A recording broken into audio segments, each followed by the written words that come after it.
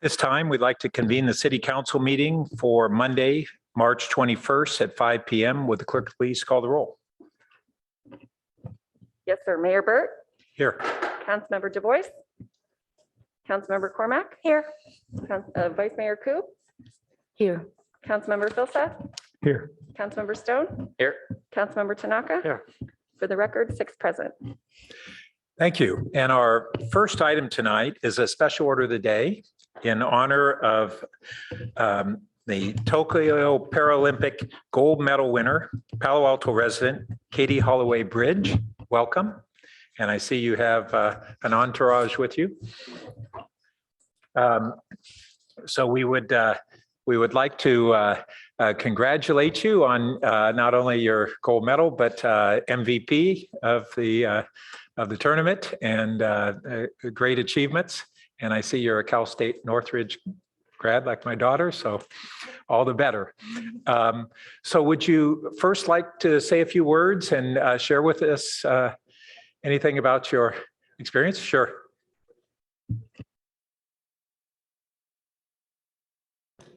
Perfect. Thank you.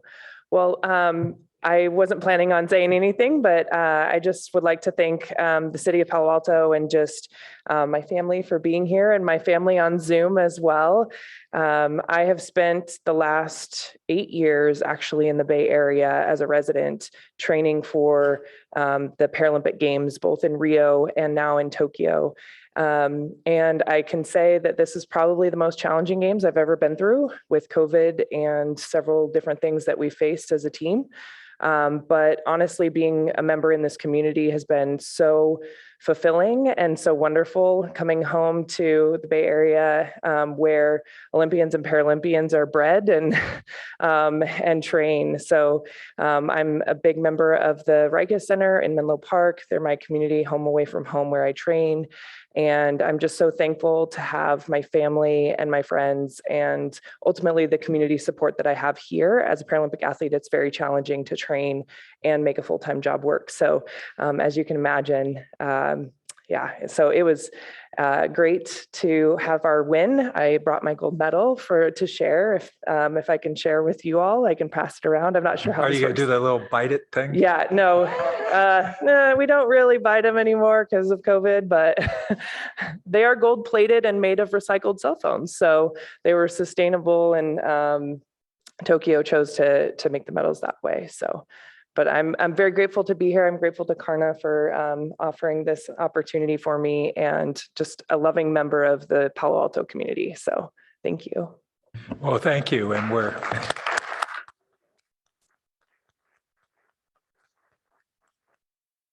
we're proud and honored by your achievement. And I have a little memento.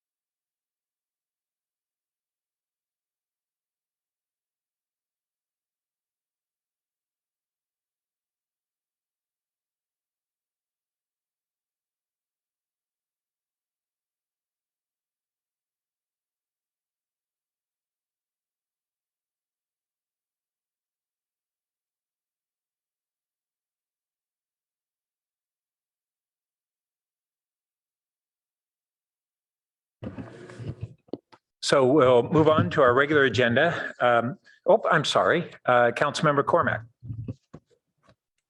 Thank you so much, Mayor Burt. I just wanted to say a personal congratulations to Katie, whom I met a number of years ago when she was working hard to figure out how to support herself while she was doing the many hours of training that she needed to do to be such an outstanding sitting volleyball player.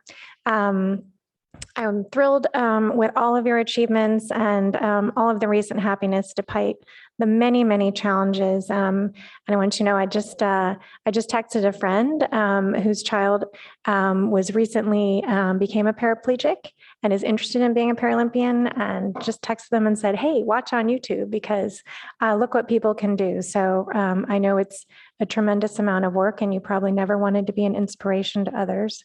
But you certainly are. And it's just a joy for me to see how well you've done and to be able to be part of recognizing you tonight. Thank you. So now we'll move on to agenda changes, additions, and deletions, and I don't think we have any. So our next item is public comment from members of the public who would like to speak on this item, on any item that is not otherwise on the agenda, I should say. And do we have any members of the public who would like to speak? Appears we do, virtually.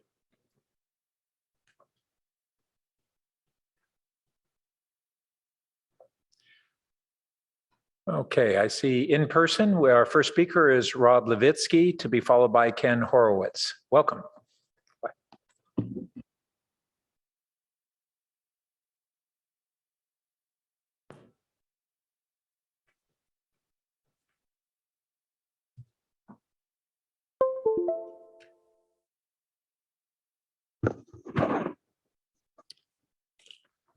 Hello, members of the council. I would like to speak about something that I've experienced here in Palo Alto, which is school classrooms. I started in kindergarten at Ross Road and then went to elementary school at Palo Verde, and then Wilbur Junior High, and then Coverly Senior High. And so I have 13 years of experience in this area. And after World War II, the GIs came home needing housing. And Palo Alto grew like a weed, really, below Oregon Avenue in the south, with builders like Joseph Eichler. He was probably the predominant builder. And people bought those houses, mostly young families, and the young families had kids, and the kids needed to go to schools. And so Palo Alto was lucky from 1948 to 1956 to have this man as the head of the school board. For those of you who don't know, this is David Packard. And so they came up with a design, 2 wings for the elementary schools and multiple wings for the junior high and the senior high. And they all were above ground with lots of windows and light and ventilation. So the first one I'll talk about is Coverly. You can see the pavilion in the back.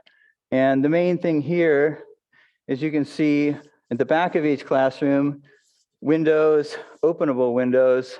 In the front of each classroom, openable windows. I used to be a window monitor in some of the classes. Same thing for Wilbur. Rows of windows, lots of light, 1 floor above ground. Where I went to elementary school is Palo Verde. Row of windows, and in the back, another row of windows, openable. Ross Road, when I was in kindergarten, I don't remember so much, but it also had rows of windows. And it's important to have windows, and it's important to have light. And so one of the things I wanted to show you, so is one I forgot, but it's a Castellea layout. And they tell us that it's very pedagogically superior, meaning it's good for teaching. But the fact of the matter is 1/3 of the classrooms are underground with no windows, meaning no openable windows either, and no ventilation other than mechanical ventilation. And the only one on the ARB that seemed to care about it was David Hirsch, who was wondering if the Castellea parents really knew what was in this design, whether Rob, they'd be so excited. Need to wrap it up, Rob. Yeah, I'll wrap it up. Castleia has designed a school with classrooms that are underground. I only found one school in America built underground, which is in New Mexico at the time of the Cuban Missile Crisis, All a righty. fallout shelter. Thank you. So I want you to take note of that. All right. Thank you. And our next speaker is Ken Horowitz in person, to be followed by Aram James by Zoom. Welcome. Thank you. Ken Horowitz. I live on Homer Avenue. I'm just here to do a check-in, see what's going on with the Coverly updates. It's been over a month now, about 5 weeks. Want to know what the city managers found out regarding PAUSD and their ultimate plan.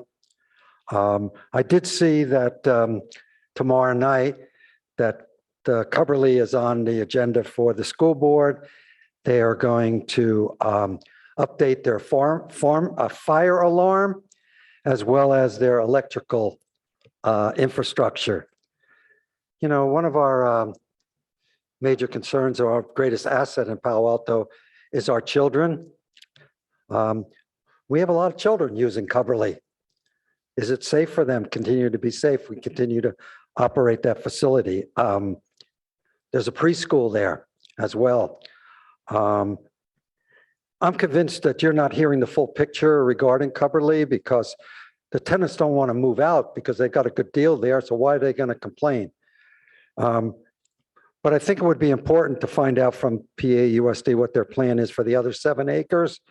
And that way you can move those people that are in the 8 acres that you own right now and then rebuild as necessary, get the electrical, get the fire alarm and everything and do it well. I'm also going to fill out as a plug for the city manager. I'm going to fill out my improvement card. And I made a note here that I'm going to invest, that the city should invest in the community centers. I hope that it will go on your capital project infrastructure for 2023, Coverly, and I would put it at the top of the list. My second remarks regards to Foothill College, and many of you have read back in late October that the Foothill College president, Nguyen, was ousted, but what I considered a coup. She's just put on her Twitter account that she wants to be reinstated. This is an equity issue. She is the only Vietnamese president in the United States, community college president in the United States. So my hope is that as a city council, I know it's not in your purview, but many of our students do go to Foothill, that you would support President Nguyen. It is going to come forward to the Board of Trustees on April 4th, same time you guys meet, but I would hope you could write a letter in support of President Nguyen. She wants to be reinstated. She deserves it. And we need to do the right thing, and it's an equitable issue. Thank you for your time. Thank you. Our next speaker is Aram James, to be followed by Rebecca Eisenberg. Welcome. Hi, Mayor. I did, from the last speaker, Mr. Horowitz did mention Coverly, and there was a piece in the Post on Friday, March 18th about the fact that the city manager apparently told the city council, but not the city, about flooding at Coverly. So maybe you can fill the public in on that. Really, what I wanted to do was also say I was disappointed. City manager was very polite. It got 5 minutes, but there was only 4 attendees and 2 speakers. Mr. Shikata can correct me if there was more at Saturday's 10 a.m. Listening tour on what we want in our next police chief.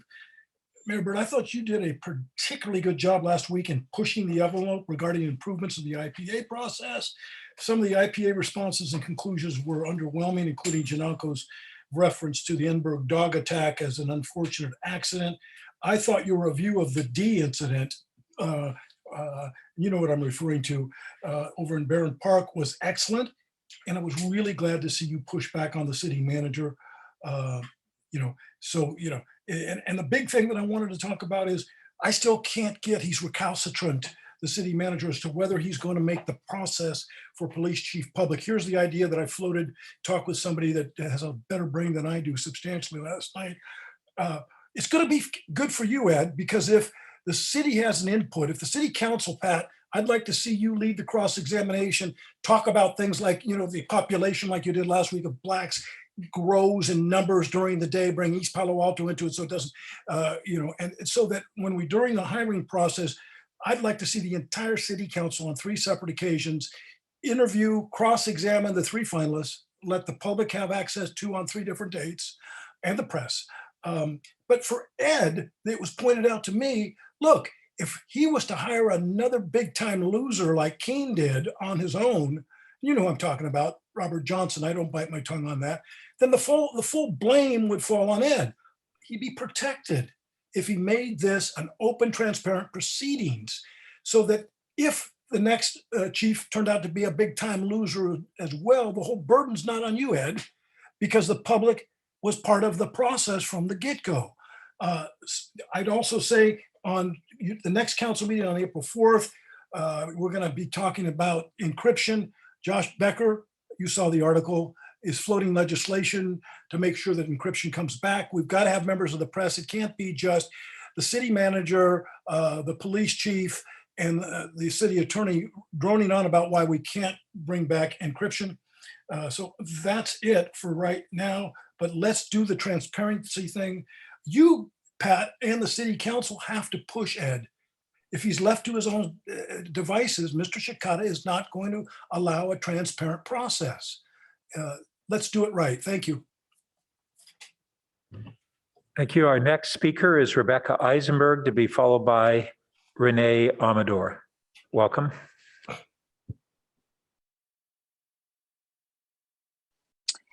Hi there. Thank you. First, I thank Aram for his wise comments. As always, he makes excellent points, and I agree with them entirely. I'm going to talk about something a little different today, and yet something I talk about a hell of a lot, which is the need to make our streets and neighborhoods safer for children, not by the police, which doesn't do that, but rather by investing in infrastructure that keeps our children safe and investing in public transit that will get cars off the road. 2 years ago, almost to the day, a schoolmate of my son's, Paul Lafargue, died in an avoidable death at age 11 when he was struck by a truck while crossing El Camino on his bike. In response to this unfathomable loss of their child, the Lafargues only asked for one thing in lieu of donations to them or to a charity. They asked us, the community, to do more to make the streets safe for children on their bike, walking, and also for seniors. They mentioned as proven ways to make our streets safer for kids are protected bike lanes, bike and pedestrian bridges, and of course, taking cars off the road by means of investing in public transit and homes near jobs. These are proven methods of making our community safer for people on bikes and feet. Unfortunately, you did nothing, not this city council nor the one before, not a thing. And not only did you do nothing, but also you delayed multiple bike and pedestrian safety projects, putting bike and pedestrian safety projects at the end of your capital projects list, instead emphasizing and prioritizing, ironically named, the public safety building, which will house a new jail and the new police headquarters, rather than methods that will save children. Not surprisingly, last week, yet another child was hit by a truck on the same street in the same way. Granted, it was just a little south of us in Mountain View. And yes, I do understand that the state, not Palo Alto, maintains El Camino, but Palo Alto is responsible for the safe crossings, and Palo Alto could install pedestrian bridges, or if you insist on not doing this job, at least working with the state or making a commitment to improve safety for pedestrians and bikers. You have done nothing. We cannot wait another day. As someone on the Architectural Review Board said about Castellea's upcoming construction, it will cause accidents in the same way. Please think. Thank you. Thank you. Our next speaker is Renee Amador, to be followed by Araceli Rueda. Welcome. Hi, thank you. Thank you for having me. My name is Renee Amador, and I'm the legal director of an organization called the Maintenance Cooperation Trust Fund. I have two workers on the line who actually clean the public buildings and spaces within the city of Palo Alto as part of the contract that the city has with a company called SWA. And both of these workers would like to speak with you about their working conditions. They both speak Spanish, so I would like to provide interpretation for them if necessary. And for that reason, I'd ask for additional time so that each of them have the 3 minutes to offer their testimony. Is that all right?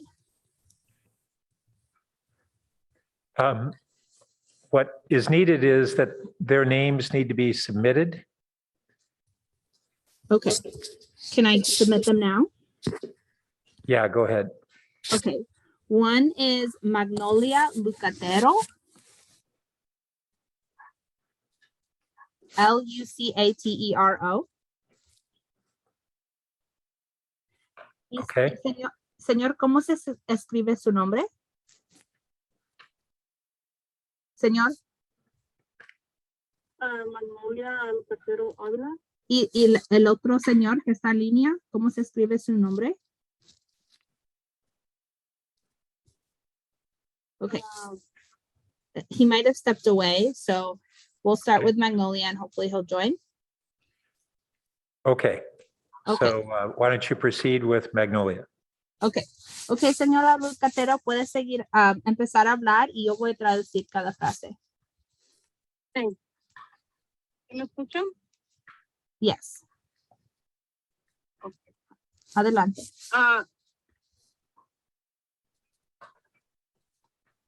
Permítame un segundo. Okay. Hola, buenas tardes. Hi, good afternoon. Mi nombre es Magnolia. My name is Magnolia. Trabajo para SWA limpiando en Palo Alto. And I work for SWA cleaning in Palo Alto. Parece a mí que esta compañía no está cumpliendo con contratos con la ciudad, por ejemplo, SWA.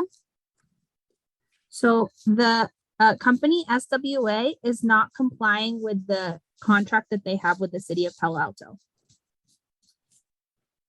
No está aumentando nuestros salarios cada año como debe de ser. They're not, for one, they're not increasing our hourly rate each year as they're supposed to be according to the contract. Y aparte, a veces baja nuestro salario. Además, no entendemos.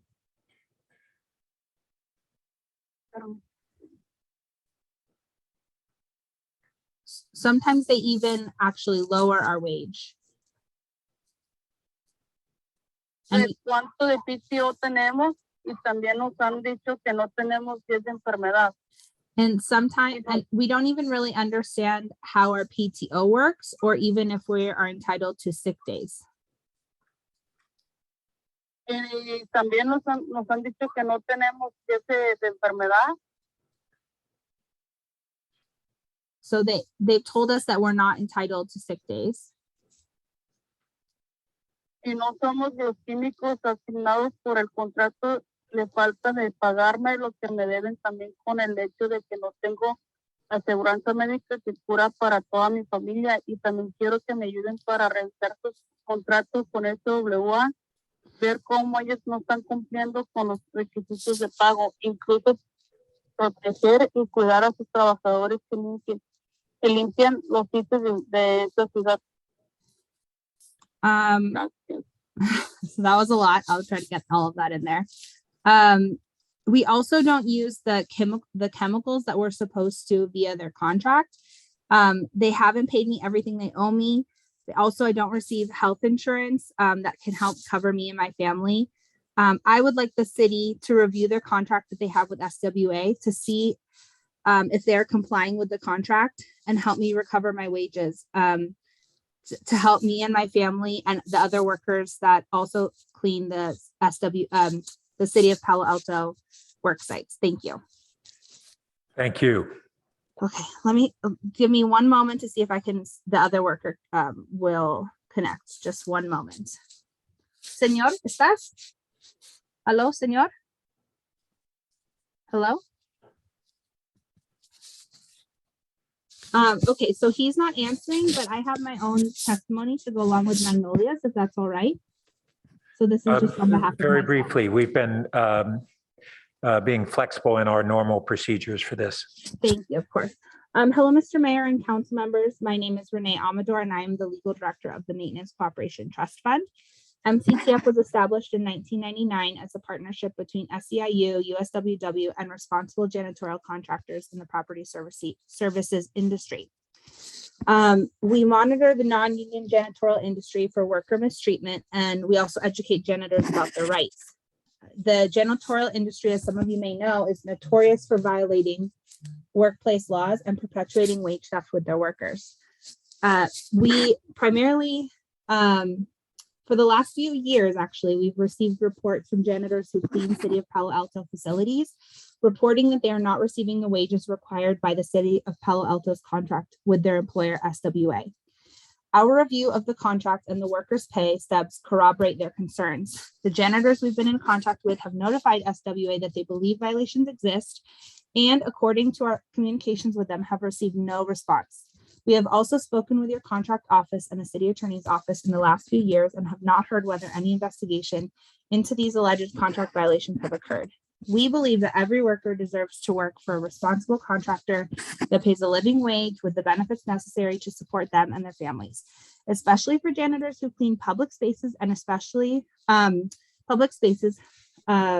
It is even more important that cities and counties put their constituents' tax dollars towards good jobs and not just lining vendors' pockets. We are in support of evening the playing field so that contractors who do not have wage theft reports against them are also able to bid on public contracts. I thank you so much for your time, and if you have any questions, please let me know. Thank you so much. Thank you. Our next speaker is Araceli Rueda, to be followed by Jose Luis Pavon. Welcome. Hi, good afternoon. My name is Araceli, and I am a political organizer from SEIU USWW.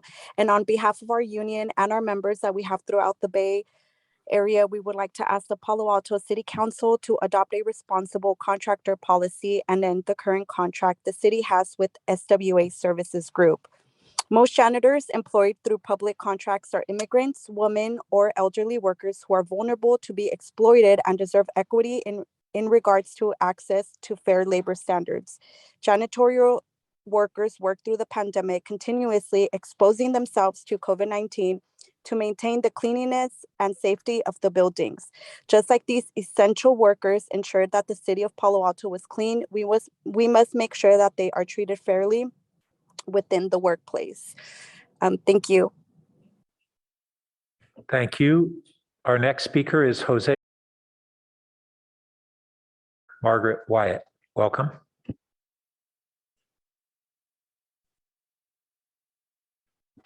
Hi, good afternoon to the City Council of Palo Alto. Thank you for allowing us to speak. My name is Jose Luis Pavon. I'm a political organizer for SEIU USWW. We represent the janitors under the public contract with the, well, actually we do not currently represent the janitors under the public contract in the city of Palo Alto, but we represent janitors throughout the Bay Area and throughout the state of California who are in public contracts. And we, as my other colleagues have stated, we're here to advocate for the janitors currently working in the city of Palo Alto under the SWA contract. I also have a few workers that would like to make comments, and I can translate for them briefly, and we can keep it short. Would that be okay if I have? Well, we actually extended the comment period after we had closed it to accommodate 2 additional speakers. You're welcome to, each week we have the public comment period, and you're welcome to do provide comment at that time, and we'll also ask the city manager to he can provide his contact information at the end of our comment period for a follow-up. Okay. Okay. Then, okay, I understand. Thank you, sir.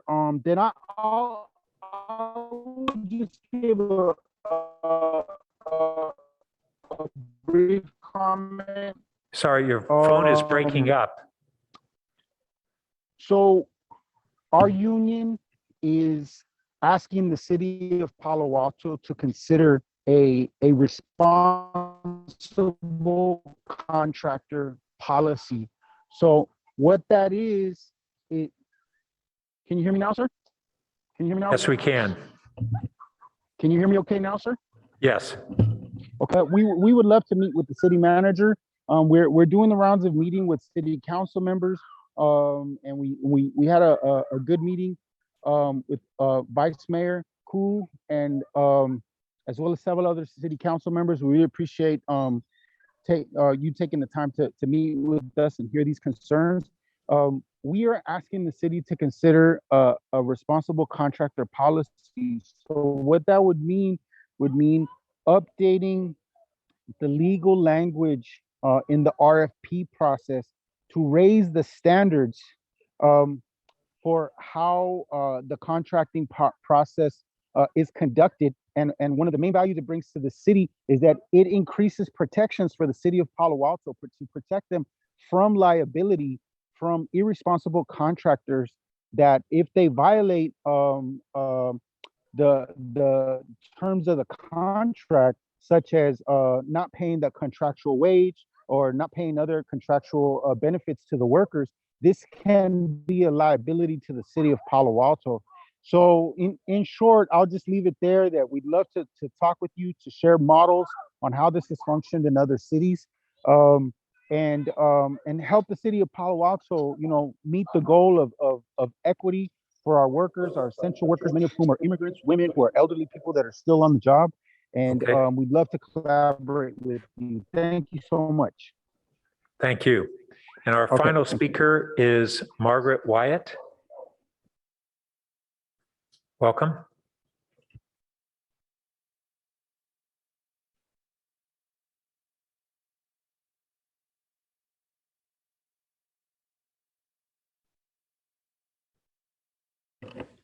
Margaret, you should have the floor.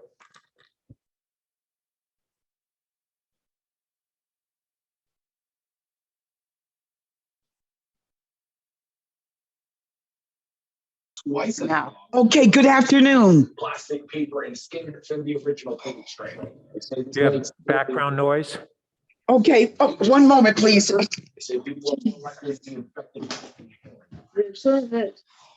trying to get back to my Lake Michigan. Okay, yes, sir. I'm sorry about that. I'm multitasking today. Okay. Good afternoon. And I am a member of SEIU USWW.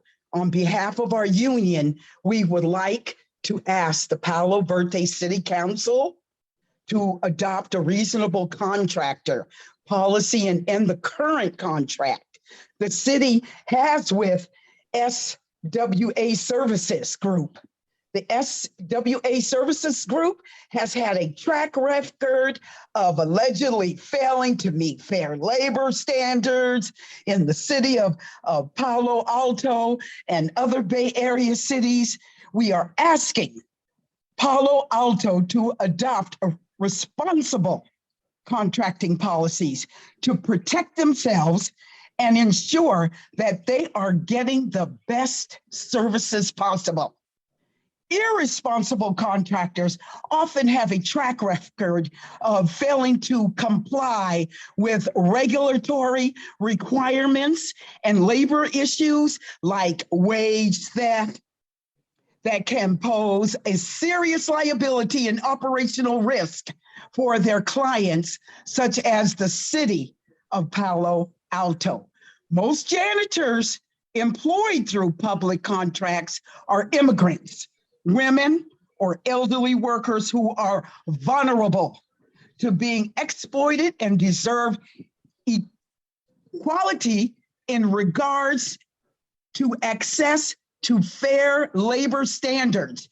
Janitorial workers worked through the pandemic continuously, exposing themselves to COVID-19 to maintain the cleanliness and the safety of the buildings. Just like these essential workers ensured that the city of Palo Alto was clean, we must make sure that they are treated fairly within the workplace. Thank you for allowing me to speak. Thank you. And that concludes our public comment period. City Manager Shikata, I think you wish to respond. Yes, thank you very much, Mayor. Just wanted to note for our speakers that we did receive an email from Ms. Rueda on Friday afternoon. And so we have her email address. If there are additional points of contact that you'd like us to follow up with, please feel free to send me an email. Easiest address is cityManager@cityofpaloalto.org, excuse me. So it is CITYMGR@cityofpaloalto, all one word, .org. Thank you, Mr. Mayor. Thank you. Our next item is our consent calendar. And do we have a motion to approve the consent calendar? And then we'll, Councilmember Cormack. I'll move the consent calendar. Second. Second by Councilmember Philseth. And do we have any members of the public who wish to speak? And then we'll see whether any of our colleagues wish to vote negative on any items.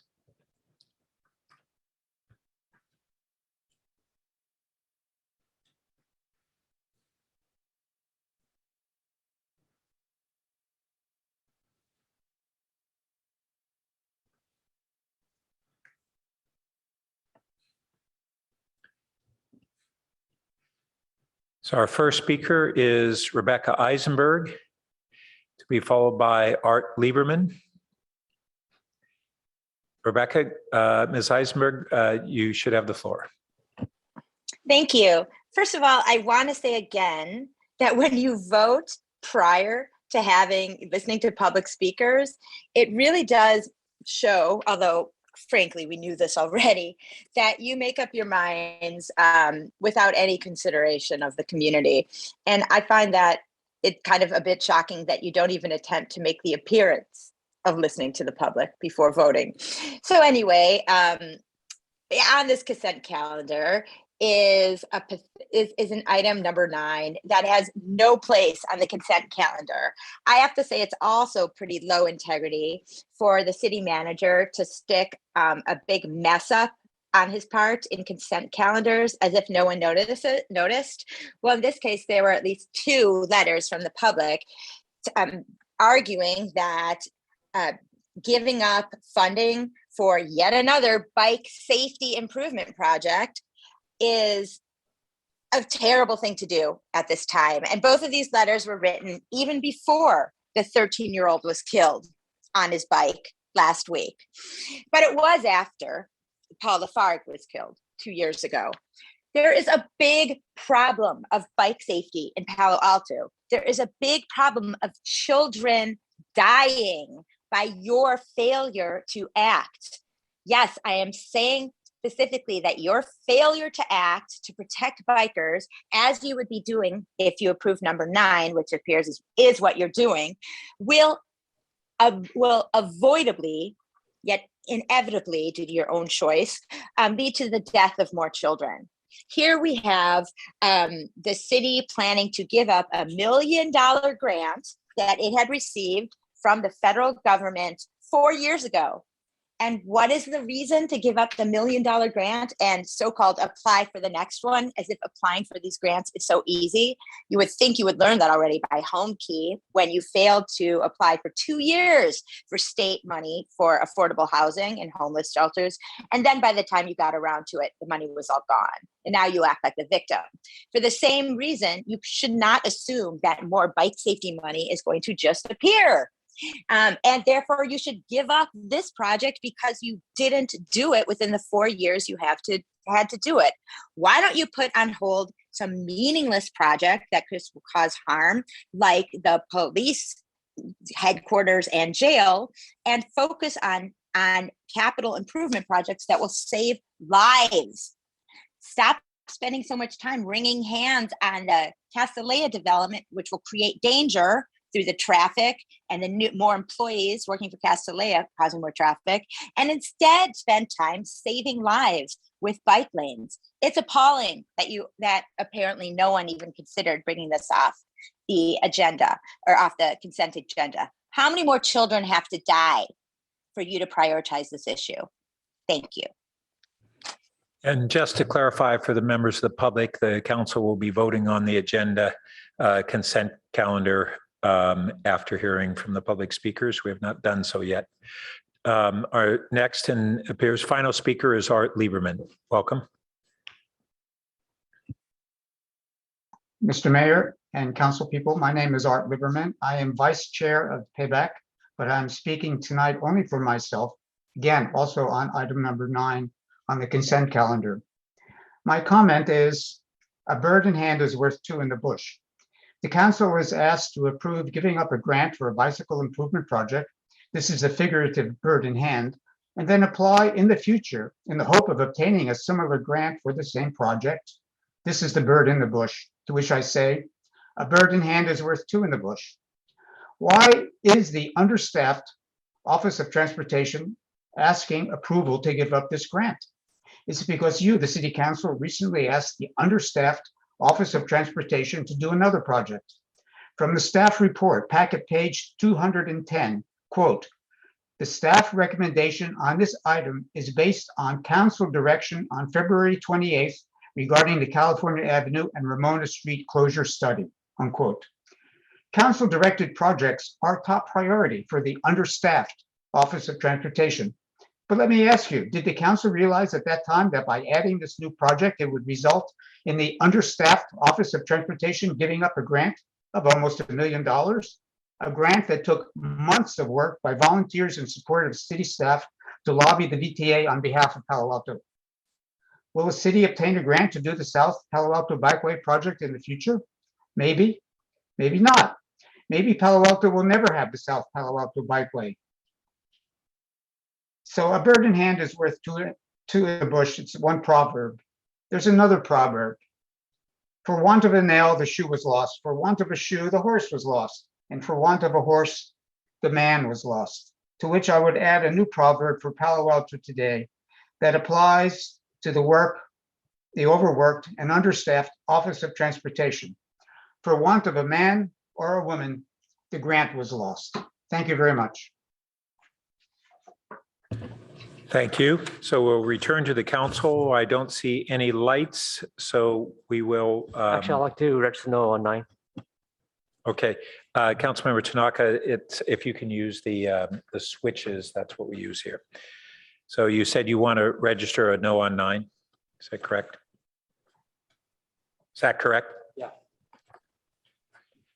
Thank you. So we will now vote on the consent calendar with a no on 9 from Councilmember Tanaka.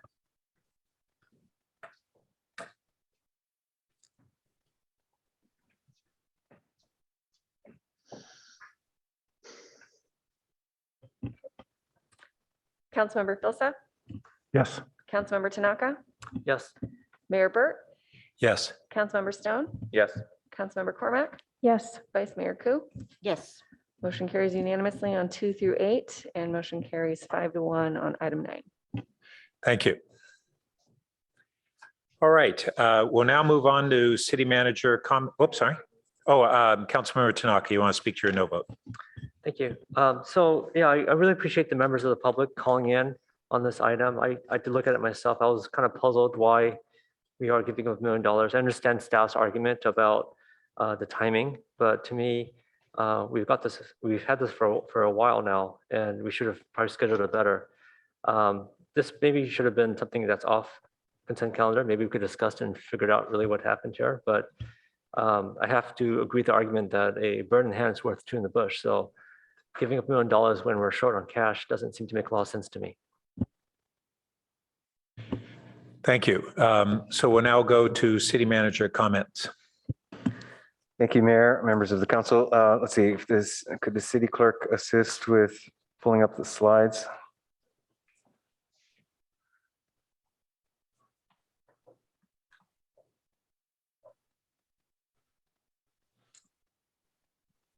Great, thank you. Next slide, please.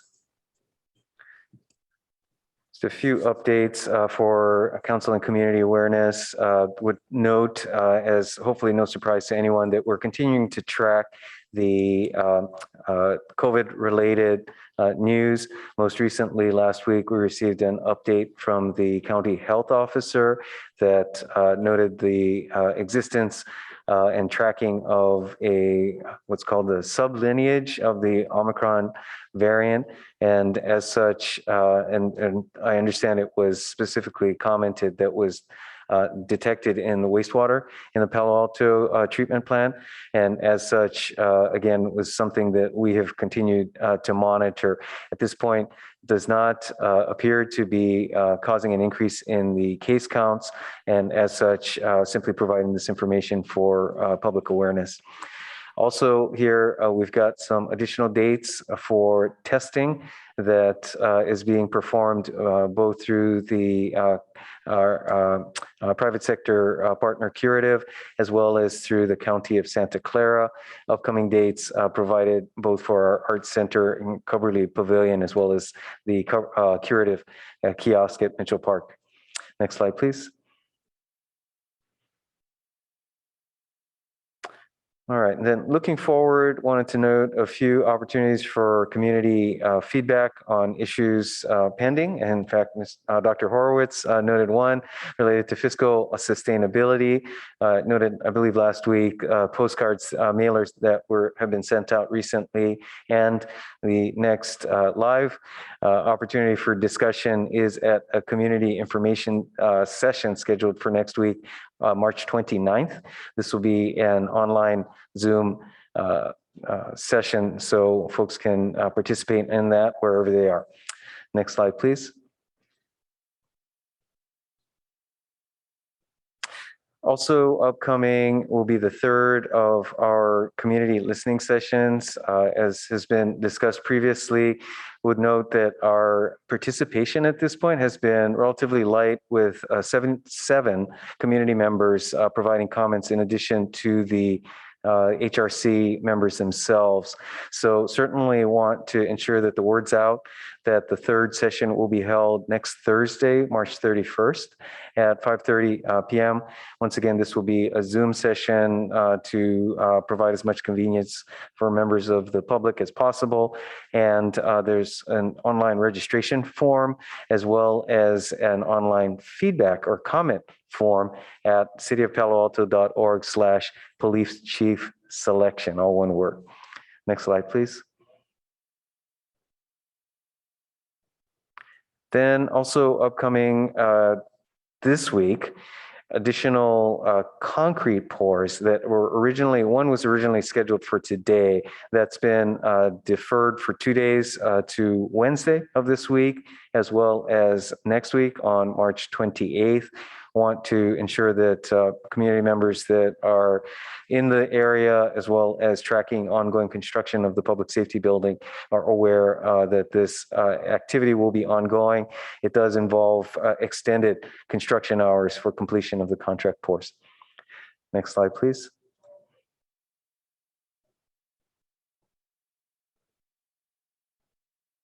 Uh-oh. Those pop-ups. Get you every time.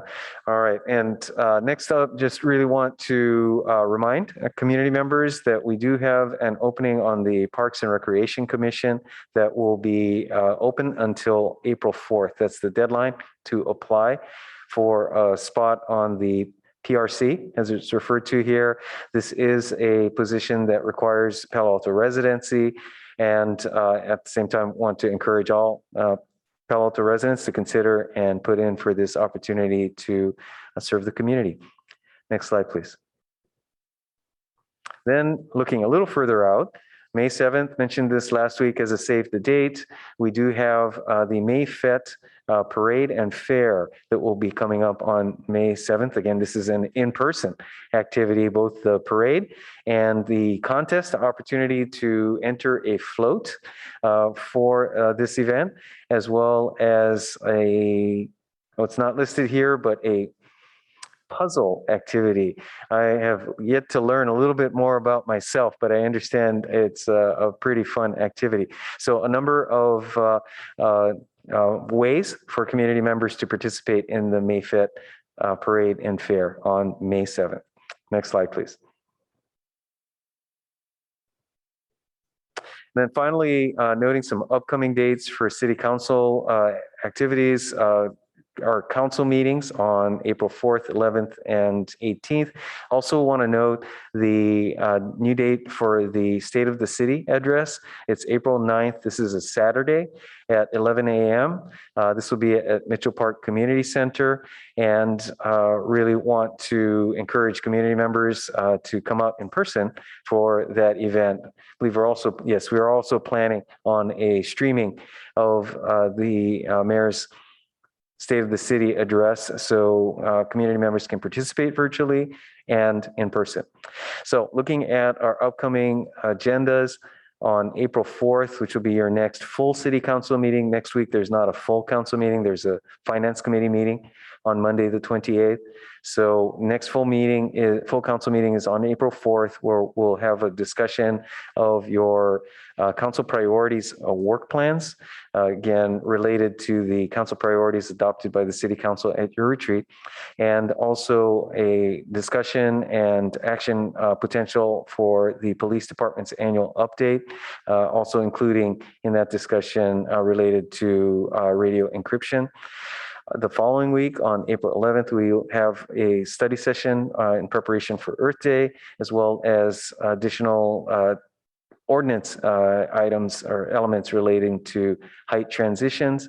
Then finally, looking forward to April 18th and beyond, a study session with the Youth Council, ballot measure polling results that will be first discussed by the City Council's Finance Committee next week. And then finally, the budget discussions that will kick off really through the month of May and into June will begin in early May. And I believe that's my last slide. Yes, thank you. With that, back to you, Mr. Mayor. All right, thank you.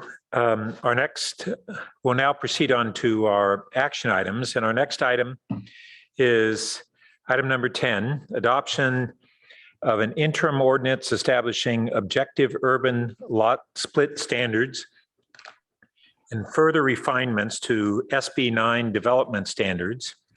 Also authorizing the Public Works Director to publish objective standards regarding adjacent improvements related to SB 9 projects, and direction regarding listing properties eligible for historic status. So does Mr. Late begin, or? Yes, thank you. Thank you, Mayor, and good evening, City Council. Jonathan Late, Director for Planning and Development Services. In a moment, Assistant Director Rachel Tanner will give the presentation. As we're getting ready for that, I just wanted to remind the council that this is the second time that you're looking at objective standards related to SB 9. You may recall in December, you looked at objective development standards that would apply to property. And this evening, you're going to be considering objective subdivision properties that would apply to the urban lot splits. And we'll cover that in our presentation. Also in December, staff had identified a potential concern about the loss of some historic properties that are eligible for national listing on the historic registry. And City Council had asked us to take a closer look at that, and that information has been provided in your packet this evening. The recommendations in the staff report, the subdivisions, the recommendations, as well as possible guidance on historic properties, is no different than any other provision or statute set forth even in SB 9 itself, where the state recognizes a local jurisdiction's interest in exempting certain properties that are in fire safety zones, or where they have rental properties, or even in historic districts. And so that's what's one of the items that is going to be considered here this evening. And I'll just note that should the council decide to pursue a policy for possible listing of historic properties, again, this discrete list of properties, that in and of itself does not preclude the possibility for some of those properties to be subdivided or for additions to those homes to be added over time as well. So this is those are options that are available in addition to a long list of incentives that Ms. Tanner will allude to in her presentation as well. And we can talk more about that in your deliberation. So appreciate your time, Ms. Tanner. If you can take it from here and guide the council through the ordinance changes. Great, thank you. We can have the next slide. All right, so as Mr. Late said, this is the staff recommendation that we're discussing tonight. And so we have reviewing the objective standards for urban lot splits, which is attachment A, adopting the interim ordinance attachment B. And you'll note there was a memo release that suggested a different location for some language in the ordinance. That again was changing location of some of the language, but it was not changing the substance of it. And we can go into that in more detail. So just want to draw your attention to the supplemental memorandum that was published. And then finally, direction on implementing comprehensive plan program L7 1.1. This would be looking at the historic resource program that Mr. Late was just speaking about. Next slide. So first we'll do a little quick background refresher on SB 9. Next slide, please. Thank you. So SB 9 became effective this January 2022. And council already took action to accommodate Senate Bill 9 into our municipal code. That's through the urgency ordinance, which was adopted December 6th, and an interim ordinance that was adopted at the second reading on January 10th, 2022. And this is a placeholder ordinance as we are refining the permanent ordinance. And so even in December, we contemplated adding urban lot split standards. We just didn't have the time between the time the law passed and was signed by the governor and the time we needed to take action to incorporate those standards. So we're coming back to you now. Next slide. So refresher, and we can go into more detail if council members have questions. For SB 9 eligible projects, there's no discretionary review or discretionary hearing for the project overall, including the lot split portion if a SB 9 project is subdividing a lot into 2 parcels.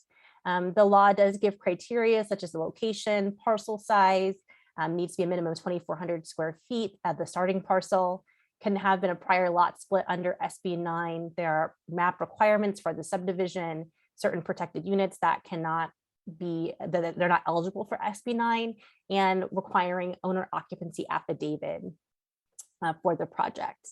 There are also objective zoning standards, subdivision standards, and design standards that apply to SB 9 projects. So again, because there's no discretionary review, we have objective standards that the projects have to comply with. So these standards must not conflict with the limitations imposed by SB 9. And we are also not able to preclude the construction of up to 2 units that are each at least 800 square feet. And urban lot split limitations include the side and rear setbacks, allowing adjacent or connected structures across property lines, which we typically wouldn't allow under current local standards, parking requirements that have been adjusted, allowing easements as well. And some of that we'll go into in the following slides. There's also extended time for approval of maps that are related to subdivisions under SB 9. And those are things we really can't make local policy that conflicts with those requirements that are in the law. Next slide. So now we'll talk about the proposed objective standards for urban lot splits. Next, please. So the existing interim ordinance, section 21.10040, section E1 states each parcel shall comply with any objective lot design standards for urban lot splits adopted by the city council. So these lot split standards are applicable, again, only to SB9 projects. This is a section of our code that really only applies to these specific projects. And these are combined with, again, with the other objective design standards for those projects. So state law does give us some latitude to design lot split standards. We can require that parcels resulting from a lot split have access to, provide access to, or adjoin the public right of way. So we can make requirements that don't allow kind of a totally landlocked parcel that doesn't have any access to the public right of way, which typically is a public street. So we evaluated 3 types of lot split and kind of looked at how the street frontage requirement could impact the lot split configurations. Next slide, please. So these are the 3 types of lot splits that we looked at. And of course, these are looking at kind of rectangular shaped lots. You could, of course, apply them to lots that have perhaps a different shape. So if something's on a cul-de-sac, maybe it's more pie shaped or other lot configurations, but the general premise would still apply to those configurations. So the first one on the leftmost side of the screen is a side-by-side lot split. So in this configuration, it's either a 50-50 or a 60-40 split. SB9 does require that there's at least the ratio of difference between the 2 lots can be up to 60-40. So one could be 60% and then the other could be 40% of that kind of original lot. And in this one, it's kind of split just kind of down the center of the lot. And so you can imagine that where the text is at the lower part of the screen, maybe that's where those lots adjoin the public right of way. The second configuration is a flag lot. So you can see there's lot A and then there's lot B, and there's a section that's labeled as the flagpole. So you can see that that lot B has both the rear portion and that flagpole portion that are part of its property. And we would, in the proposed recommendation or the proposed ordinance, require that if there is a flag lot created, that it has at least a 15-foot wide flagpole, if you will. And then number 3 is the rightmost of your screen. This is a configuration showing the use of an easement to subdivide the lot. So in this one, the rear red line is the actual legal division from one lot to the other. And the easement is a legally recorded easement that is allowing access from lot B to the public right of way. And so we would be requiring that there is actually a recorded easement in situations such as this. It's recommended that this would be allowed only for lots where the lot width, the frontage is less than 50 feet, and allowing just a 10-foot wide easement instead of a 15-foot wide easement. This is in order to contemplate there may be lots that are quite small, that are substandard here in Palo Alto, but that still are 2,400 square feet, and they are entitled under SB9 to be able to do a lot split. And so we wanted to make sure that our lot split regulations kind of took into consideration the majority of what types of lots we could see, because we don't have ability to make discretionary decision when an application comes in. And so this contemplates 3 potential sizes and scales of lots and what might result. Next slide, please. So we want to talk a little bit about some of the ways we could further shape the lots that would build on what we just saw on the previous screen. Next slide. So if you think about the side-by-side lot configuration, that can result in longer and narrow lots than we would typically have by today's Palo Alto lot split standards. And so you can imagine we have a standard today of around 60 feet wide for a lot. And so if you cut it right in half, that's 30 and 30. So 30 feet wide is half of 60. And so it's much narrower lot than we would typically allow in the city. However, if the side-by-side lot split is taken by an applicant, then it's easier for them to have a backyard because they have much more space that's in the rear of their property. And so while the lot is narrower, in some ways overall the lot configures more to what we might find on neighboring properties. So if the council wanted to encourage the side-by-side lot split, we would just allow flag lots on very narrow lots, such as those that are 50 feet wide. This would mean that folks would have to kind of go this direction. The flag lot split, it has some benefits. It could lead, however, to more homes being built in what's currently the backyard. So for example, there may be, if you can think about again, lot A and B, there's a front lot and there's a rear lot. And so in that rear lot, there would be a home where it's under typical Palo Alto standards, we wouldn't allow someone to build a home in their rear yard. Of course, we have ADU legislation and ADUs that are allowed in the rear yard. So in some ways, one could argue we already are. But in any case, there's more development in the what's typically a backyard, and that's going to be closer to adjacent backyards. For some folks, that might present concerns around privacy. It also could be easier with a flag lot to preserve existing homes, because if you have a lot, let's say built in the center of a lot, you could have the flagpole that maybe it's where the driveway is or something like that, where there isn't already a home existing. They can keep that front home on lot A and split the lot and have a home on lot B. And so if we wanted to promote flag lots, we wanted to promote more flag lots as being preferential, we might have some requirements that help promote more flag lots being chosen. So for example, if we required that a minimum of 30 feet frontage for the side-by-side, meaning that when you split your lot, you've got to have at least 30 feet that's facing the street wide.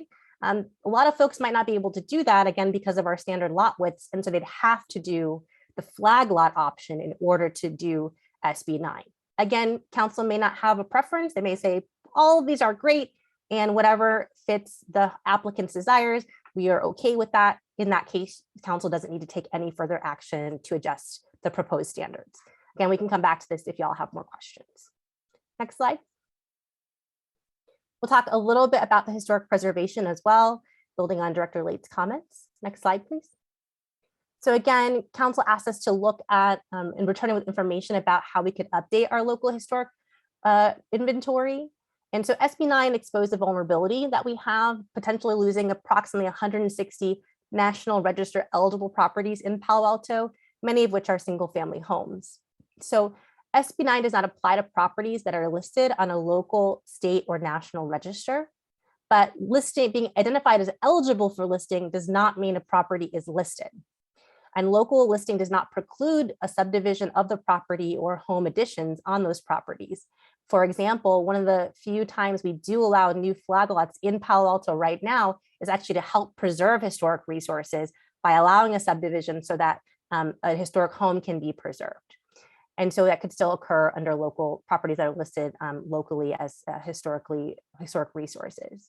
So property owners with listed historic properties are eligible for a number of zoning code incentives, including additional floor area.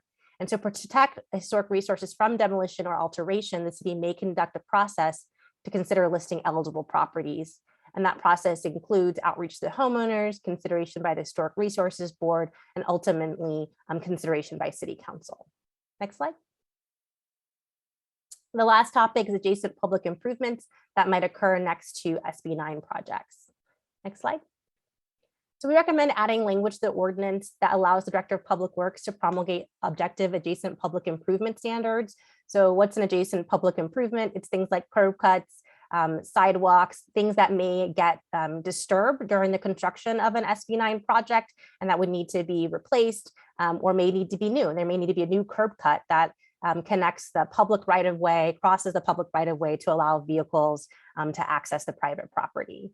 And so we want to make sure we can specify objective ways that will ensure SB 9 projects are connected to the neighborhood fabric, but that also, again, we aren't looking at each project as it comes in to determine that, because we need to be objective and not be just subjective and discretionary in that determination. So again, just want to note there was a supplemental memorandum that recommended the language be added to the ordinance, but just in a different location than originally proposed. Next slide. So that is the end of the presentation. And we do have the recommendation on, I think, it's slide 2 or something, if the council would like to see that later on, perhaps either after questions or after public comment. Thank you, Clerk's Office, for scrolling to that. And I will conclude my remarks. Thank you. Thank you. So I think we'll go to a round of questions, not comments, from council members, and then go to the public and then return to the council for discussion. So Councilmember Filseth. Yeah, thank you very much for the presentation. Question on the different style lot splits, flag lots versus the side-by-sides. Are there any practical implications or differences related to parking, to off-street parking for those two constructions? Just trying to think about if there'd be any. I think the actual, well, so I'll just say, hadn't really conceived of that, but I think that the biggest thing that impacts off-street parking adjacent to SB9 projects is the number of curb cuts that are allowed for each project. So I believe we have a standard that encourages essentially one curb cut is our preference per SB9 project. So even if you're splitting your lot, you're sharing a driveway, for example, instead of having two driveways and two curb cuts, because the more curb cuts, the less curb space you have, the less curb space, the less cars can park at the curb. So that's probably the biggest impact, is that, but it wouldn't necessarily be the configuration on itself. It really is encouraging or requiring one curb cut only, and that'd be shared driveway between the properties. But there's no particular reason that one configuration or the other makes it harder to do parking and covered parking and stuff like that. They're relatively similar from that perspective. You know, Jonathan, I'd ask you to weigh in. I'm trying to think. I can't see that any of the configurations particularly would preclude or favor covered parking. No, I think maybe just the buildable area, but even then, it doesn't really that's change. Right. Council member, I think one of the things that you might be getting at also is if you're doing a 2-car garage on a 30-foot wide lot, you're going to see the garage frontage. And if you have two of those side by side, you're going to see, visually, more garage space, which is not something our codes, they try to minimize that sort of design aesthetic. But in terms of dimensions, it's part of the reason why we came up with the 30-foot minimum standard, is so that there would be ample room to provide offsite parking on the premises, which we believe can be achieved for most lots in either of the configurations that we presented this evening. Got it. Okay, thanks very much. Councilmember Stone. Thank you, Mr. Mayor. I'm curious about how many SB9 projects have been filed in Palo Alto to date. Before I left for vacation, I think we had only had one that actually filed everything they needed for an application, but I don't know, Ms. Foley, if that's changed, or I don't know if Ms. Gerhardt's here, if that's changed in the last few weeks or not. We have one. I actually believe it's still in pre-app. I don't think it's been fully converted to a formal application. So I think we're still at one complete application. Okay, thank you. And I'm just trying to understand what was presented on slide 12 a little more, especially regards to the second bullet point. SB9 exposed a vulnerability with respect to the potential loss of approximately 160 national registered eligible properties. Yep, perfect, thank you. So I would imagine we might not have an exact answer right now, but it is the expectation that if we were to do the staff recommendation and the HRB recommendation regarding the looking into potential sites with historic significance, or whatever the wording is, that do we have a ballpark number for what that number is, and what exactly is the 160 number there on the second bullet point? A great question. So the 160 represents, I think it's like, maybe it's 165 and some change. The 160 represent work that was conducted in the year 2000 regarding what are eligible properties in the city of Palo Alto. So we identified those properties as potentially eligible properties, but the other steps that are needed to make a property eligible, or not just eligible, but actually listed, haven't been taken. And so this would be taking those steps, which would be reaching out to the property owners, HRB looking at each property, recommending to the council that it be considered that it is a historic resource and that it should be listed on our local inventory, for example, of historic resources, and the council would consider that. Just because something's eligible, which means it meets criteria provided by different standards, like the Secretary of the Interior, for example, doesn't mean that it actually has become registered, because that's a whole different process. So I don't know if that answers your complete question, Councilmember Stone. Well, then just partially a follow-up then. So is the staff recommendation then tonight would not then expand upon that 160, would not be identifying additional sites that may have been missed in that survey. It's simply building upon the work that was done 20 plus years ago. That is our current recommendation, yes. Okay, so that number of 160, as you said, not all of those are going to be, would meet the exemptions under SB 9. So that number is even less than that. Yes. I think, go ahead, sorry.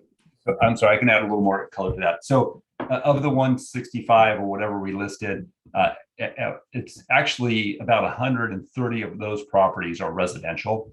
There's a few more that are multifamily.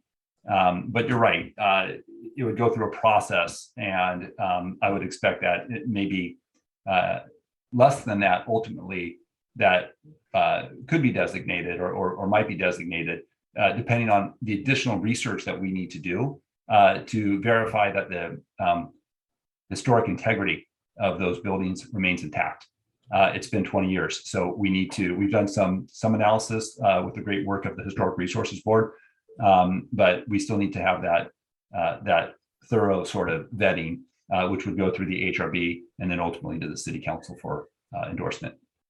Great, thanks. I appreciate that clarification. And then just one simple data question. Could you give an approximate number of single family homes that would be eligible under SB 9 in Palo Alto? If you don't have that now, maybe you can come back when we enter discussion.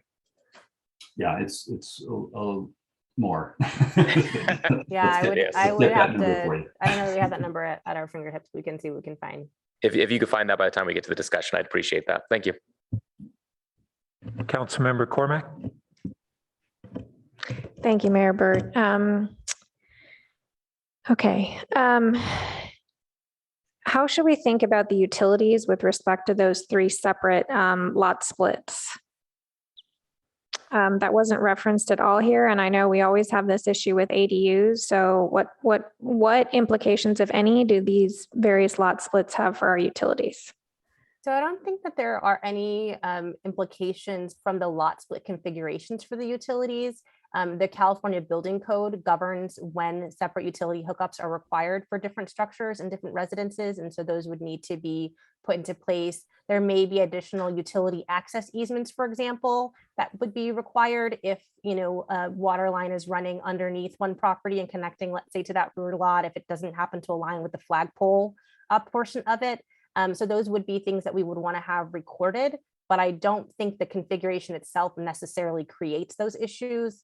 It could be issues that are just there just because it's being split overall, and where the utility lines are is already, crossing the new property lines. Okay, so it's not for sure that if you subdivide your property, you would have two separate utility accounts and meters and all of the physical infrastructure? Well, you certainly would need different utility hookups for each structure, but whether or not those connections cross property lines, we couldn't say that it would always happen. Okay, that's helpful. Back to historic preservation. I don't think this particular report was the epitome of clarity. So let me test my understanding because I'm confused. And I'll try to form this as a question. Do of the 160, let's just say 160, because that's what on the slide, National Register eligible properties, do the property owners have to agree to move forward in the process? So go ahead, Mr. Late. Yeah, I'm sorry, I can speak to that. So local ordinance now does not require property owner agreement on that. The council could, of course, exercise its discretion and have that be a policy statement if that was your interest, but it is not required by local code at this time. So right now there are 130 homes that are eligible, and the city could decide that they were historic without the agreement of the property owner. We would go through a public process and follow all those procedural requirements that are set forth in the code. And at the end, the council would have to balance, the jurisdiction's interest in historic preservation and as you do with many other land use issues that you consider. But yes, you could act in opposition to the property owner's objections in that regard, should you choose to do that. My recollection from a few HRB meetings is that up until now, a property was not on the list unless the property owner had requested that. Is that correct? So right now, in terms of how a property would get listed would be through a property owner's initiation and dialogue. We're not actively engaged in placing properties on the registry at this moment. Is that what you're recommending we do, though? This is why I'm so think- confused about this yeah. report tonight. Maybe what I'll say is that there is the rules that we have and the procedures to follow if a property is going to be listed. We as a city do not independently pursue listing of properties on the local register, state or national registers, independent of a property owner coming forward and saying, hey, I have a historic property and I'd like for it to be listed. In that case, we work with that property owner to do so. But this would be instead going out the city possibly and saying to a property owner, hey, your property is historic. Would you mind if we listed it on a local registry? And there'd be a process, as Mr. Late said, public hearings where they could say, no, I don't want it to be. HRB could disagree and say, yeah, we know you don't want it to be, but we still recommend council, make it on the list. And council could say, yeah, we think your property is a historic resource and we're putting it on the list. So again, the council doesn't have to do that, and council could have policy direction that says otherwise, but that's the process in our code. And we just don't follow it independent of a property owner coming forward unless we pursue this project. Is this separate from SB 9? Is this proposal broader than SB 9? It So is let me- broader than SB. Sorry, do you want to go? No, so it is distinct from SB 9, but I want to clarify. The reason we're bringing this forward and the reason we flagged it in December for the council is that our typical process before SB 9 required individual review. When somebody wants to tear down a home and build a new 2-story home, that is a discretionary action. And so typically, these homes have in some ways been protected under existing environmental laws because of that discretionary action. With SB 9, that discretion goes away. And so too does the city's ability to consider the potential loss of a historic resource. So that's what we're saying. That's why we're saying it makes these properties that are national eligible vulnerable to demolition. And that may be perfectly fine from a policy standpoint if that's the direction we want to go. But we felt it was important to flag that issue for the council's awareness and let you know that you have these 130 or so properties that are eligible. And do we want to have a process for nomination or not? Okay, thank you. Vice Mayor Koo. Thank you. I wanted to ask about the flag lots that is designated here. Our current municipal code says it's a 1-story that can be built on the flag lot. What will a 2-story be allowed, or does the code continues with the lot splits and if there's a flag lot? We did discuss that topic, and I think, and Ms. French or Ms. Foley can jump in if I get this wrong, but I think what we ended up landing on was to allow that. Or Ms. Foley, did we end up saying that we wanted to try to, I think, encourage the back lot to have 1-story, but if 1-story precludes the construction of 2 800-square-foot units, then we would have an order by which different standards would be relaxed in order to accommodate basically that minimum development. Is that right, Ms. Foley? Yes, that's correct. There's also a number of objective design standards that regulate 2-story development with respect to privacy, as well as overall massing and generally limiting the portion or the percentage of the structure that is on the second floor. So it's just to say could there be a rear home on a flag lot that's 2 stories? Yes. However, we've shaped it so that it's hopefully not as massive as it could be, and kind of created some standards that help to gear one towards building a 1-story home in the rear lot. But again, it's not completely unallowed. So would it be possible to say to, instead of going 2 stories, to go and have a basement done instead? Would that be one of the suggestions? Well, certainly a basement would be allowed under our current basement standards. So, underneath the home and meeting the other regulations for construction of a basement. Is that your question? Right. I'm just kind of wondering, and because the side and back setbacks are 4 feet from the boundary line, it gets really close. So I was just wondering, how would we figure placing the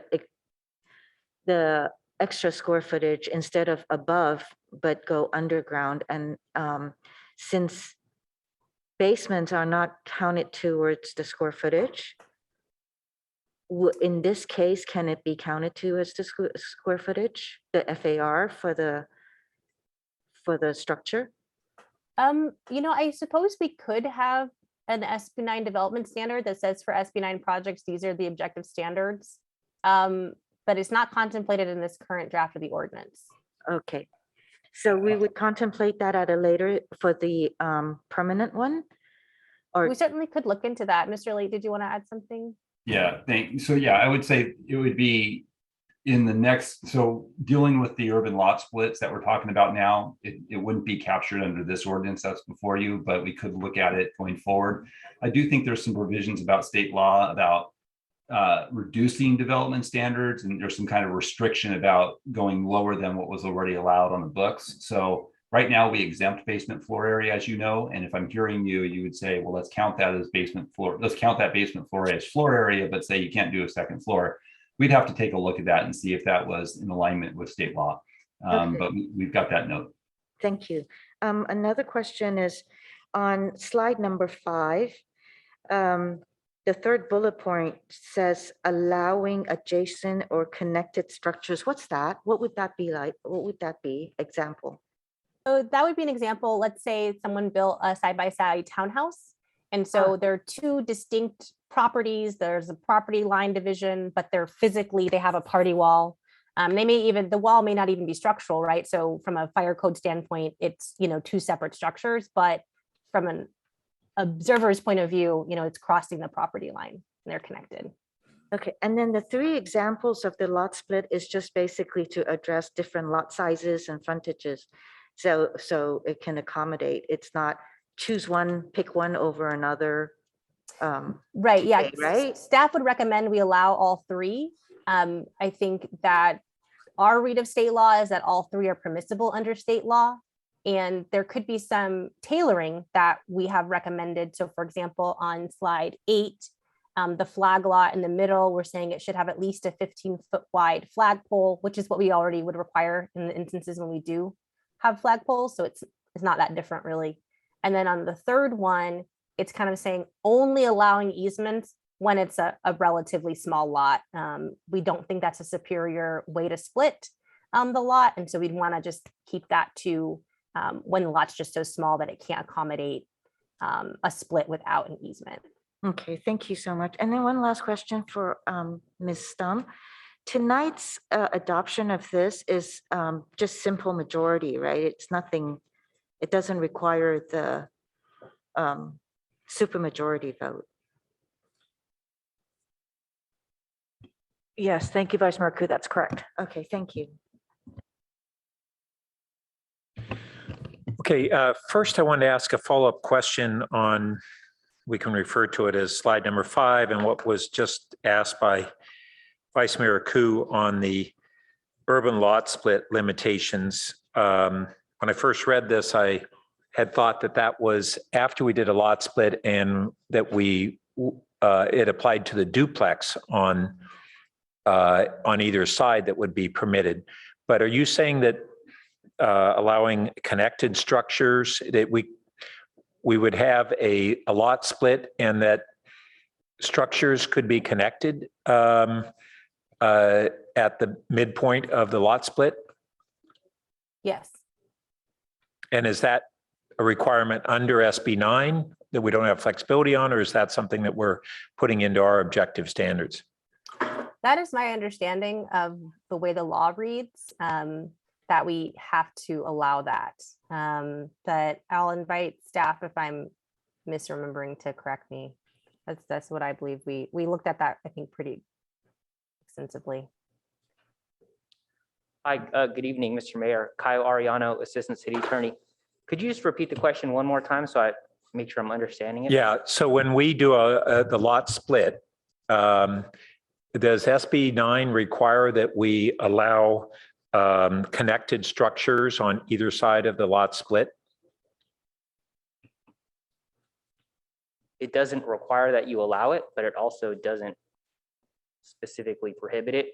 Really what it goes to is the manner in which you take that decision, whether it is discretionary or ministerial. And Well, that's so, what I'm trying to understand. Do we have the discretion as to whether we allow those connected structures? as written, I don't believe so, because what it says is you can talk about how the lots are configured, but you still have to allow a maximum of 2 units on any lot.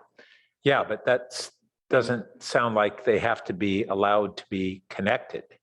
The 2 units on one lot, so we do a lot split. Okay. You're allowed 2 units on one lot, 2 units on the adjacent lot.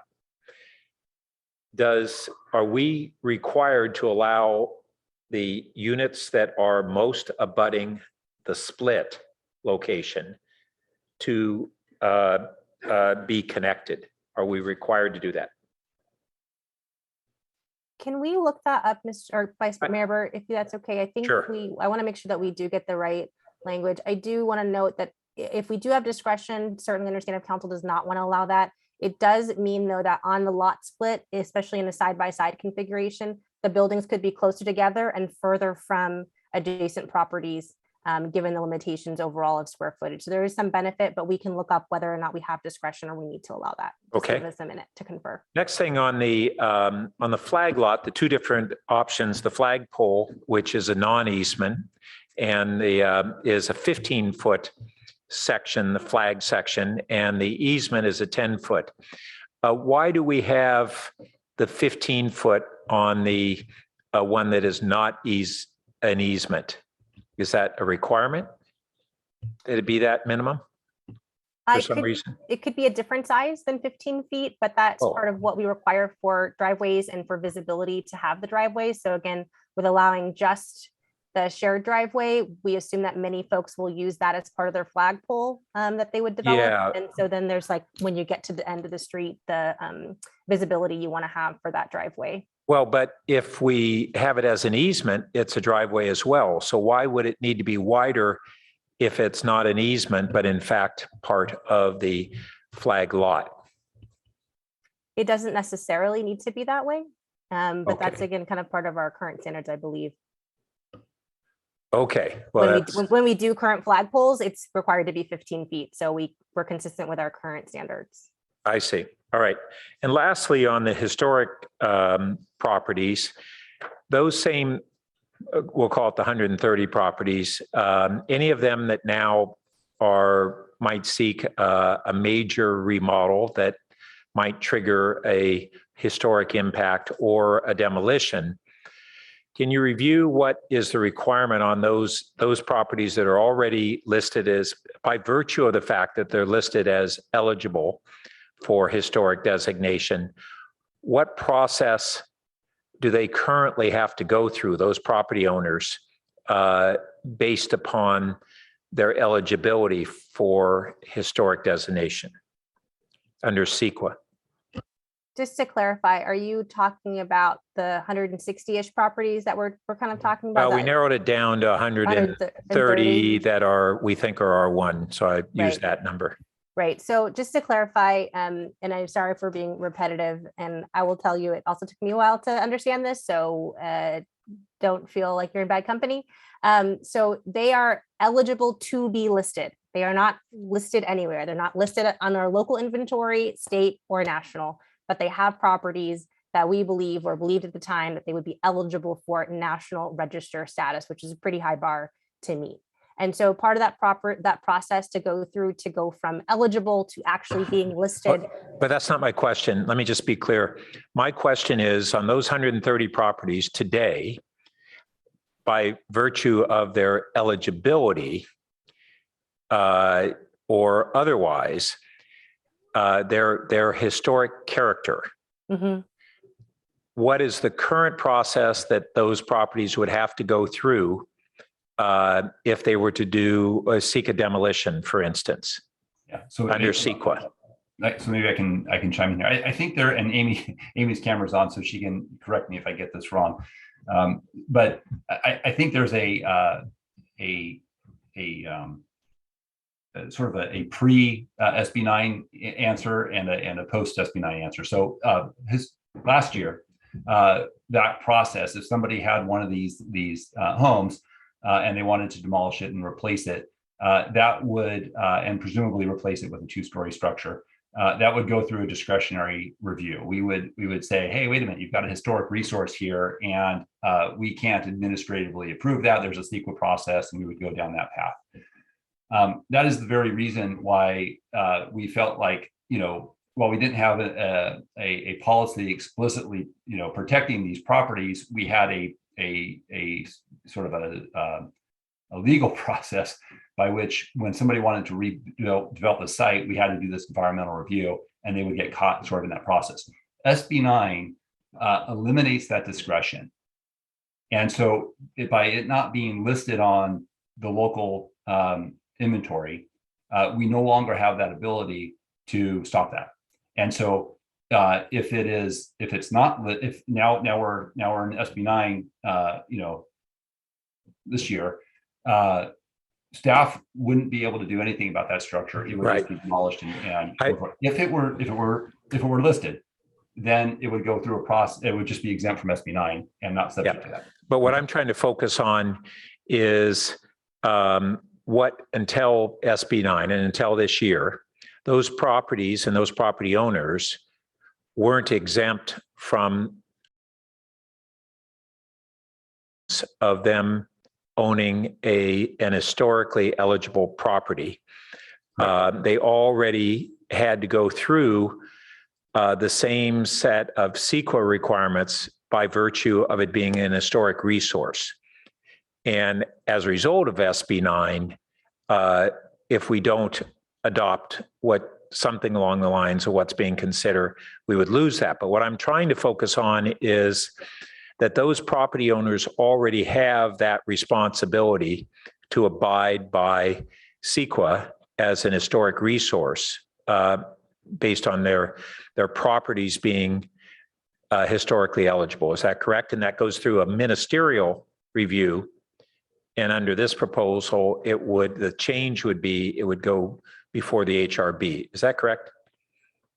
I can jump in on that one, Mr. Mayor. So in the example of a project that would demolish a historic or eligible for historic designation home, the answer is yes. However, that's not always going to be the case. Flag lot is a perfect example, right? So you could have a historic or eligible for historic designation home on a very large lot, subdivide that with a flag lot and with a new structure behind, and you would not necessarily trigger CEQA review. And the reason for that is the CEQA guideline says, does the project have a potential for but that remains the case, even if we designate them as eligible, correct? That they could still do a flag lot or do a rear addition or any of those things. And so what I'm trying to get at is what changes for the property owner from what was the case before this year to what would be the case if we designate them as historic.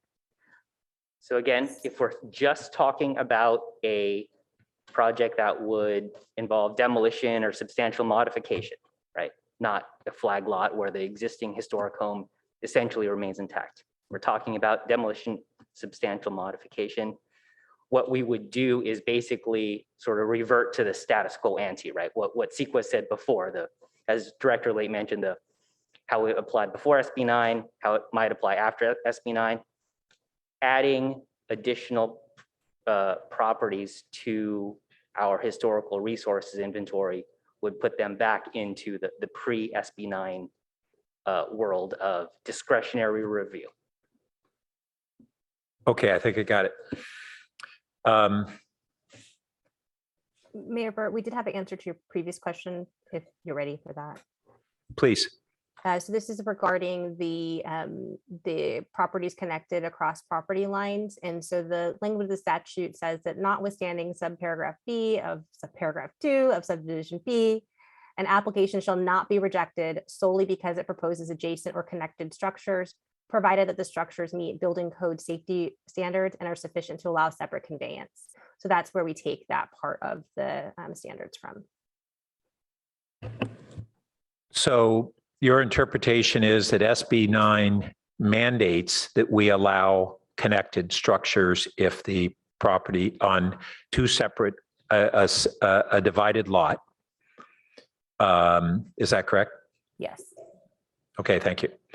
All right, so can we have another go round of questions after the public, or people want to?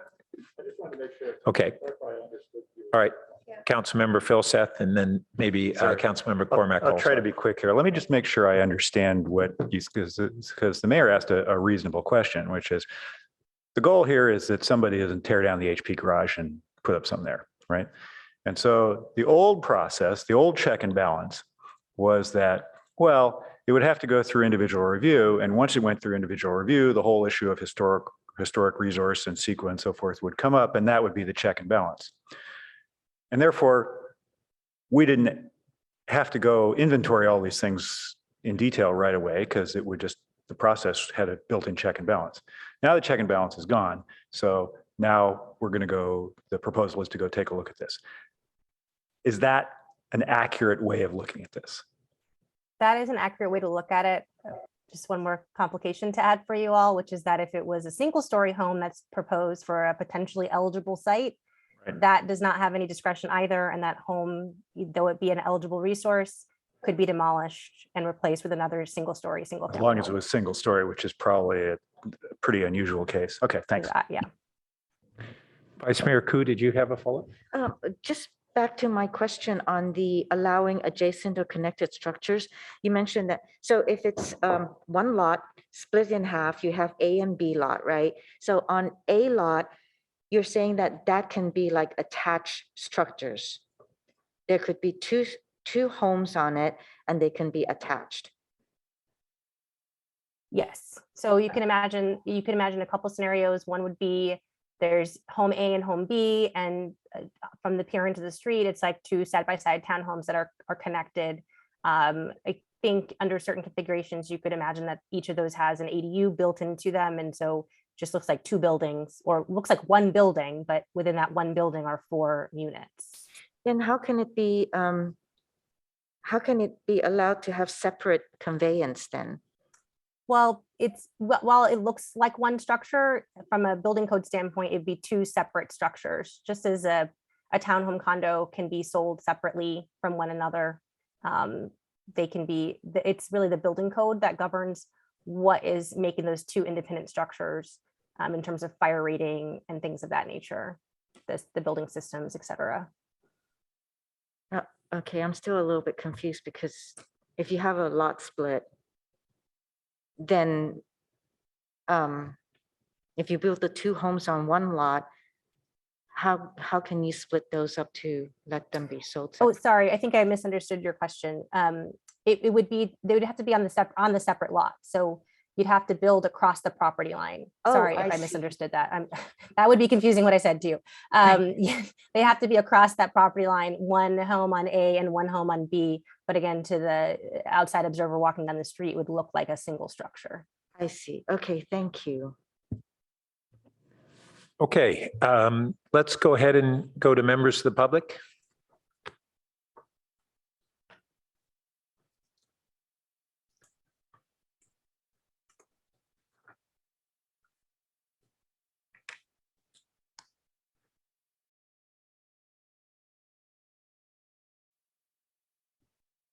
Our first speaker is Bob Moss. Welcome.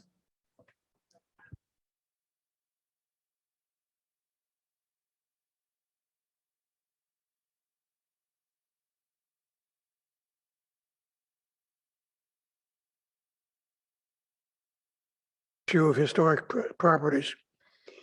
I think it's important that those buildings which have already been identified as historic many years ago be moved forward and identified formally as historic buildings. That will help to preserve them and the quality of the neighborhood that they're in. And it'll also encourage other people to ask that their buildings be historically identified. You may not be aware of it, but I've had realtors point out when houses are on the market, this is a historic building. You know, they're proud of it, and they're pushing it as increasing the value of the building. So identifying these more than 150 buildings formally would be a good first step. But since it's been decades since we've reviewed what's available on this, and many homes have become older and are now century-old homes that they weren't 10 or 20 years ago, we want to see if we can find more. I think we could find more historically important buildings and add them to the list. So I think that we should be moving forward on this. Talk to the Palo Alto Historical Resources Board and get them involved and move it forward. Don't just let it sit here for another 5 or 10 or 15 years. I think it's time we process it. Now, a second comment that I haven't seen too much about is electricity. If we build another 5,000 or 6,000 homes in Palo Alto, how are we going to power them? We get our power from outside of the Palo Alto and it's transmitted by primarily PG&E lines. PG&E on a good day are incompetent. Sometimes they're well below that. So how will we be getting power into the city to actually take care of these additional homes? How will we be getting water in? Where will the sewage go? I just haven't seen any real evaluation of these issues. So I think utilities for the expansion of the city are a significant issue and should be reviewed and evaluated in real detail before it gets too late. Thank you. Thank you. Our next speaker is Rebecca Eisenberg, to be followed by Aram James. Welcome. NIMBYs say the silliest things. First of all, it is just a fact that historical designation absolutely devastates, ruins, destroys the value of a home. That's because of fear of stating the obvious. When a home is designated as a historic resource, the owner cannot build on it in any normal way. It becomes a huge pain in the butt, which is why everybody knows, and I'm imagining the vice mayor could attest, that historically designated homes are a lot harder to sell. Maybe it creates pride in a couple people, but it's just nobody wants to not be able to improve the outside of their home or build on it or renovate the inside. Don't be silly. Second of all, come on, let's be clear about SB 9. SB 9 is a law passed by duly elected representatives of our government. And it gives homeowners rights. I thought some of you all liked property rights and individual rights. SB 9 gives rights to a homeowner, not to the state, not to the local government, but to the individual property owner. It lets an individual property owner have more rights to take their one lot and divide it into two, or their one home and divide and make it two homes. Those rights belong to the property owner. They don't belong to the state. SB 9 was a huge gift to individuals, families who own their own homes. And by the way, that's only about half of people in Palo Alto. I'm surprised to hear there are even 130 eligible homes. So when you fight against SB 9, which you're still doing because these objective standards, to the extent that they use little obvious tricks, like making it easier for a person to have a home to be designated historically relevant, you are flying in the face of actual California law. And already, as Stephen Levy wrote in his letter, which I really hope you'll read, but I doubt you will. Like, if you don't believe me, believe Stephen Levy.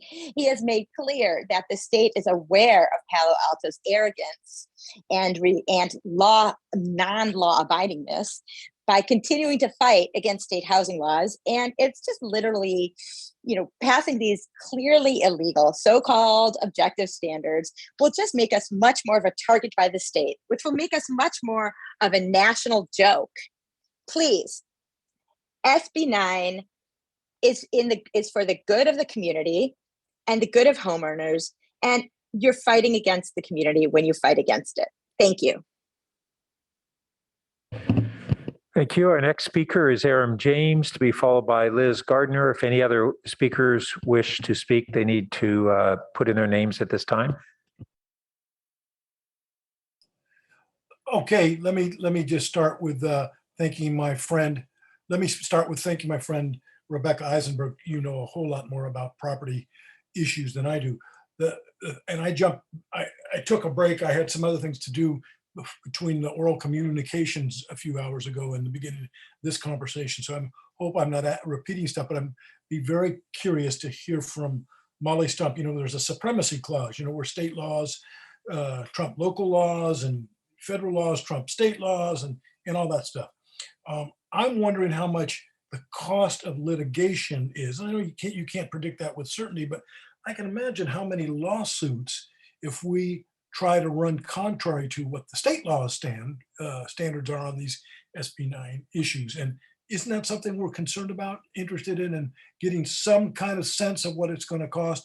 And of course, one of the other things that SB 9 arguably tries to remediate is the fact that Palo Alto for many, many years, with the R1 residential 1 zoning, has excluded people of color at a great rate, and we know this. So the question becomes whether this is also something that's going to tag us, like with up until Foothills Park was opened up, as being mean-spirited and racist in spirit, for us to continue to pursue to pretend like SB 9 doesn't apply to all of us. So I hope that we will look into that. Also, what about all the parents that come in and say, I really would love, as I get to be a senior, to be able to have my kids live on my property, but I can't afford it. But SB 9 now gives an opening for that. Isn't that something that we would want to encourage?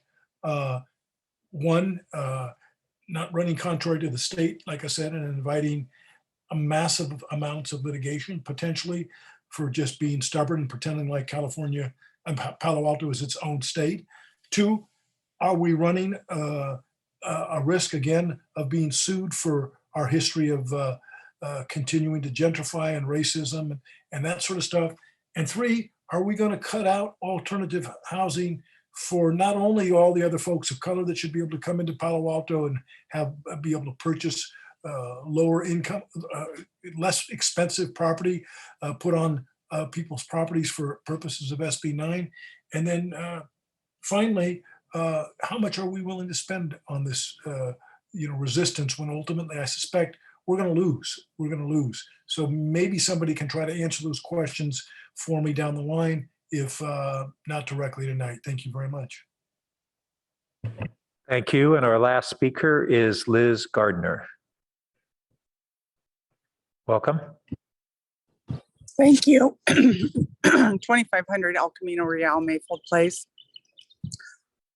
In this conversation tonight, I'd just like to reiterate a number of former previous speakers, Rebecca and Aram, and also Stephen Levy's letter.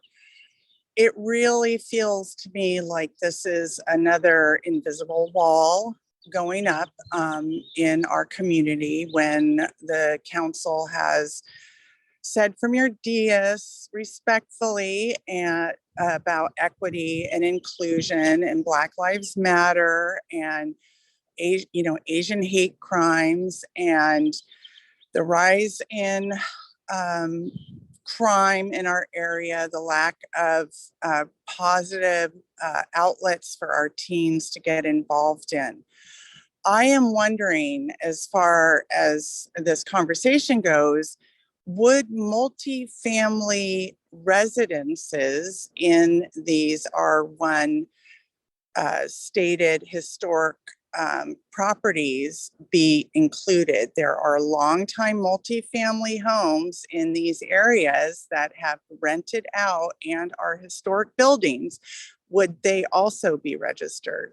My other idea is, if this registry happens, can the city at the same time have a registry for all the rentals, almost 50% in our city, that would list these on the city website, that people could access area rentals in which they could go to and apply to be a renter? Not only are they a worker and they have kids in this community, in schools, they work in the community.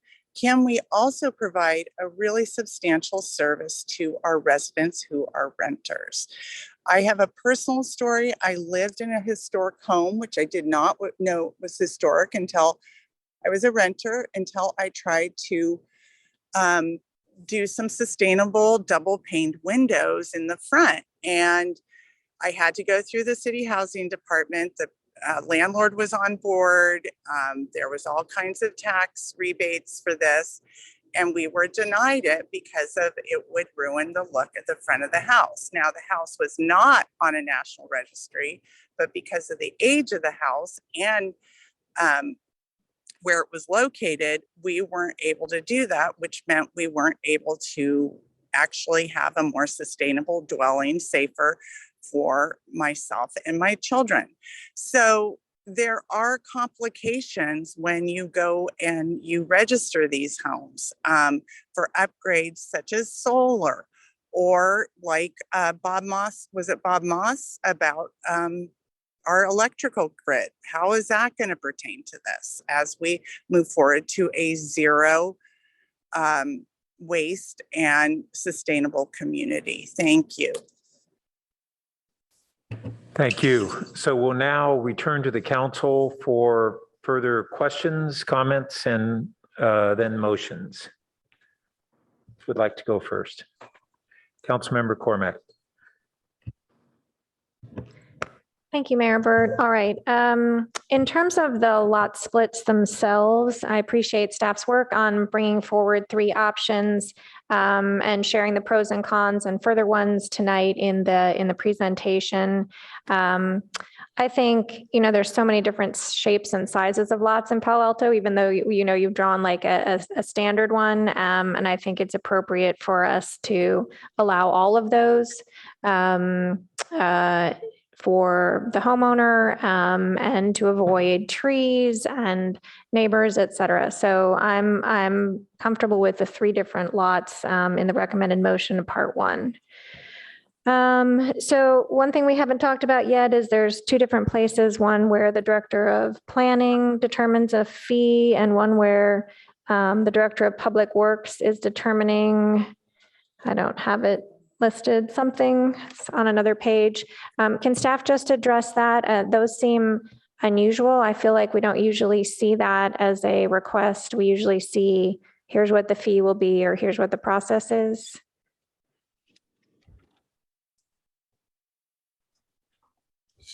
So I don't know what happened to Rachel, but I'll fill in here. So the fee is the fee for, are you referring to the fee for the historic proposal? I'm on packet page 254 for director of planning, and then also part 2 of the recommendation about the public works director publishing objective standards. I'm just saying, usually we see the fees and the objective standards. So talk us through why. So I can speak to the director of public works. So this is allowing the director and his staff to work with planning and other departments to understand what those standards will be and to put them in place. We could, similar to the standards, so for example, the standards we're bringing forward today about the lot splits and the standards we brought forward previously about objective standards are approved by the council, but they don't live in the code necessarily. And so this would be similar in that the code is referencing the standards that the director would develop. We did not have sufficient time to create those. They're a little bit more, no disrespect to Public Works, a little more mundane than the planning standards, and often don't necessarily need as much scrutiny perhaps by the public, but we could certainly bring those back to council if council wanted to before they were adopted as the standards, but that will just take more time. And as far as the fee, I need to look into that. I think that may be, because all the fees would ultimately be set by the council. So I'm not sure that we would have a fee that is outside of our fee schedule.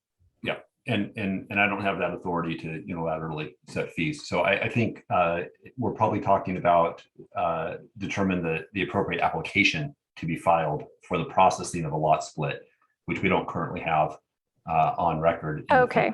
So I think we I can see. make an adjustment to that language. Okay, very helpful. So Director of Public Works can be well trusted to manage the safety of driveways and where the storm drains go and all those things. And the Director of Planning is going to essentially establish a fee that will then end up on our municipal fee schedule. I think it's more that it would be an application type that is associated with a fee, and therefore that fee would be associated with that application. Okay. All right. It's strange. We don't usually see that kind of terminology. So I just wanted to ask about that. So I'm comfortable with part 2 of the recommended motion. I feel like we've got a can of worms here on part 3. So I just wanted to go back to something that I think I heard you say, Assistant Director Tanner, which is if someone pre-SB9 had a home that is eligible but not listed, right, on our list of 130, we'll just go with residential. And that last year they wanted to demolish and do a 1-story, they would have been permitted to do that, right? There wouldn't have been any CEQA, nothing would have happened. That's correct. Okay. All right. And then there was a question from the member of the public about solar. Do we allow solar on historic buildings now? I believe that we do. It needs to be not impacting the historic integrity of the historic resource. So for example, it may be on a rear facing roof portion of the property, for example, instead of in the front roof section. Okay. And pre-SB9, I think the Assistant City Attorney was walking through this. If there was a historic, oh, I'm out of time. Okay. I'm sure we'll talk more about this. Thanks. Vice Mayor Koo. I wanted to ask, I'm so sorry, I keep on coming back to the attached across connected structures that goes across property lines. Now there's the 4-foot setback on the side and the back. When you have properties, buildings that are attached and crossing property lines, does the setback still have to remain at 4 feet on the sides and the back? Yes, the outer sides of that building, yes, they would still have 4-foot rear and side setbacks. Okay. From the neighboring, like the other properties. Okay. Okay. And has this been vetted by fire? You know, because I think sometimes people have storage units on the side of on their side setbacks, and then also garbage cans. Are these all still going to get in the way of our fire department for responding to emergencies? So the projects would still go through the typical building permit review process, which includes review by fire personnel, would provide any feedback. If any part of the proposed project did not comply with fire code, they would have to change that. So there is still, just because someone's proposing something doesn't mean that it's just allowed. It still has to meet the building codes, which includes our fire safety codes. And so there may be instances where certain configurations do not meet those standards and would have to be adjusted. Okay. Yeah, I was also reminded of sometimes they have these step downs, I think what it's called porch stoops or something like that. So, you know, there are all these little obstacles for emergency response. In regards to the historical, I think some member of the public kind of sort of indicated that you can't do any kind of updates and that and so forth. That only is for the exterior, if I understand that correctly. On the interior, they can still go ahead and do renovations on the interior, right? That's correct.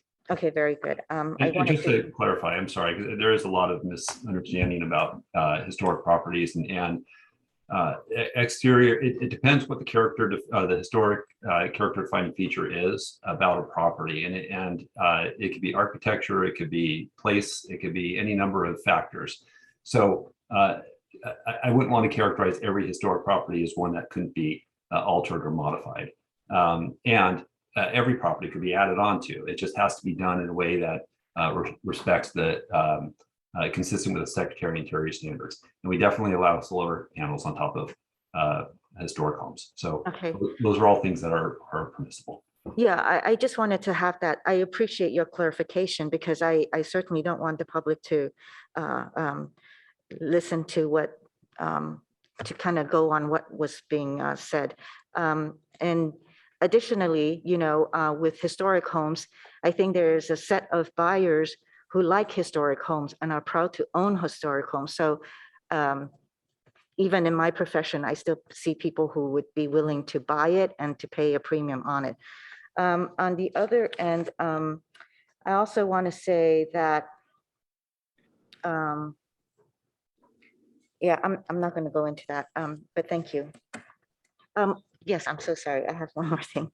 I did want to ask, you know, on the, currently we're saying that staff is recommending that we go have a consultant review the 130 or the 165 or so properties that are identified as historical, but not add on anymore. Why not? Well, at this time, that scope of work would be just to essentially continue work that started a while ago, and to have those be assessed. If the council wanted to pursue a larger process of evaluating all properties that are of a certain age but have not yet been evaluated, that would just be a much larger task because we would be looking at a very, very large number of properties to find if they are eligible for listing. Okay. That would be just a different magnitude of project.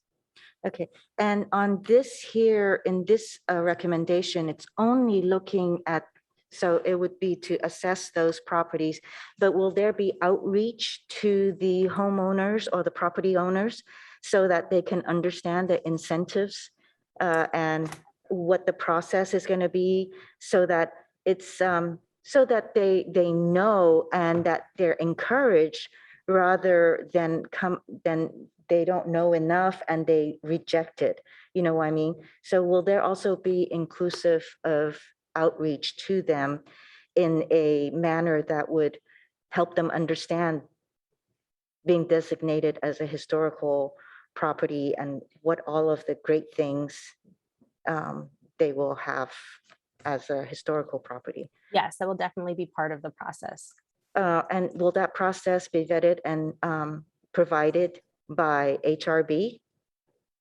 So it would be, part of our work would be to have the consultant do some of that work, because a lot of it,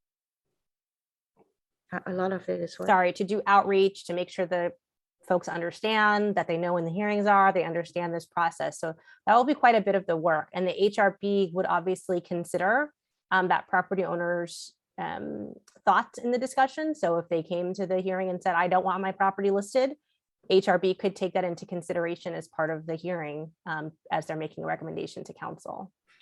And I'll just note, I'm sorry if I can just add, so to the outreach component, we're going to have hearings before the Historic Resource Board, which you know typically meets in the morning. We'll have some evening meetings so that the community can come and attend those if that's more convenient.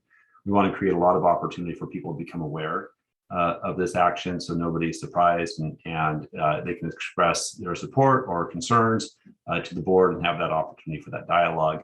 And as Ms. Tanner noted, The HRB will be making a recommendation to the council, so they'll consider the totality of that information and forward its recommendation to the council, whereupon we'll have an option for the council too to have an additional public hearing for designations. So all of that is intended to be thoughtfully pursued so that we're educating and also hearing from the public.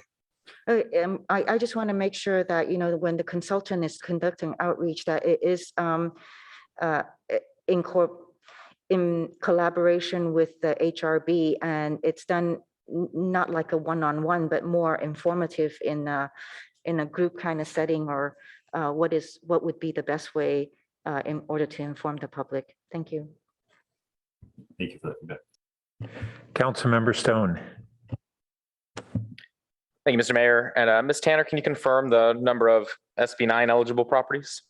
Sure. We're just, I want to note we're quoting from the Turner Center study. They did a study of all cities in California, I think with more than 50,000 or some number of residents. And so they're estimating that there's about 14,800 single family parcels in Palo Alto, of which they estimate there's about 14,200 that might be SB9 eligible. This likely is a little bit of an overinflation. I'm not sure that it removes historic resources from that list, but it's probably in the right ballpark, about 14,000 potentially eligible parcels. Great, thank you. And I appreciate you coming up with that number so quickly. So I do want to address the issue of the historic registry and a lot of community concerns expressed tonight and via email of the last several days regarding this really being used as a Trojan horse to circumvent SB9. And I want to be clear, I don't believe that using the historic registry as a method for preventing lot splitting under SB9 is appropriate, but that's not what we're doing here. I think Councilmember Filseth really articulated perfectly that what we're doing here, which is pre-SB9, there was an existing check and balance in our current system to prevent the loss of these historic properties, but that check and balance is no longer in our current system to be able to prevent that loss of historic properties. But SB9 does create an exception for historic properties in order to provide cities with that check and balance at our discretion. We're simply using our discretion here as the state allows to reinstate that check and balance. And I understand some of the parallels that have been addressed in some emails to us regarding the Attorney General's kind of harsh letter to the city of Pasadena. You know, I think Pasadena arguably abused the exception for historic resources under SB9 by creating landmark districts and defining landmark districts as neighborhoods with 60% of the properties having, and I quote, historical, cultural, development, and/or architectural context. So Pasadena used a very blunt tool to exempt large portions of their community from SB9. It seems pretty outside of, I think, of the spirit and the letter of the law here. But what we're doing tonight, or at least that we're discussing, is really to, I think, attempting to use much more surgical precision in order to identify those properties that have historical significance to our community. And that would be a real tragic loss for not only current generations, but future generations as well. And the proportion of the properties that we're talking about here is de minimis. I mean, the most properties we're talking about is about 130. And as Director Late confirmed to my question earlier, it's unlikely all of those would be able to make it through this process anyways. But let's say for the sake of argument, it's all 130 properties are placed on this registry. Out of approximately 14,200 single family homes that are eligible for SB9 lot splits, that's only 0.009% of the properties eligible under SB9 receiving historical protection. There's one quote from William Murtaugh. He's actually the first keeper of the National Register of Historic Places. And I think it's a really appropriate quote for this situation. He said, "Historic preservation engages the past in a conversation with the present over a mutual concern for the future." Now, housing production is important. I don't think anyone up here is contesting that, but we have to be able to find a way to be able to balance our growth in order to encourage both housing production while also not losing historical properties. And I don't know. I find it pretty ironic that so many detractors tonight and in emails to council have argued of the importance of us not attempting to circumvent Sacramento's mandate in SB 9, but have outright ignored that those very same legislatures who passed SB 9 also chose to exempt sites with historical significance. You can't have it both ways. You can't say follow the provisions within SB 9, but ignore the historical significance exception. And finally, my last point is just kind of my concern and my frustration over the disregard for our local history. Especially frustrating for me as a history teacher who frequently spends much of my time trying to convince my students that we need to care about history. And when they hear adults in their community, people whom they're supposed to look up to, mocking historical preservation, then it's no wonder so many young people fail to appreciate the importance of history, especially the history in their own communities. So I do fortunately believe, I think we can have both. I think we can both preserve and honor our history as the state legislature intended, but also encouraging further housing production by approving this motion to ensure eligible properties are listed on our local inventory of historical resources while continuing to advocate and promote additional housing opportunities. And I see I'm about out of time. Councilmember Phil Seth. Yeah, okay, thanks very much. So for each of the three items here, on the lot splits, I have no preference between the various layouts. I want to thank staff for thinking their way through this. That's appreciated. Second, on the historic preservation issue, again, to Councilmember Stone's point, if we're using this to try to overturn SB 9, we pick a pretty ineffective way to do it at 1% of properties or something like that, which I think a little basic arithmetic would bear out pretty easily. That said, 130 units out of whatever 14,000, it's hard for me to imagine that, anywhere near that number, we're going to find out really need, to be preserved, particularly if the owner doesn't agree. But given that the previous checks and balances are now gone, right? And there's always the possibility that somebody might tear down an original Julia Morgan house and we didn't know about it, right? I think we ought to take a look. Comp plan says we need to do it, so we should probably get off our tail and do it. It's not going to cost very much, and whether it's 100 need to be preserved or 5, and probably more likely 5, I think we ought to know, and so I would support proceeding with that one. As for the objective standards, the state's given us marching orders to convert to objective standards. And it's complicated, but this is an element of that. So I appreciate staff working their way through this, and I think we should proceed. Thanks.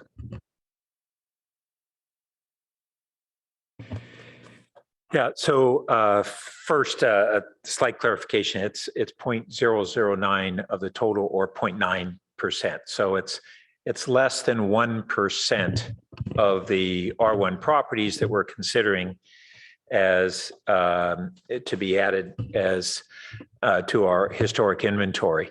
And these are properties that are culturally significant to our community and architecturally significant. And as Councilmember Stone stated, the historic exemptions in SB 9 are not a bug of this law. They are a feature of the law. They were deliberately included, and it's beyond ironic that we have advocates of SB 9 who are telling us to essentially ignore that aspect of the law when it was specifically put there for reasons like this. So this is a very small proportion of our properties, but culturally and architecturally significant to the community. And I'll just note that we had years ago, in our last real evaluation of historic protection, it was triggered by a one-story property being demolished, but that was a Julia Morgan home, a very rare and significant historic home within the state of California, and it was demolished to put in a large new structure. So I also want to just say that historic homes are really valued by the community as a whole. They're like community gardens as well. I don't have a community garden, and my neighbors, for the most part, don't have them. But we all value and appreciate the community gardens that are there and maintained by others in the community. And at what point in time do we say that nothing matters except the amount of housing units we produce? And I think we as a council, as elected representatives of the community, are charged with balancing interests. And I think that we're looking at here, in this case, making every single family lot in the community eligible to have 4 or even more new structures. If it was a lot split and then they did 2 ADUs, then that's actually a total of 6 new or 6 total housing units on what was 1 lot and 1 housing unit today. Or in this case, it would be the alternative of splitting the lot in 2 duplexes. So going from 1 housing unit to 4, I should say. So a net increase of 3. So in our zoning, it would be a quadrupling of the number of housing units that would be allowed in our single family neighborhoods. And the notion that we keep hearing that these are even single family neighborhoods is really an antiquated terminology, and we probably should really be looking at changing the designation to reflect the reality. We don't have R1 and single family zoning any longer. It doesn't exist. And then frankly, it hasn't existed for several years since the city added the eligibility of not only a senior ADU,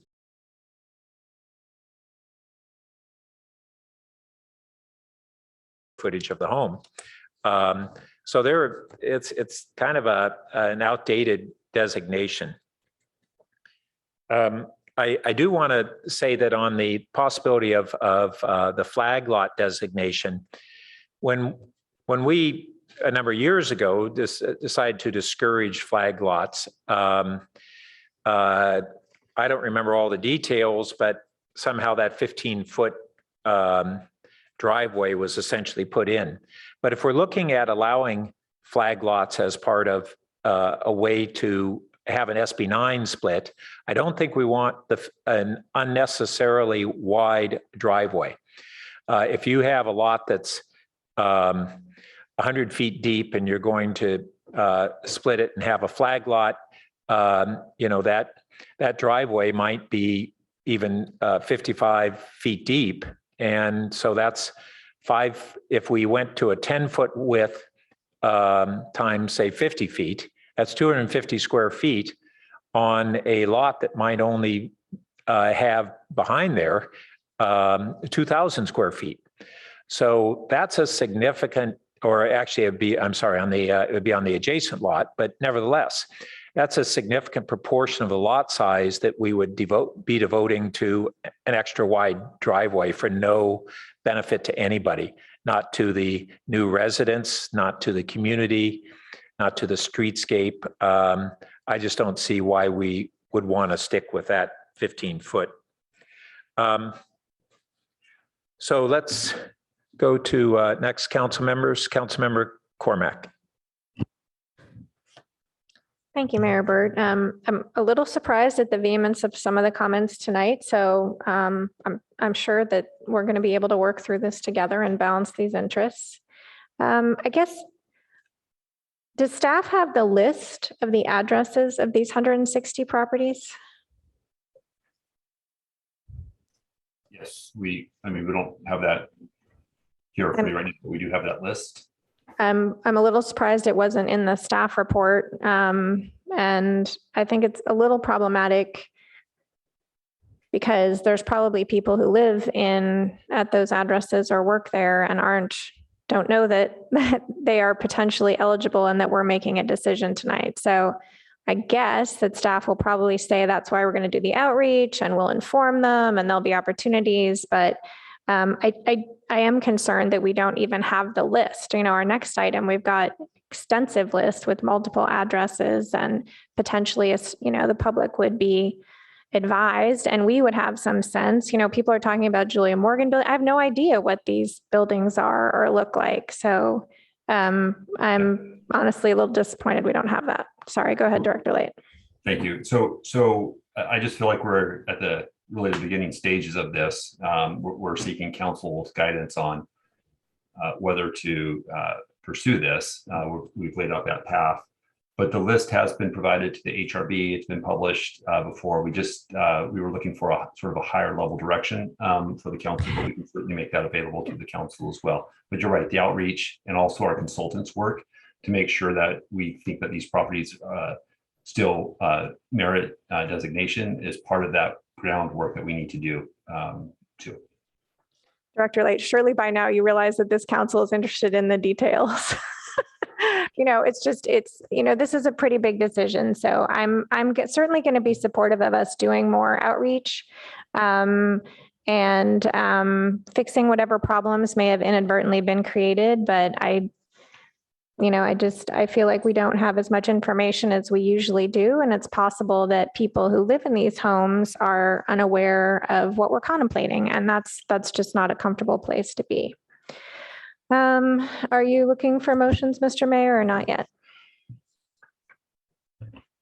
Let's let a little bit more question and comment and then we'll shortly go to motions. Thank you. Vice Mayor Koo? I don't have any. I was going to make a motion, but that's okay. I'll wait. Thank Well, let me just ask one question myself. Another provision of SB 9 is protection of rental units. They have several different aspects of that, and maybe staff can review that. But my understanding is that we don't have a mechanism to know whether properties are complying with or obligated to comply with prohibitions on lot splits based upon having recently been rental properties. Is that correct? That's correct. So how would we go about implementing that part of SB 9, and how are other cities going about implementing that if they don't have inventories of every property that had been a rental unit, even I think it goes back for the last 15 years, correct?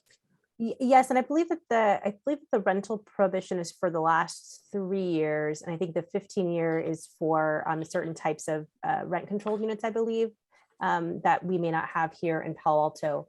But even for 3 years, and most cities don't have a list of all the rental units in their homes or in their jurisdiction.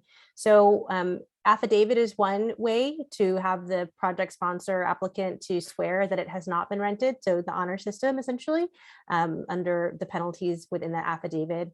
Some cities are requiring some type of proof that can range, basically putting the onus on the applicant to indicate that it has been a rent or a owner occupied unit for the last 3 years. So if it's been owned by them, they could provide utility bills or indication of when they purchased it and if they've been living in the home continuously, or if they purchased it from an owner who occupied, perhaps the documents of sale that indicate it was owner occupied prior to their purchase of that. So there's a range of documents that could be provided that could indicate the owner occupancy. Maybe if you can, I'm trying to find where I had read the rental provisions, if you could see if you can point that to us. And that does go back to the other issue, which is an obligation that there be that the owner occupy one of the parcels for at least 3 years. And for example, I read in the press that the one application that we have from a a property owner who wanted to do a lot split, I think in Barron Park, the property owner had talked about wanting to go forward and doing other SB9 split elsewhere, which would basically nullify. Oh, I'm hearing it's packet page 223.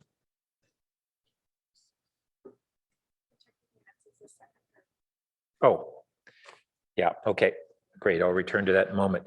But it seems that the strength of an affidavit is pretty unenforceable. What happens if they provide an affidavit and then don't occupy that property for the 3 years? What's the consequence?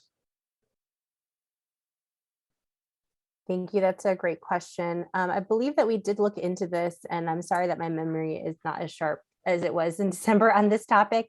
I think that we looked into whether or not we could do fines, because it would be a code violation, I think, or I'm not sure if it would end up being a civil matter. I don't know, Mr. Late, if you recall from our conversations in December, how we would handle if there was a violation of this term. Yeah, and I'll maybe look to the city attorney's office to help me out here. But my recollection is that we also require an affidavit for owner occupancy, and so should somebody violate those terms, I guess that would present an opportunity for the city to pursue that. But I'll turn it over to Stump to elaborate on. Yeah, thank you, Mr. Late. So let's step back just a second. Looking at this item, I think it was targeted follow-ups on certain aspects of SB9 and not on SB9 generally. Is that correct? And is there another item that's, I noticed this is an interim ordinance. Are we intending to come back? And would that be a time when an item would be more broadly noticed so that council could work on other aspects? Thank you. So this is, I think, related more toward our work in December, and we are working on that permanent ordinance, and we will come back with some more information on that. I think it's more of an inquiry just generally with respect to enforcement of that provision. Okay, great. So we're not prepared in any depth, but I can tell you that this is an issue that many cities are concerned about, the lack of a ready enforcement provision for both of those elements that basically require an attestation. So it's a new law, and I think it's something that we're all looking at, and we don't have a great answer for you right now. Well, it seems that circumvention of this is a very large financial incentive for speculators. And I do see that under the rental part, it's at the second bullet on page 223. It says the urban lot split may not result in the demolition or alteration of affordable housing, rent controlled housing, and then here's the next, housing that was withdrawn from the rental market in the last 15 years, or housing occupied by a tenant in the last 3 years. So those are pretty important provisions. And it seems that we have two problems there. We don't have a way to know whether those properties are in those categories, properties that come forward. And even if we had an affidavit, we have no teeth to that. So I think we need to be real clear that we're facing and other cities are facing what were designed to be important aspects of SB9. And I know that even that owner occupancy requirement was something that Senator Becker negotiated into law, but I just don't understand how it's going to be enforceable. So it seems like toothless provisions that we in other cities are being required to accept. Yes, noted your comments, and we agree. And maybe this is as much of feedback from cities to the state legislature as it is anything else. It obviously doesn't relieve us of our obligations under the law. Okay, thank you. All right, so Councilmember Cormack, you were first to talk about a motion. I'd be happy to defer to Vice Mayor Ku. She said she had a motion. Okay, Vice Mayor Ku. Thank you, Councilmember Cormac. So I was just gonna, if we could put the recommended motion up. Oh, thank you. So I would move that we adopt staff's motion, staff's recommendation, but have A, for the flagpole for number 2 to be 10 feet. And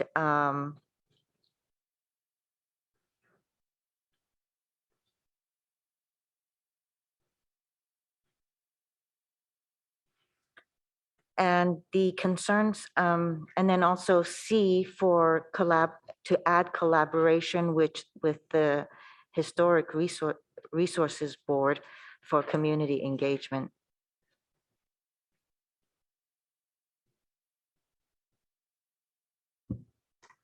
I'll second that. Thank you. And if I'm also open to any other additions or amendments. And did you want to speak further to your motion? No, I think we spoke enough. I think this is a necessary step in order to move forward, especially with this looming mandate from the state, and to make sure that the community does have some protections.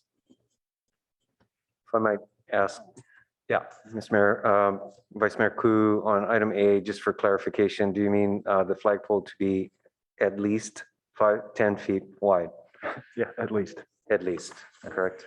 Not necessarily prescribing a 10-foot width.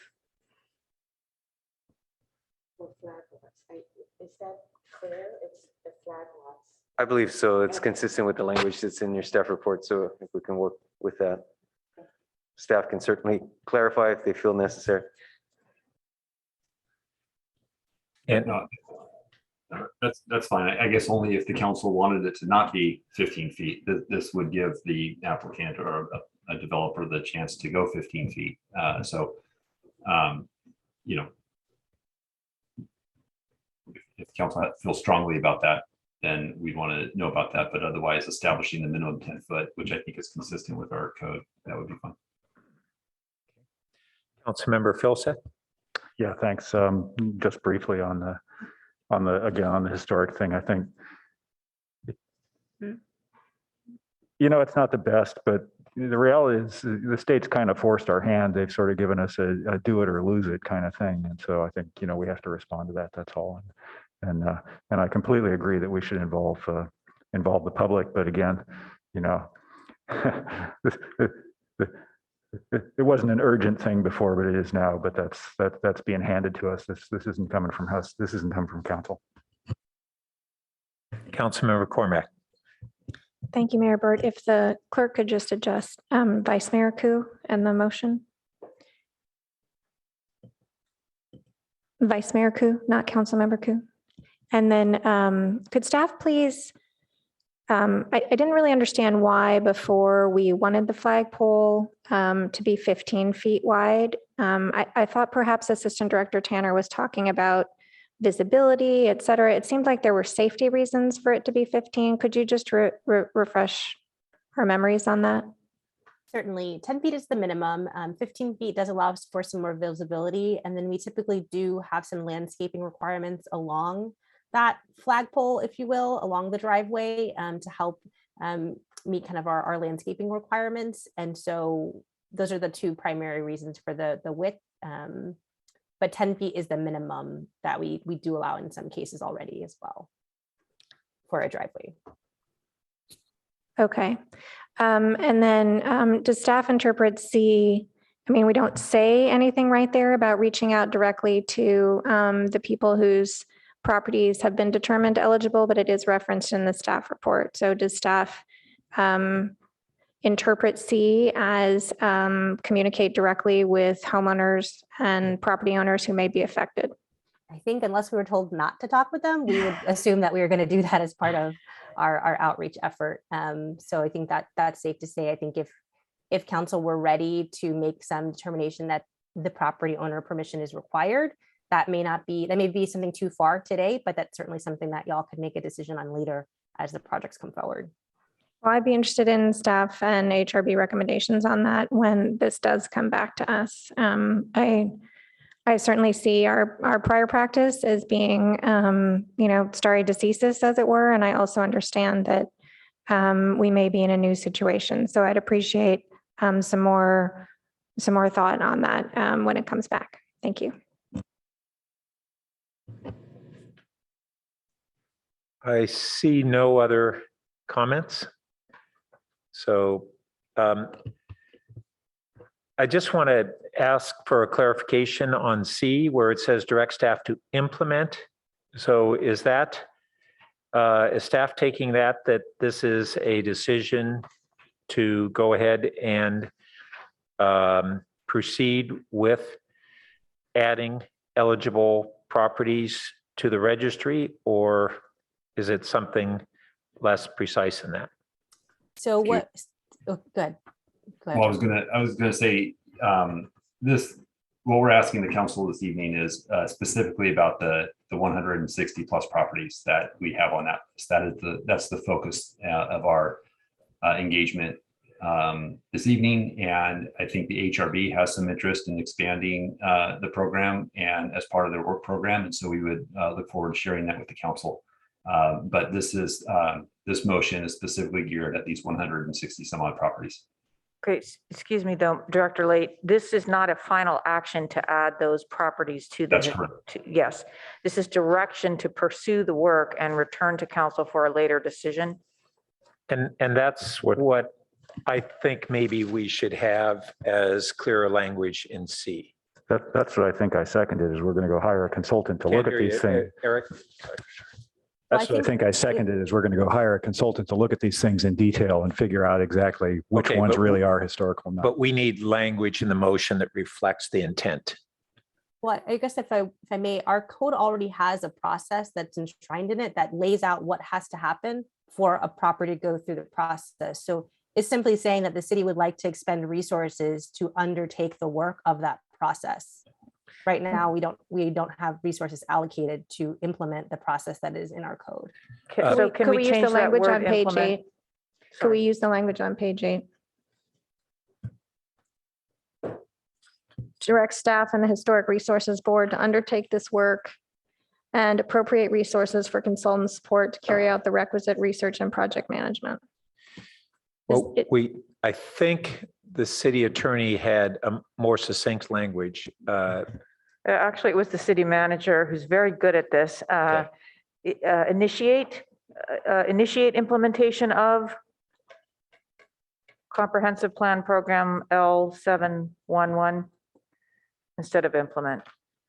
Yeah, I completely agree with Councilmember Cormack that when you get to the point of putting a regulatory requirement on a person's parcel, that parcel needs to be listed in the agenda. And so that will come later. And then City Attorney Stump, I think you included in your previous statement, and then just to return to council for. Well, did you phrase so maybe Assistant Director Tanner can clarify, does the city's, I'm not familiar with the steps of our code on this. Does the city's code provide that this is done at a staff level, appealable to council, or does it come to council? How does that work? Ms. French can correct me, but I believe the HRB makes a recommendation to council and council must actively consider that recommendation. So. there's a Okay. Public So process for it that. wouldn't be objectionable then to go ahead and put return to council in the title, because that will happen, although it won't happen necessarily as a sole result of this motion, but just because we're following our process that as it exists in the law.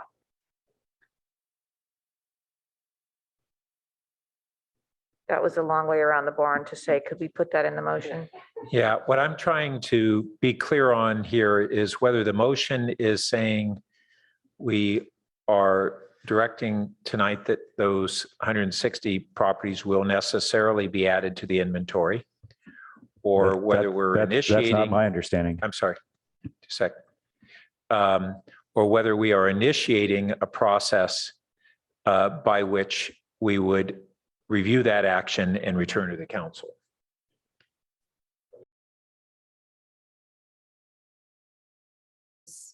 Maybe a little opaque is that, again, if you think about the homeowner with a eligible historic property who wants to get it on registered, they can already come to the city and we can work with them on this process. So it is initiating that process, and part of that process includes the HRB and coming back to council. But I think the difference is we won't be coming back to council to talk about the idea. We'd be coming back with HRB looked at these properties. Here's the ones that they're recommending do become listed, and council would be making action on those listings. Okay, if we're in concurrence on what the intent is, are we yet there on the language in the motion reflecting that? So Mayor, if I can just working on some language, maybe to revise that letter C, maybe outright.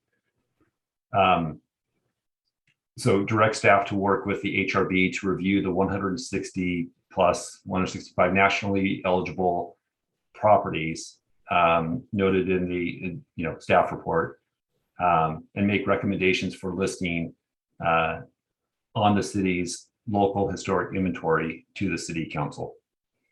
Okay, is that acceptable to the maker and the seconder? Can you give me a minute?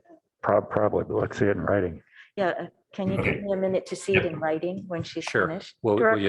Director Lake, could we add according to the process in the municipal code? Because there is a multi-step process that is laid out. We're not making a new process tonight. And it does provide for the property owner to participate and object if they wish to do so. And then you make a decision.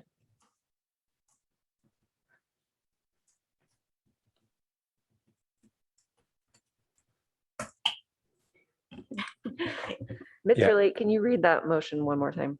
Yeah, give me 1 second.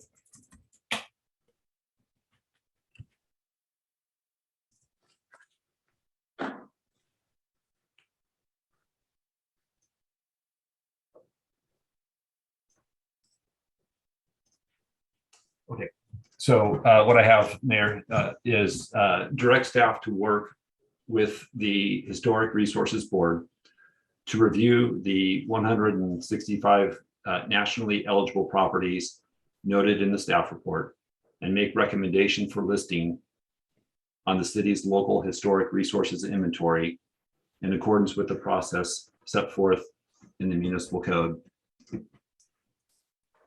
And I can add some language about the public engagement piece.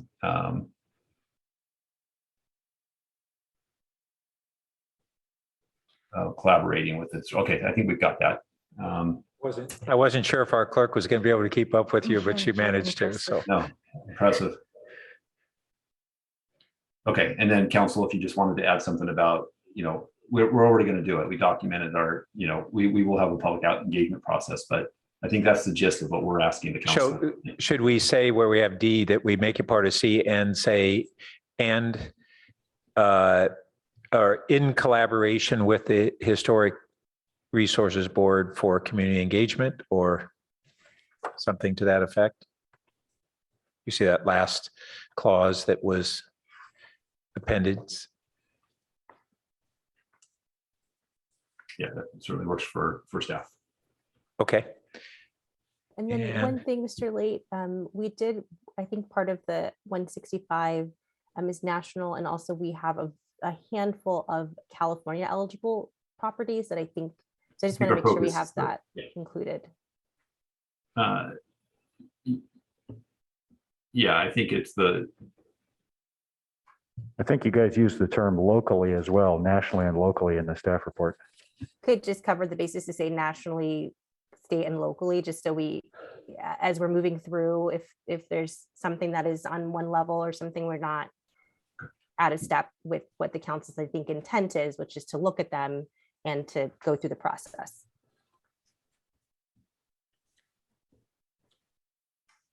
So in the state report, it says local, state, and federal, right? Yeah, the 3 levels there. And I don't think in that case, we need to approximate this 165 or something to that effect, because otherwise it's inconsistent, I think, with a slightly expanded set.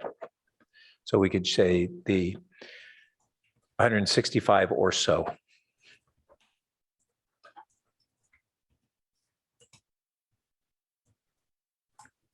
Does that sound okay?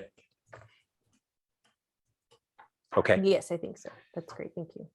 From staff Okay, so perspective. then let's go back to this maker and the seconder and see if they've had a chance to look it over carefully. And Does this work for staff? so Vice Yeah. Mayor Koo? Yeah, it Okay. works for me. I just want to make sure that, do we need to reference the comp plan program number and so forth to keep it consistent? So we have those policy. I don't believe for your motion. I think we understand the intent here. And the one piece out of information I was waiting for, which I just got, was there's about 16 of these local California ones that we've recently, or since 2018 or so, have. So that's gives you some more context for the number. But no, we don't need to mention the comp plan designation. This is sufficient for staff to do its work. So where do you want to plug in that 16 local ones? I think you have approximately 165 local and state and federal.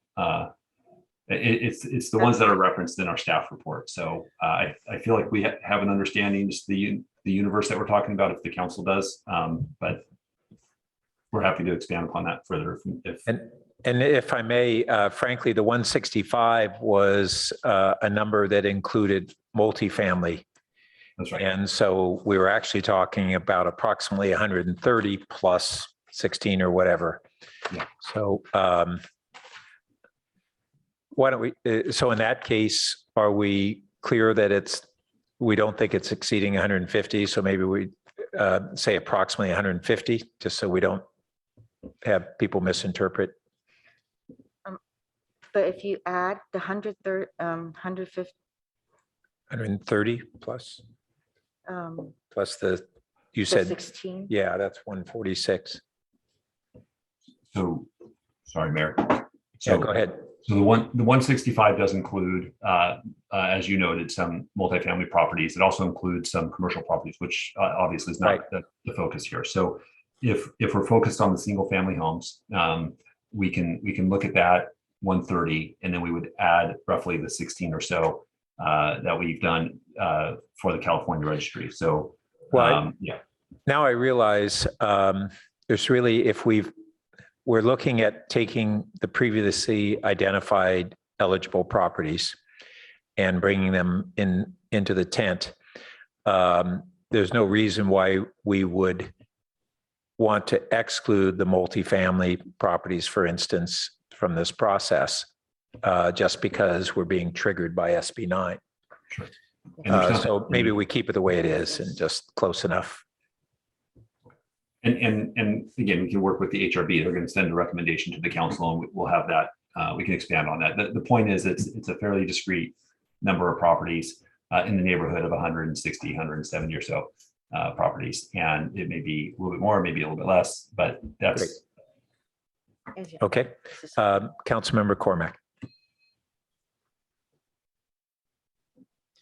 Well, this has been a bit of a rough start for something I know the HRB has been anxious to do for a while, so hopefully we'll get there. I'm sorry, Mr. Late, but that number is not in the first staff report and it's not in the second staff report. It only appears on slide 12. So could staff just, in case someone's listening, let people know where they could find that list, how they can find it on the city website, what it's called?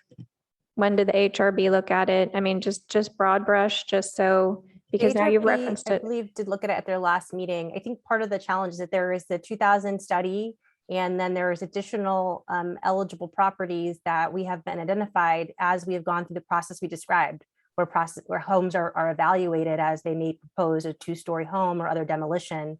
And so through that, we find a handful, that's the 16 properties that might be California Register eligible. So we can make sure it's prominent on the HRB webpage. So perhaps folks can go to the Historic Resources Board webpage. That's probably the easiest thing to remember. And then we can have a little prominent box that's related to this particular topic. Okay, because anyone who was trying to find it in our materials tonight won't be able to find that list. Okay, thank you. All right. Did you have anything else, Vice? Right, I wanted to actually ask if you wanted to include the owner occupancy and the rent matter and put some teeth behind any violations that there might be. Well, my understanding was that that's something that when we come back, is that right? Staff clarify. Yeah, that's right. We have that note from December and hearing it reiterated here this evening is helpful. When we come back with some permanent ordinance for SB9, we'll include some recommendations on how we can address those concerns. And at that time, will also the affordability, the deed restricted affordable unit discussion come back too? There's I don't remember the precise aspects of the council's motion, but we did get a pretty good list of things that you wanted us to follow up on, and we will endeavor to report back on all of that. Okay, very good. Thank you. That's all. Okay, I think we can take a vote then. Councilmember Filsa, Yes. Councilmember Tanaka, Yes. Mayor Burt, Yes. Councilmember Stone, Yes. Councilmember Cormac, Yes. Vice Mayor Ku. Yes. Motion carries unanimously. Great. So before proceeding to our next item, we'll take a break. And let's reconvene at 8:10.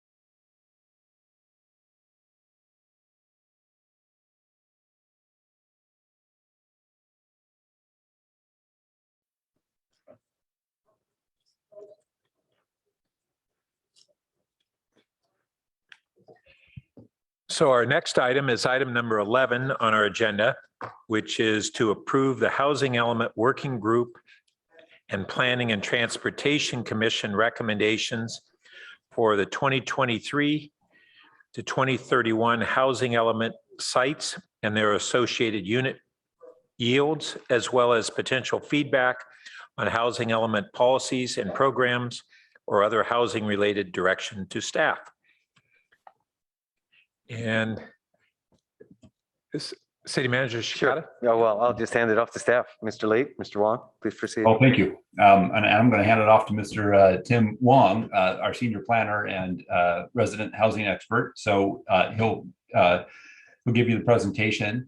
I will note that we have Chair Bart Heckman from the Planning Commission representing the PTC this evening. No formal remarks, I don't think, are planned, but available to answer questions related to the PTC's review.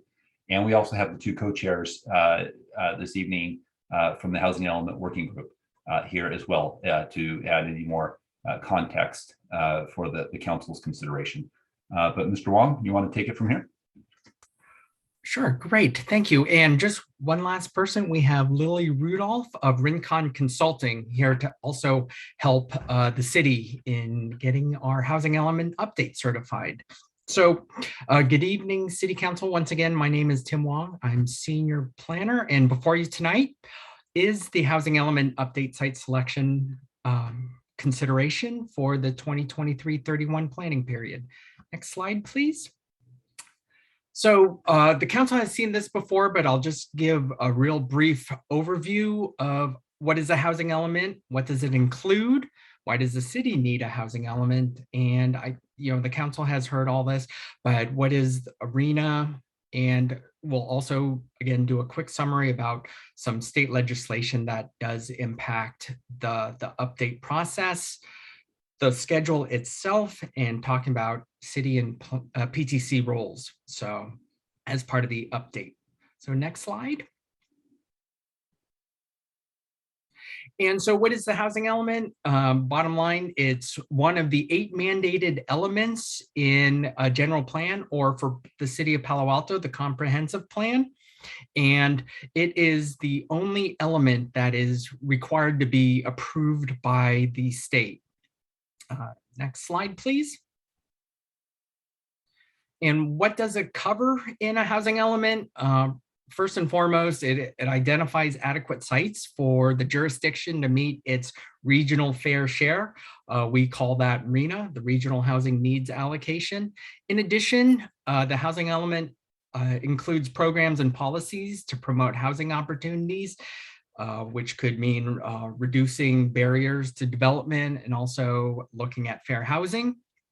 And once again, it must be certified by the state, specifically the Department of Housing and Community Development. Next slide, please. And these are the housing element objectives to provide housing for all socioeconomic segments, allow development for housing affordable to all, to remove unreasonable barriers to housing development, to encourage production, preserve and improve existing affordable housing, and ensure equal housing opportunities for all. The last one is a new one in regards to fair housing requirements, but more on that later in the presentation. So next slide. So part of it is, as mentioned, that the jurisdiction, Palo Alto, has to provide its fair share of its regional need. And again, that's RHNA. The city sets, the state sets the overall number, and ABEG, the Association of Bay Area Governments, sets each jurisdiction's RHNA for the Bay Area region. And as part of it, as the housing element, the city must show that it has suitable sites to meet its RHNA. So for the city of Palo Alto, next slide, please.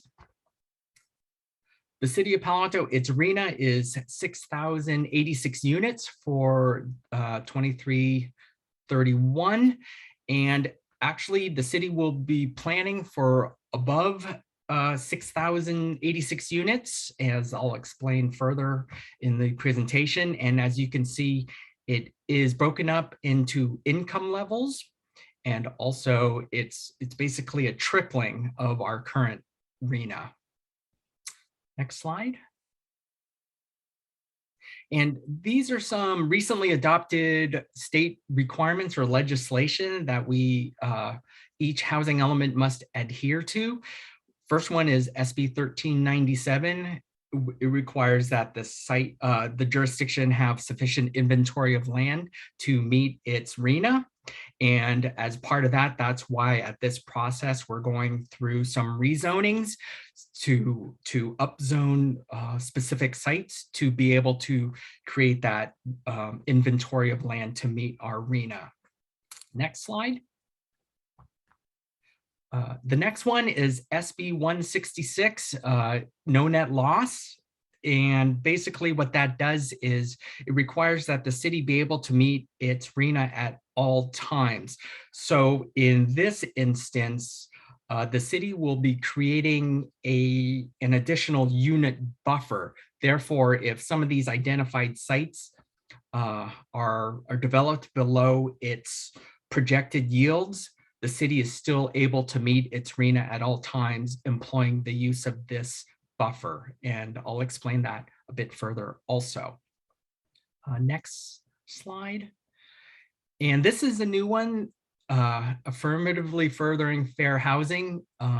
This is a requirement that each jurisdiction put in proactive and meaningful actions that overcome patterns of segregation and foster inclusive communities. So that could be programs to help educate the community about fair housing. It could also be if there is any discrimination identified, it would break down those barriers to create fair housing opportunities for all. This is more of a programs and policies versus sites, if you will, but just wanted the council to be aware of this requirement. Next slide. SB 330, I'm sure you're familiar. It allows for its revisions to the Housing Accountability Act, and these are some additional requirements that need to be enacted from SB 330. Next slide. And SB 229, you as the council reviews policies and programs at a later date. This is another state requirement that requires that a jurisdiction relax ADU development standards and to be consistent with state changes to ADU law. Next slide.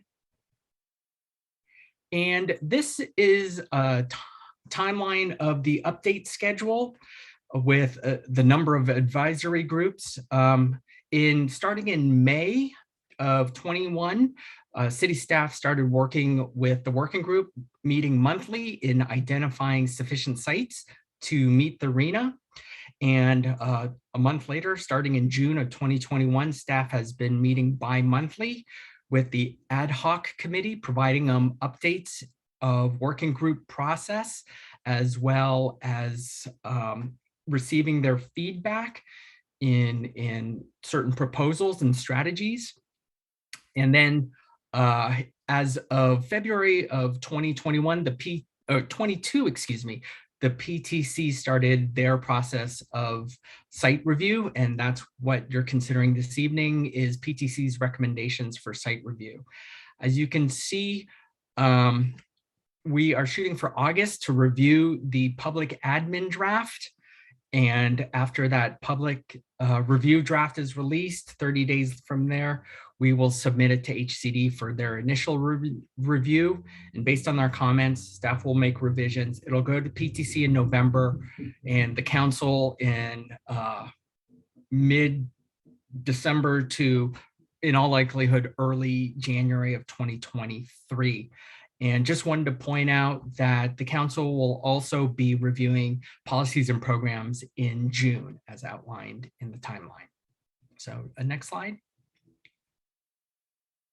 And just in regards to consequences of a housing element that's not certified, here are some consequences. The comp plan could be deemed inadequate or invalid. It would potentially make the city vulnerable to lawsuits related to land use decisions. And for the most part, the city would not be eligible for state grants and funding programs. State funding programs generally require a certified housing element. So that's a quick overview of what is included in a housing element. So next slide. So I'm gonna present our strategies for site selection. Next slide. And so this is the sites inventory table. This shows the first row is our RHNA allocation of 6,086 units. A no net loss buffer of 609 units. So for a total of 6,700 units. That is what the working group was tasked to plan for. And so what has been done is the working group and the PTC have employed a number of strategies to meet this 6,700 number. And I understand there's a lot of numbers, a lot of information on this table, but I will go through each of these rows and explain each individual strategy. And this same table will be at the end of the presentation for the council to review once again. So just to give the council that heads up. And so one last note, anything highlighted represents a change from a PTC recommendation in which the staff did further administrative review based on additional quality control based on letters from the public with additional information and just an additional internal review. So just wanted to highlight that. So next slide, please. These are the additional strategies that have been employed to meet the RHNA. As you can see, a total of 6,890 units have been identified, which is 195 units above what is needed between the city's RHNA and its buffer in addition to. So next slide, please. And this is a map showing all the sites that have been identified. And this map was produced from the city's interactive mapping tool. The city has created a website for this, specifically for the housing element website update. And if you go to www.paloaltohousingelement.com, you can access this interactive mapping tool and you can zoom in on individual sites and you can filter by strategy and other ways if you wish to analyze these sites even more. There's information on each individual site as part of this mapping tool. So next slide. The first strategy, if you will, in meeting the city's RHNA is using pipeline units. HCD allows jurisdictions to use currently submitted land use applications and approved land use applications to be applied towards its RHNA. The threshold for approved entitlements is as long as those approved entitlements do not receive C of O prior to June of 2022 can be applied to the 23-31 cycle. Using this, the PTC had approved 565 residential units through the pipeline. However, even since that time, this has changed as of March 4th. March 14th, additional applications have been submitted. And so now this figure has increased to 790 units, and staff anticipates that this number will continue to increase as applications are submitted. Next slide. HCD also allows projected ADU production to be applied towards RHNA based on the average of the past 3 years of permitted ADUs. And as you can see here, the production from 2019 to 2021 yields an average of 64 units per year. We can take that times the planning period, or in other words, 8 years times 8, and that provides a yield of 512 units. Next slide. And this is also another strategy where these are multifamily allowed units or sites, excuse me. These are sites that already allow for multifamily residential developments at the highest density that the city has designated. And with this, there's a 402 unit yield through this particular strategy. As again, it's highlighted because this number has slightly decreased through administrative revisions from what the PTC had recommended. Next slide. Here is a more zoomed in map of those sites that are designated MFA for this strategy. Again, I encourage you to go to the city's www.paloaltohousingelement.com to use the interactive mapping tool if you're interested in investigating further. Next slide. And this strategy number 1 is upzoning, where we look at existing residential sites and propose to upzone them. So those with a CN designation, we would upzone from 20 to 30 dwelling units per acre, and increasing the density from 30 to 40 to RM30, CC, and CS zones. Again, all these already allow for multifamily residential. We're just increasing the density. Using this strategy, we were able to get almost 1,400 units. Next slide.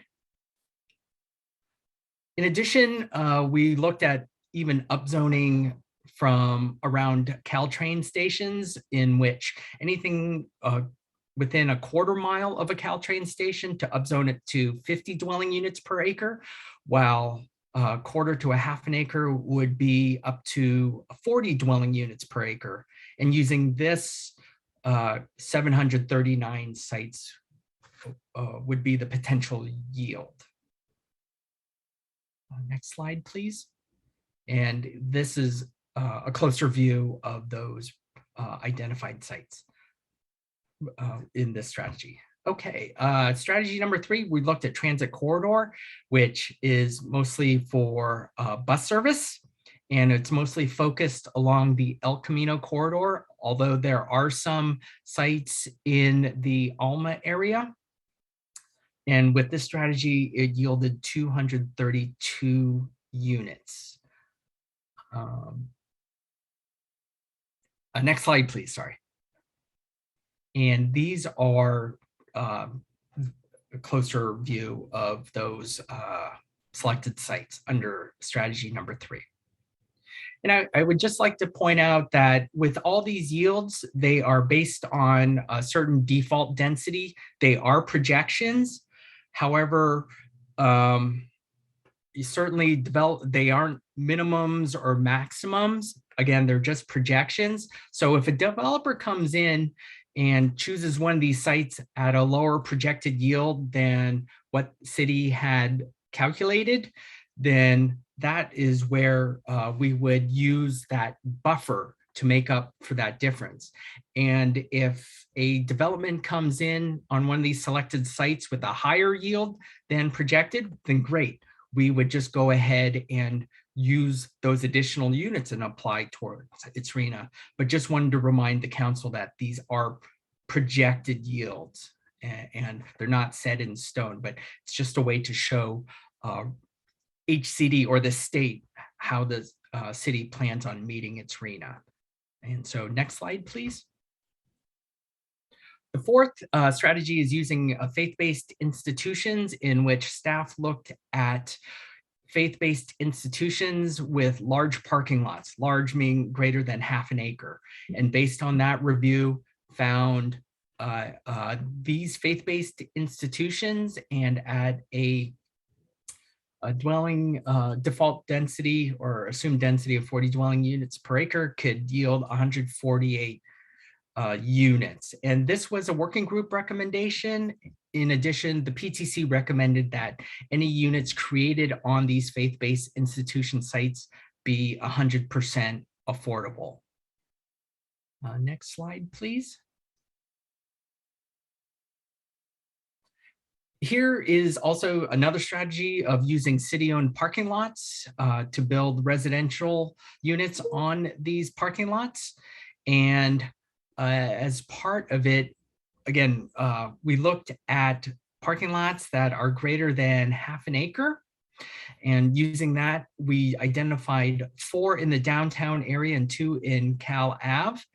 It says here still under discussion with the working group, but actually the working group recommended not to include city-owned parking lots in the strategy, but over concerns of loss of parking. But the working group did, or excuse me, the PTC did recommend to include city-owned parking lots into the housing list. And with this yield, with those 6 lots, would yield 168 units. Next slide. And here are a closer view of those 6 proposed parking lots. Since they didn't have addresses, they are on the interactive mapping tool, and you can get the APN to get the exact location of each of these parking lots. Next slide. Another strategy was looking into reintroducing residential uses in the GM zone. Currently, residential uses are not permitted, but they have been historically, approximately 10, 15 years ago. And so that was approved by both working group and PTC. In addition, the PTC made 2 recommendations that instead of introducing residential uses back into the GM zone, to potentially carve out or create a zone strictly for multifamily uses in the GM zoned district. And secondly, to encourage the council to plan for retail, transit, schools, and other amenities in support of these new neighborhoods. And this particular strategy would yield 590 units. Next slide. And also to emphasize research office limited manufacturing, or ROLM, as potential housing sites. Residential uses are currently allowed as a conditional use, and we would just continue to encourage residential uses in those areas. In addition, the PTC recommended, similar to the GM zone, to encourage to plan for retail, transit, and other amenities in support of any new neighborhood in those areas. And this yield has 902 units. Excuse me. Next slide. Also, Stanford University proposed 3 sites under their control. And those include a vacant property on Pasteur Drive, in which they presented proposals to the working group.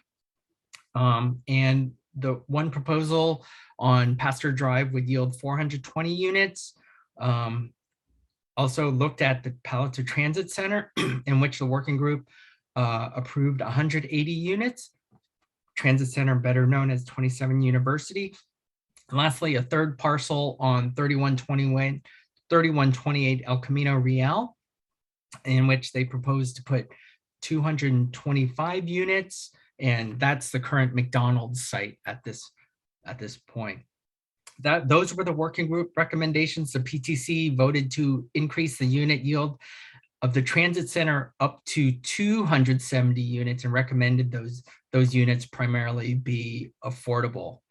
And just to let the council know, Palato Square is still under discussion with, staff is still communicating with the leaseholder at Palato Square. And if those discussions come to fruition, that could also yield another 300 to 400 units. But currently, as proposed, 839 units would be the yield from those 3 Stanford properties. Next slide. And lastly, these are staff suggested sites, in which these are parcels throughout the city where there were previous planning applications. And previous planning applications are significant because that does show HCD that there is developer interest on the parcel. And so those post planning applications include 3300 El Camino, where previously, I believe early 2021, there was a pre-screen that included residential units. So though there are 8 or 9 sites, again, with a yield of 183 units. Next slide. So again, here is the table summarizing all the different strategies along with their proposed yields. Next slide, please. And with all those strategies, almost 6,900 units have been identified. Again, that leads to 195 more units than RENA plus the buffer. And so next slide, please. But before I conclude my presentation, want the council to be aware of the state passed some by right provisions for carryover sites. In other words, those sites that were used to help meet the city's lower income RENA in 4th and 5th cycle housing elements that we carry over to this current housing element. There are by right provisions on those, and any proposed project that has a 20% affordability component on those carryover sites would be eligible for those by right requirements.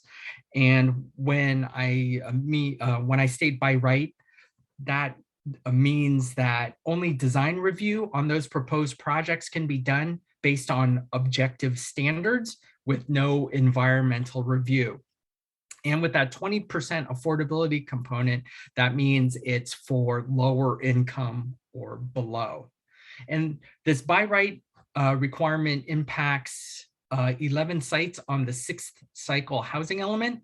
I don't have a map, but you can go back to the interactive mapping tool if you would like to know the location of those sites. And lastly, just next slide, please. Sorry. Just wanted to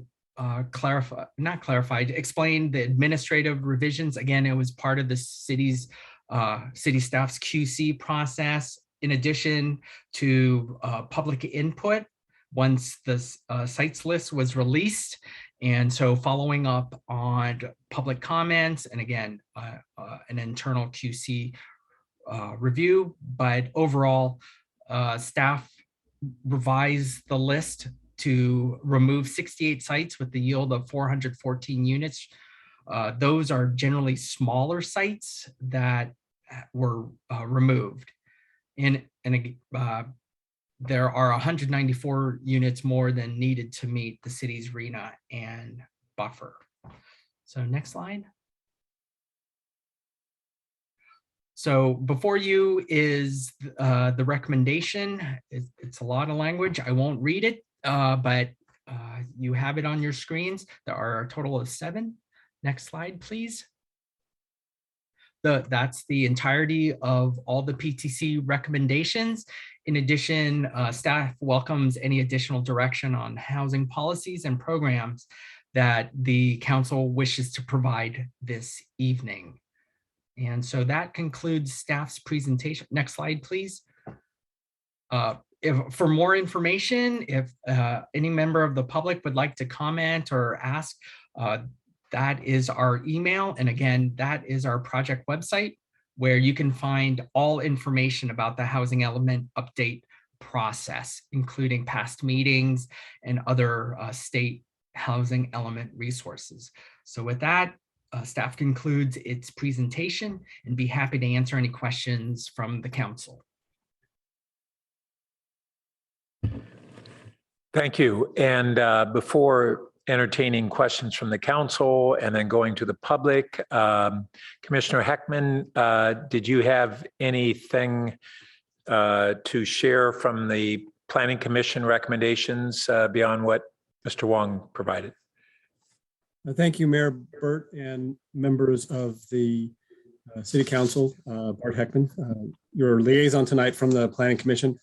I think that as Mr. Wong has indicated and is in the staff report, the PTC largely agreed with the recommendations of the working group. Our points of departure were listed in slides 39 and 40 that Mr. Wong just showed you. And those are a repeat from packet page 256. And I think maybe just to highlight, one of the things that I've found interesting is that the PTC added, if you will, to the working group figures 168 units at the city-owned parking lots and 90 units at the Stanford Transit Center. And so those 258 units, we didn't know at the time, but without those, this would actually be coming to you tonight with slightly less than the RENA number plus 10% buffer, because as in one of his last slides, Mr. Wong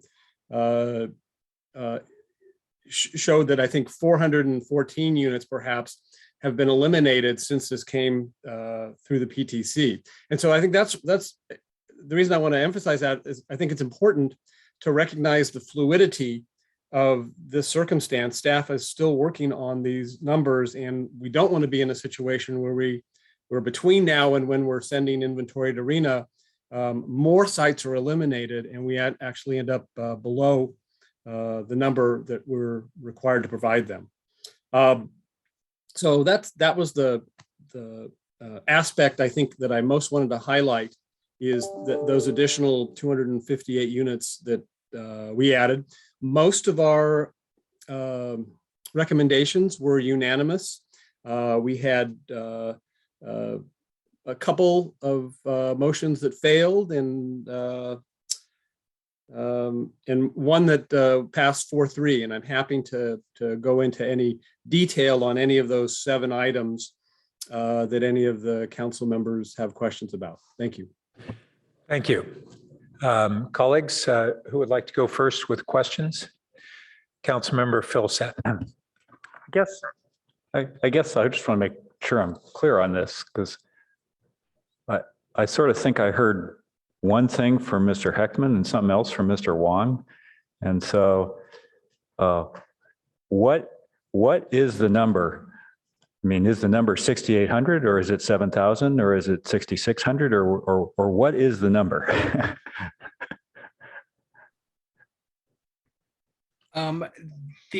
Our RENA requirement plus the 10% buffer is right. 6,690 off the top of my head. Yeah. Okay. But the number of units identified exceeds that amount to, sorry, I don't have the table in front of me, but about 6,890, I believe.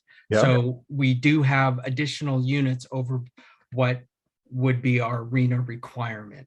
But Mr. Heckman just stated that without the 258 units added by the PTC, we would not be over the RENA plus 10%, which is correct. That is correct. Since we did the administrative revisions, if the PTC did not add those additional 270 units, we would not be able to meet our RENA. Where would we be without the 278 units? We'd be about 75 units short, approximately. So that would be 65 something? 6890 minus the 270 is, I believe, 6625 approximately. But just to also let you know that, as mentioned in the city staff report, that we do have a reserve list of approximately 2,000 units that we have in instances like this. If we are short RENA, we do have additional sites to draw from. Okay. So, to let you know. So that's the reserve list, Correct. and it's about 2,000, Approximately, yes. which we're going to need for Arena Cycle 7. Potentially. Okay, Hope thank for you the very much. best. Yeah. Thanks very much. Yeah. Councilmember Cormac. Thank you, Mayor Burt. And thank you so much, Mr. Wong, for your presentation this evening. How many units had Stanford said they could build at the transit center?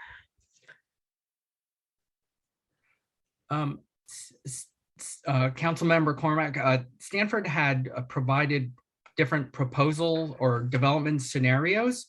And so what the working group and PTC decided was scenario number 1 effectively, which was the 80 to 270 units. They had other proposals that had proposed higher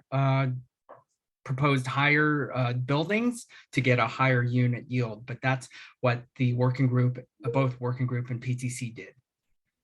Right. How many units did they propose in the tallest scenario with the most units? The highest is a 137-foot building, and that would yield approximately 465 to 530 units. Great. Okay. And how tall is City Hall or Alma Plaza? Just for those of us who aren't good with like these heights in comparison to that 137 feet. I'm not. I don't know sure what I mean. 101 Alma, is that what I mean? I think I mean 101 Alma, the one up by the train.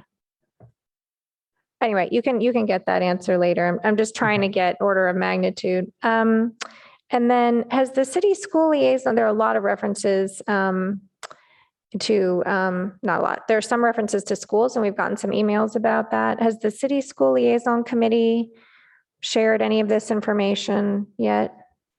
Or has that not been part of the housing element working group process? They are not part of the housing element working group. So okay. And then my final question is, there's a lot of reference about how this is the first step in the plan and that it's actually we have more requirements now going forward for actually facilitating the construction and completion. So where have the developers, for-profit and nonprofit, been in this conversation so far? How have their thoughts been incorporated? We do have a nonprofit housing developer on the working group, co-chair Klein, and staff has been in discussions with some market rate developers, but plan to do additional outreach to those developers in the future. Okay, thank you. All right, I'll go ahead and ask some questions. One of the things that I was surprised to see in the report was the absence of sites in the Stanford Research Park. I know that we have some Stanford sites that are on El Camino, but not actually Stanford Research Park sites that are ROLM zoning, I believe. When I saw the ROLM, I thought, okay, that's the number in the research park, and lo and behold, it's out in East Meadow kind of area, close to the freeway. So the research park is 700 acres, I believe it is, of low density commercial development. Generally, I think 0.4 FAR all the way down to 0.3. So when we look at underdeveloped land in our community, that is far and away the most massive amount of underdeveloped land, and generally without housing, except for the now what we have, a University Terrace on Upper Cal Ave. That was part of the whole Mayfield agreement. And in the last council campaign, we actually had extensive discussions around this issue of having significant housing in the research park, And I understand fully that there are many long-term ground leases there, and that adds complexities, and that housing development in the research park may, as a result, be over multiple housing elements that it would be implemented. But why is there nothing in this plan for the next 8 years in this, the least developed and potentially the most greatest opportunity for housing development, I think, in our whole community? So maybe I'll weigh in here, Mr. Wong. So I wouldn't characterize it as nothing. There's for the Stanford sort of owned land, including land in the research park, there's, if you add up all the sites, there's about 1,300 or so units out of the 6,700 that we're planning for. And so these were the ones that were seemed readily available given some of the constraints. But it's also omitting the shopping center too, which is an area where I think we feel like there is some opportunity, but we weren't yet prepared to identify that as a suitable site, because we think that there's more dialogue that is needed between, frankly, the city, Stanford, and Simon Properties. But what are those 1,300 research park sites? I'm not talking about Stanford-owned land. I'm talking about the research park per se, 700 acres in the research park. Yeah, so that's not all in the research park. So we can break that down for you. I think it's fewer, obviously fewer than that. But that's the dialogue that we've had with the working group and with the Planning and Transportation Commission. And so I know that we've got representation also this evening. Our member, Stanford is here this evening and could also speak to it. But these seemed like the properties that were most suitable, meeting that state requirement for suitable and available for council policy, Paul, if you want us to focus more on that. One of the things in the interactive map, which is really useful, but one thing that's missing is the boundaries of existing zoning so that we can kind of see that. And when I stare at the map, I'm not sure where, I'm like Palo Alto Square is Stanford-owned land, but it's not part of the research park. And that's not, I think, in your list. But then all I see are some properties along El Camino, a few of them, and I'm not sure that they're for the most part in the research park. Like the McDonald's site, is that research park land that was occupied by a retailer? No, I see Claire shaking her head no. So I don't know what properties you're referring to in the research park. Yeah. So, and I heard that in the process, we asked Stanford, Stanford proposed sites on their properties. Did we ask any other property owners in the community to propose the sites that we are now putting into our housing element? Again, I would guess, I wouldn't characterize it as proposing. I know that's what was articulated in the presentation. But it's, throughout this process, it's been one of collaboration really to understand, some of the complexities related to the Stanford area. And so these were the areas that were identified, I would say, by Stanford as the most accessible in the near term. And we continued to have some conversations with some items that were not on that list, including Palo Alto Square and also 3,300 El Camino. Okay, but whether we say proposed or identified by Stanford, are any of the other properties in this whole plan based upon them having been identified by the property owners versus us proactively identifying sites that we believed were appropriate for the housing and that we wanted to change the zoning on? Or So I think we followed a strategy to get to the to achieve sort of a reasonable expectation to get to our RENA goals. Stanford is a unique owner of land in the city, and so that was handled a little bit differently. Okay, but my question was, no, did we? We didn't. Okay, so that's what it looked like, and the outcome is that we have 700 acres in the research park, and I'm looking forward to hearing exactly which of these sites are truly in the research park. And you know, they do have long-term ground leases, longer than most leases, but most of the sites that we have also have leases of one sort or another, and one period or another. So they're not unique in having existing development being leased. They are unique in that it's one property owner, which actually, in my mind, creates greater opportunities. I just think that the negotiation that we've had with them on this seems to have been mostly asking them what they want to do. You know, we have the potential to upzone the research park for housing and still allow them to build out the 700,000 square feet that remain on their ultimate build out. We could do that. And that's quite a bonus to them in terms of ultimately the land value. But we also, my understanding is that ultimate build out is not a binding agreement. This is a long-term agreement that we've had. It's not based upon anything that's legally binding. And what we've had are circumstances radically changing.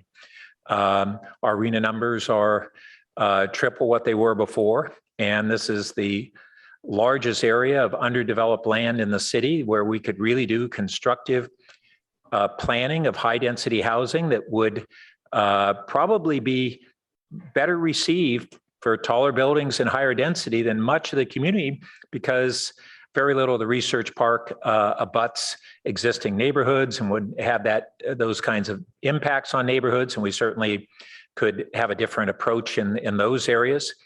So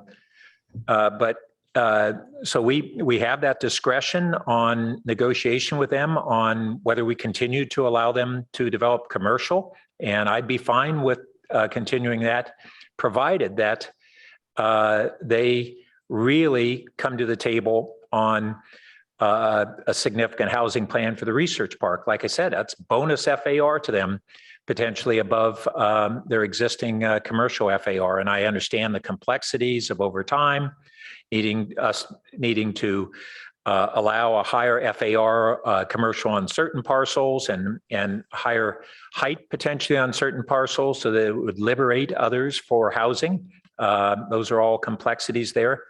But I think that this is the most surprising part of the proposal to me. I have other thoughts I want to loop back to later in terms of how we actually will go from upzoning and having some chance that would have the result we're looking for, to reducing the zoning on commercial while we simultaneously upzone on residential on various areas along El Camino and our two downtowns. I think those two things have to go hand in hand. And I'm going to look forward to discussing that more later. But anyone else have questions before we go to the public? Okay, so at this time, why don't we go to the public?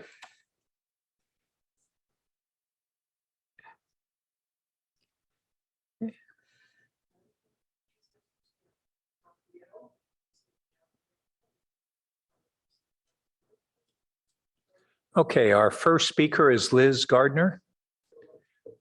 And we'll allow the public to sign up to speak for several more minutes. Ms. Gardner, you should have the floor. Okay, Liz Gardner, Mayfield Place, 2500 El Camino Real, Stanford owned, really California leased.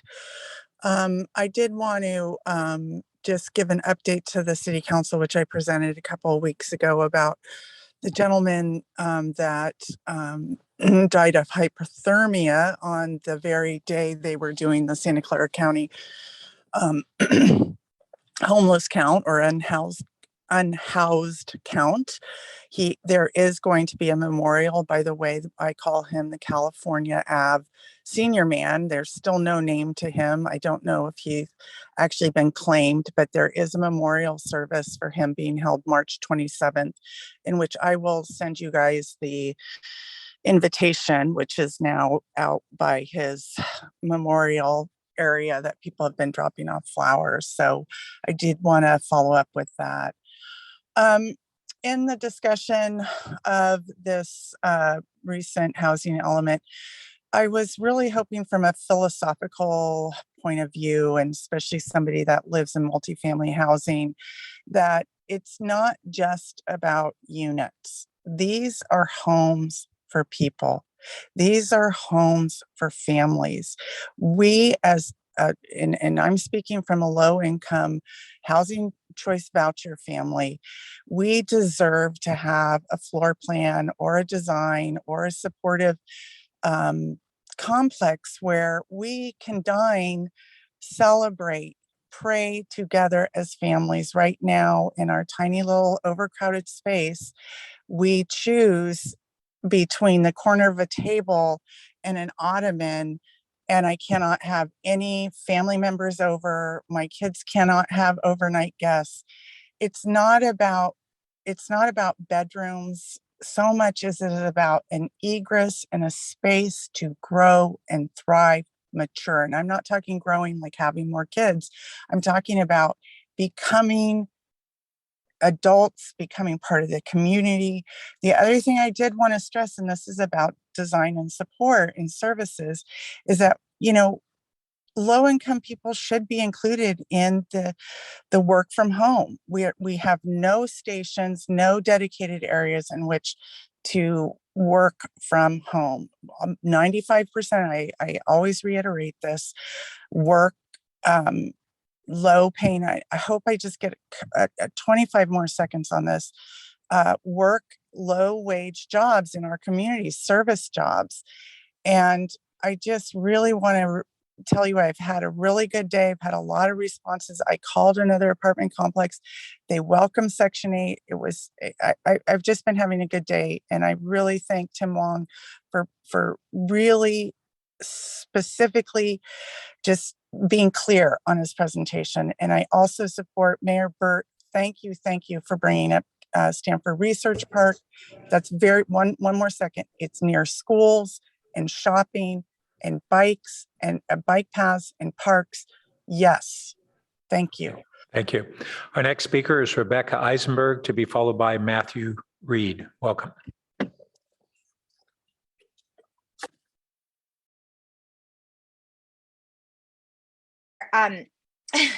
So Mayor Burt is surprised, and Liz Gardner, with all due respect, this is to you too, that Stanford Research Park is left out of the housing recommendations.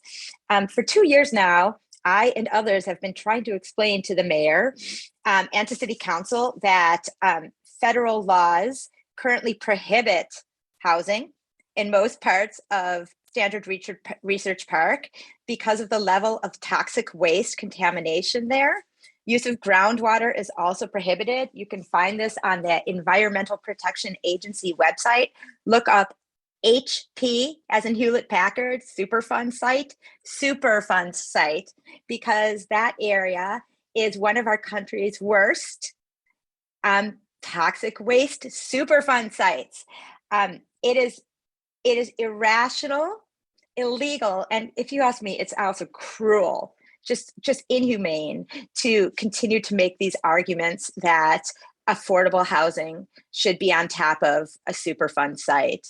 That is the very basis for environmental racism. It is the very basis of social injustice when it comes to sustainability and housing. And I really need you to move past that.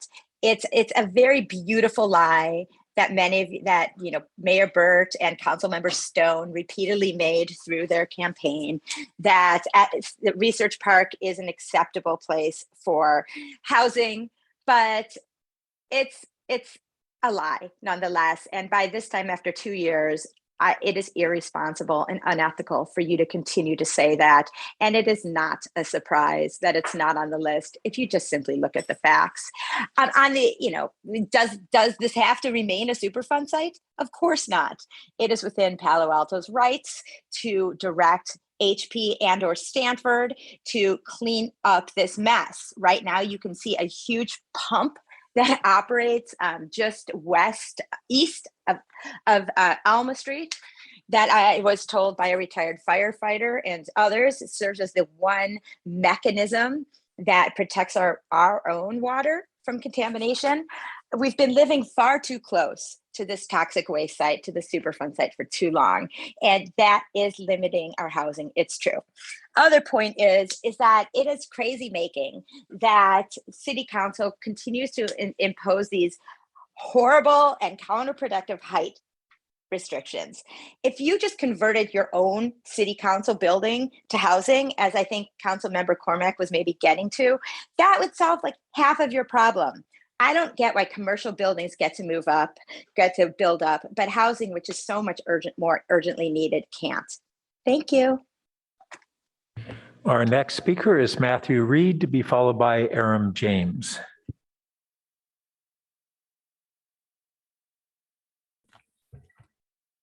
Yes, good evening, Mayor, Council, City staff. Matthew Reed from Silicon Valley at Home. I want to start by just acknowledging the work that staff and particularly your task force has done over these past months. This is a complicated process, and I know there's been ups and downs, and we've been watching the citizen process in process, and we appreciate the work that Mr. Wong has been doing in additional outreach. I have a couple of comments. One of the things that we're seeing really all over the state is that cities are struggling to appreciate the breadth of what the affirmatively furthering fair housing requirements are under the housing element. I'm sure that Mr. Wong is sort of fully aware of the pieces, but I wanted to make sure that council was aware that the affirmatively furthering fair housing expectations stretch beyond the policies and include the sites inventory that you're talking about this evening. While the direction is sort of driven by where there are high opportunity areas, and frankly, most of Palo Alto is a high opportunity area, the HCD direction really asks you all to take a look and take seriously the desire to integrate and spread opportunities for everybody throughout the city. I think there's been significant progress on that in the sites identification process, but I think that's something council should recognize as a mandate from the state, because it may come back in comments. AFFH is also supposed to be driving outreach. So the community process and the open meetings of the task force are great. Staff is really obligated under the state rules to reach out to folks that may be disproportionately impacted by the housing crisis to make sure that the specific needs of enumerated classes are addressed in the housing element.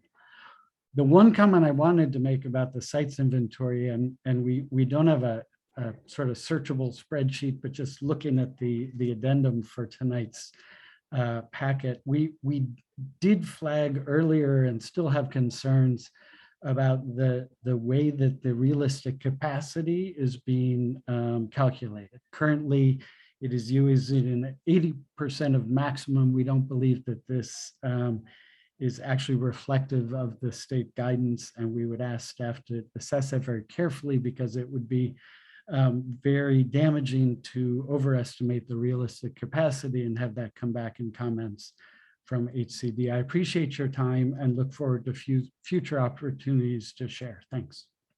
Thank you. Our next speaker is Aram James, to be followed by our final speaker, Gene Snyder. So, Pat, Mayor Burt, I have talked about reparations for African Americans at so many meetings. I want 20% of the RHNA housing set aside for African Americans. Listen, my grandfather was the youngest of 19 Ukrainian Jews, graduated Cornell circa 1913. My dad changed his name to James. He went to Stanford because there was a quota on Jews at Yale. But here's my point. You're more likely to get housing in Palo Alto if you're an Israeli Jew than if you're an African American that grew up in the United States.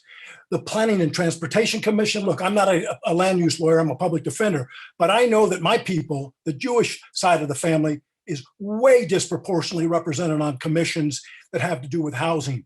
And we don't have any Black representatives to push the reparation issue. To me, the Jewish community, including myself, have a specific obligation to make sure that African Americans are brought back into this community. It's just absolutely outrageous. Yeah, we've done really well. I'm proud of our Jewish community for doing that well. But let's be consistent with our civil rights struggle and bring Blacks back into this community who've made a mockery of civil rights in the city of Palo Alto. You know, Pat, you brought Mr. Hoover here, a graduate of Stanford University. He's done so much in the community, graduated in 1968, and he told you in a very compelling way, he thought it was ironic that a man from East Palo Alto, where he lives, was being awarded, being an awardee from the city of Palo Alto, that when he graduated from Stanford with a master's degree, he couldn't buy housing in Palo Alto. The same applies now. I think my Jewish people need to speak up, not just for fellow Jews, fellow Israelis, but African Americans. Where are we on this issue? We need to make a difference in the community. We need to bring back civil rights. Shirley Weber, the first African American Secretary of State, last year did a full year, the first commission in the state on reparations. Where's Palo Alto on that? I've pushed and pushed and pushed. And Pat, of all people, I have a lot of respect for the work that you've done in East Palo Alto and all that you know about that community. Very impressed. And I've told you that on more than one occasion. But don't just be silent on reparations. Let's talk about making certain that 20% of all future RHNA housing in the city is set aside for African Americans. To do anything less is simply a further slap in the face of African Americans that have suffered so badly under their own Holocaust in this country called slavery. Thank you very much for listening. Thank you. And our final speaker is Gene Snyder. Welcome.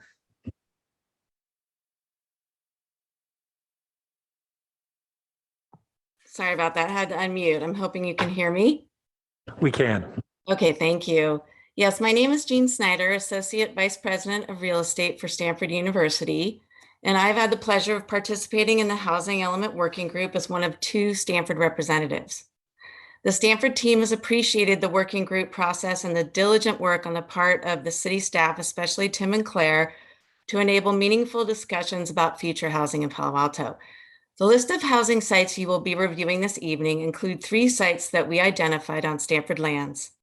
There have been robust discussions about these Stanford proposed locations, and we thought it would be helpful to share our perspective and some context for why we identified the sites we did.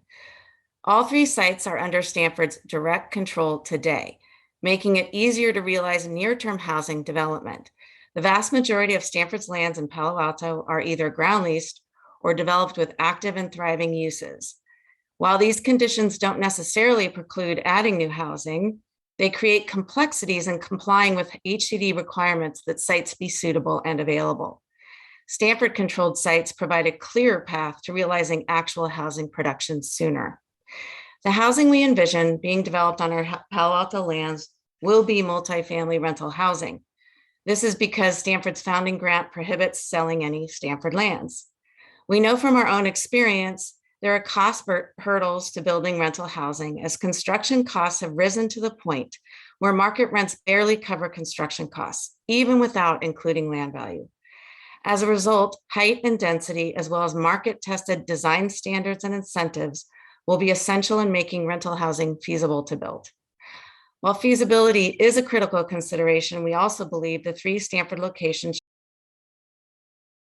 enable contextually sensitive heights and densities, yielding upwards of 1,200 units altogether.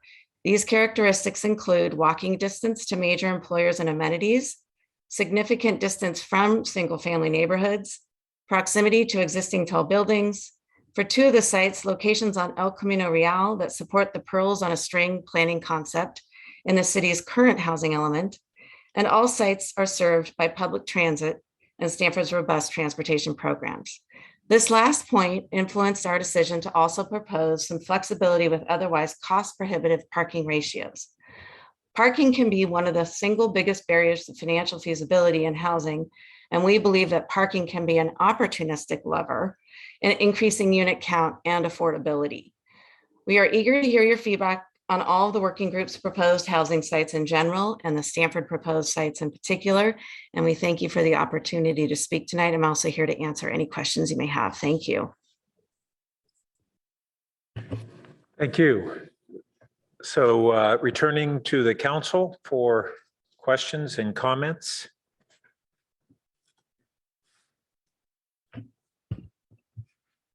Vice Mayor Koo. Thank you. I want to thank the working group as well as PTC and staff for going through all of this and identifying all the sites, understanding all the municipal codes as well as state law, etc. I wanted to find out, so as you're identifying these sites, when and how will you be communicating with some of the neighbors that are next to these sites? Is there a plan on letting them know that it's being upzoned and up to how many properties and what might potentially be the upside and the downside of that?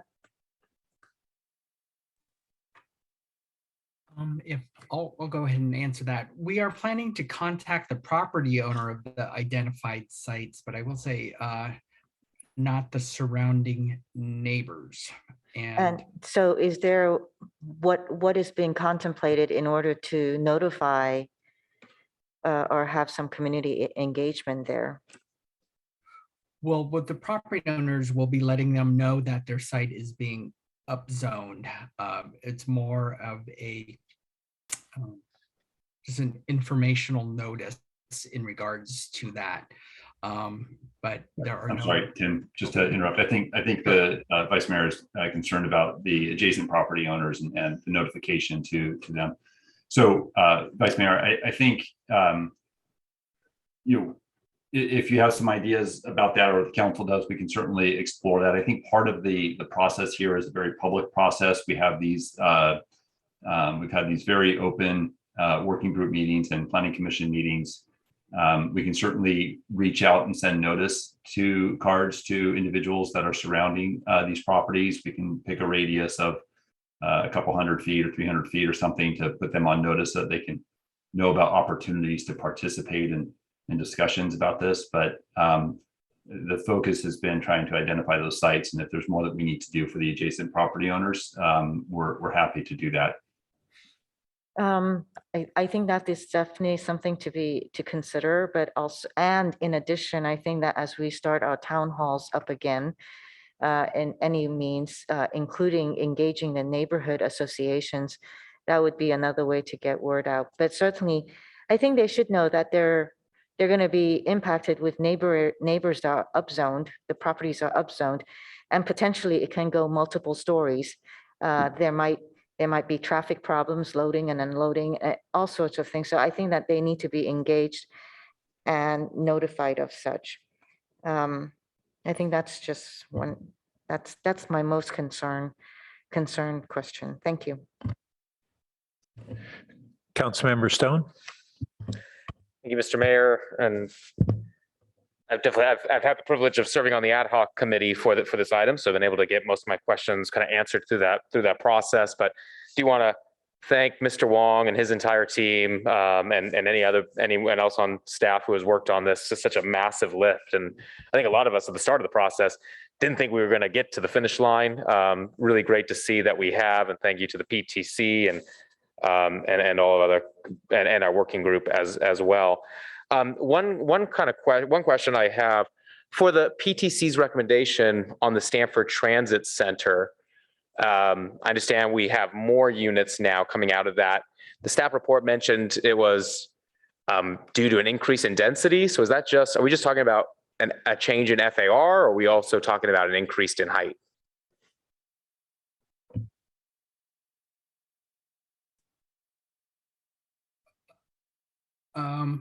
I'll be happy to answer that. In regards to the PTC deliberations, I don't think there was much detailed discussion about how high to go or increases in density, but just to increase the unit count.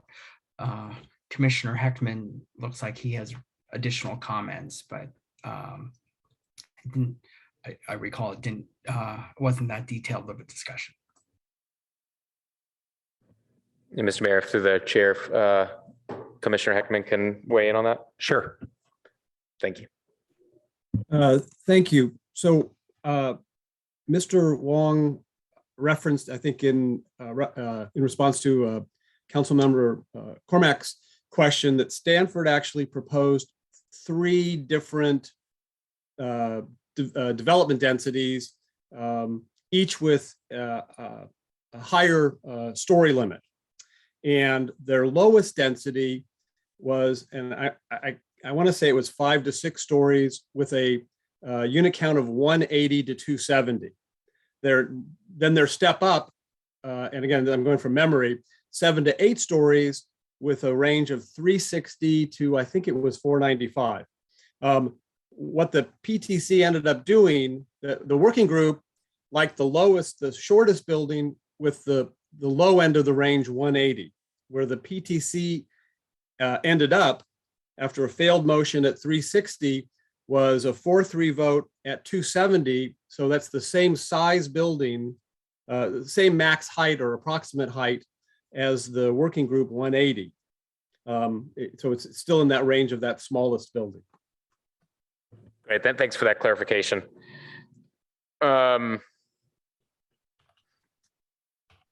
So the title of this item, it includes other housing related direction to staff. I'm just kind of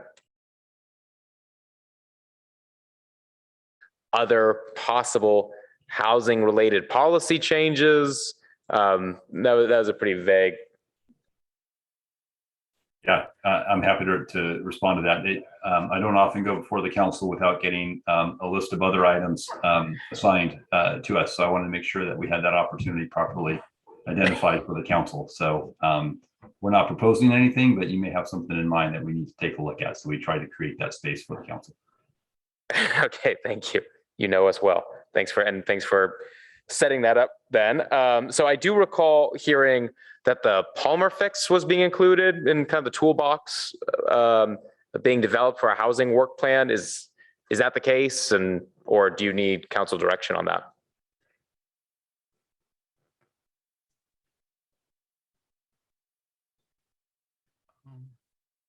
I can answer that. In that, yes, that program is proposed to be folded into the programs and policies discussion in regards to the Palmer fix. Okay, so included in a discussion, so it's going to go through the working group and the PTC and eventually back to council? That is correct. Okay, great, thanks. And one other thought. So SB 330 created a no net loss of housing provision in state law that prohibits housing developments from demolishing residential units unless that new housing is going to replace the demolished housing units, but it doesn't do that for new commercial projects that can that would replace existing housing units.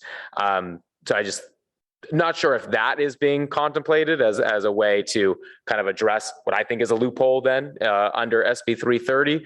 But so I guess question, Mr. Wong, is that something that's been contemplated? If not, I think that's something that we should be looking into.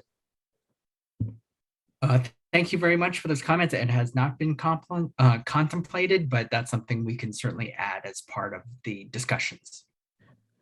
Great. And would you need that included in whatever motion we make tonight, or is that not necessary for that just to be included in the conversations moving forward? We can include it in the conversations moving forward as it was expressed by Councilmember Stone. So, yeah. Great. Thank you. Councilmember Cormac. Thank you, Mayor Burt. All right, let me start with what I liked. I loved the interactive mapping tool. So helpful. Thank you to all the people who developed it and for the color coding. That was great.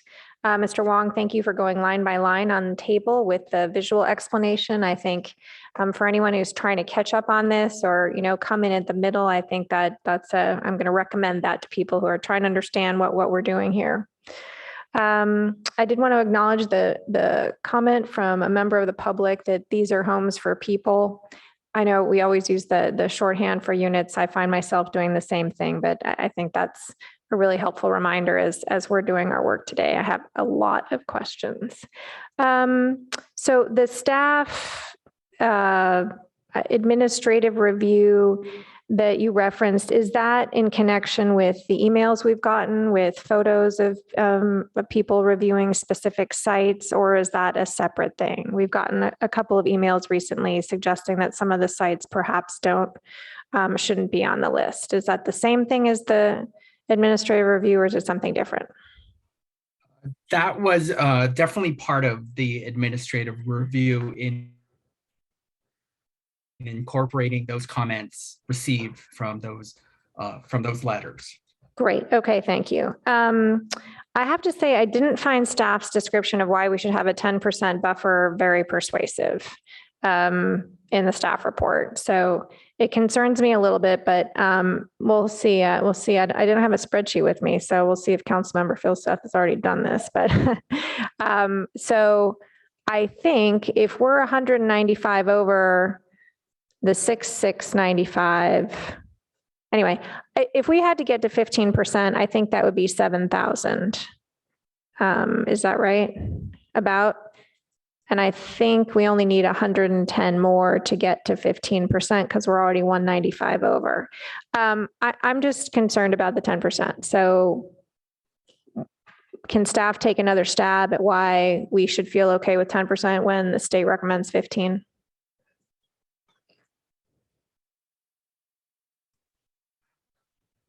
Well, part of it is, as mentioned, that the 10% was employed in our current housing element.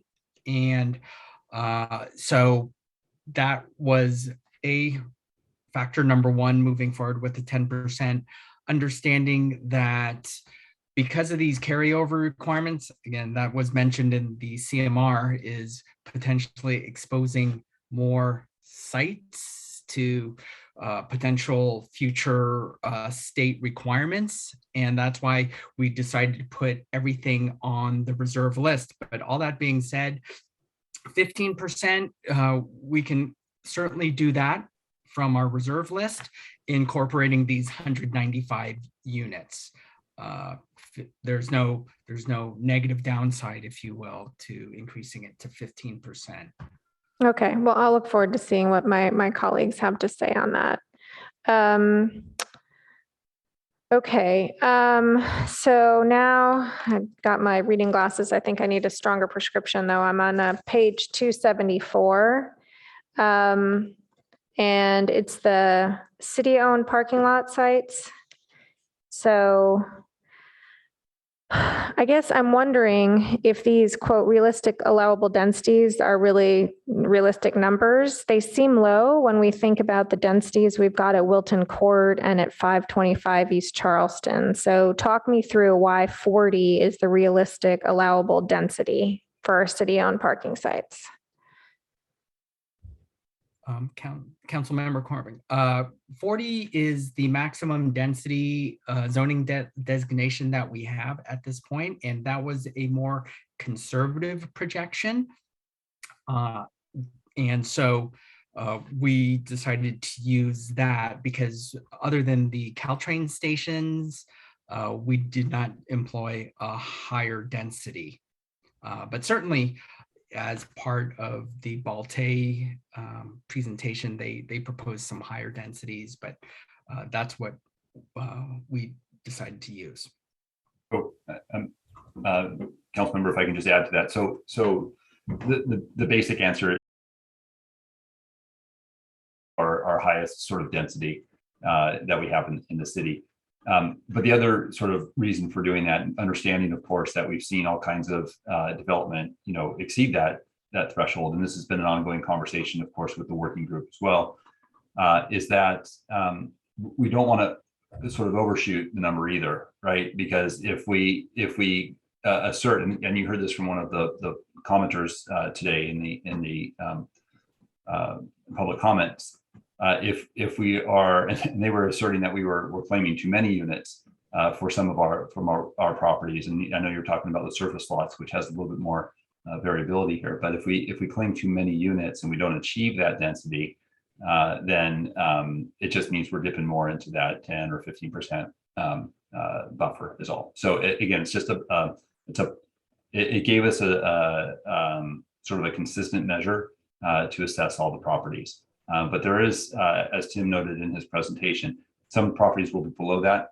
others will be above it. I mean, I understand the strategy to the selection, but it's not consistent with what we've done, right? So seems a little bit off. We haven't done anything yet. Well, I mean, what we've done with other 100% affordable recently in the city, they've been different. Yes, but they've also been different at 2.0 FAR. And so there's other development standards that we need to contemplate in that, and understanding how our policies will align with our our projections as well. Okay, I realize I'm over time. Is the mayor anticipating a second round? Yeah, I think we're going to take as long as we need. Okay. Councilmember Phil Seth. Yeah, so thanks very much. And the first thing I want to do is I want to, again, as with Councilmember Stone, having served on the ad hoc committee, staff and the working group have done a really hard, painstaking job of this, and I very much appreciate it. I think you guys have done it, and it was not an easy thing to do. So big thanks and kudos to you for going through this exercise and bringing us this, which I think we're in a position which we're going to be able to do a housing element that works.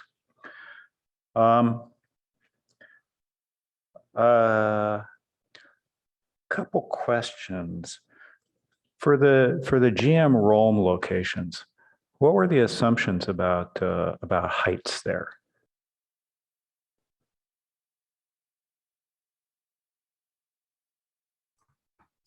Sorry, I'll do the weenie question first and then move on to the.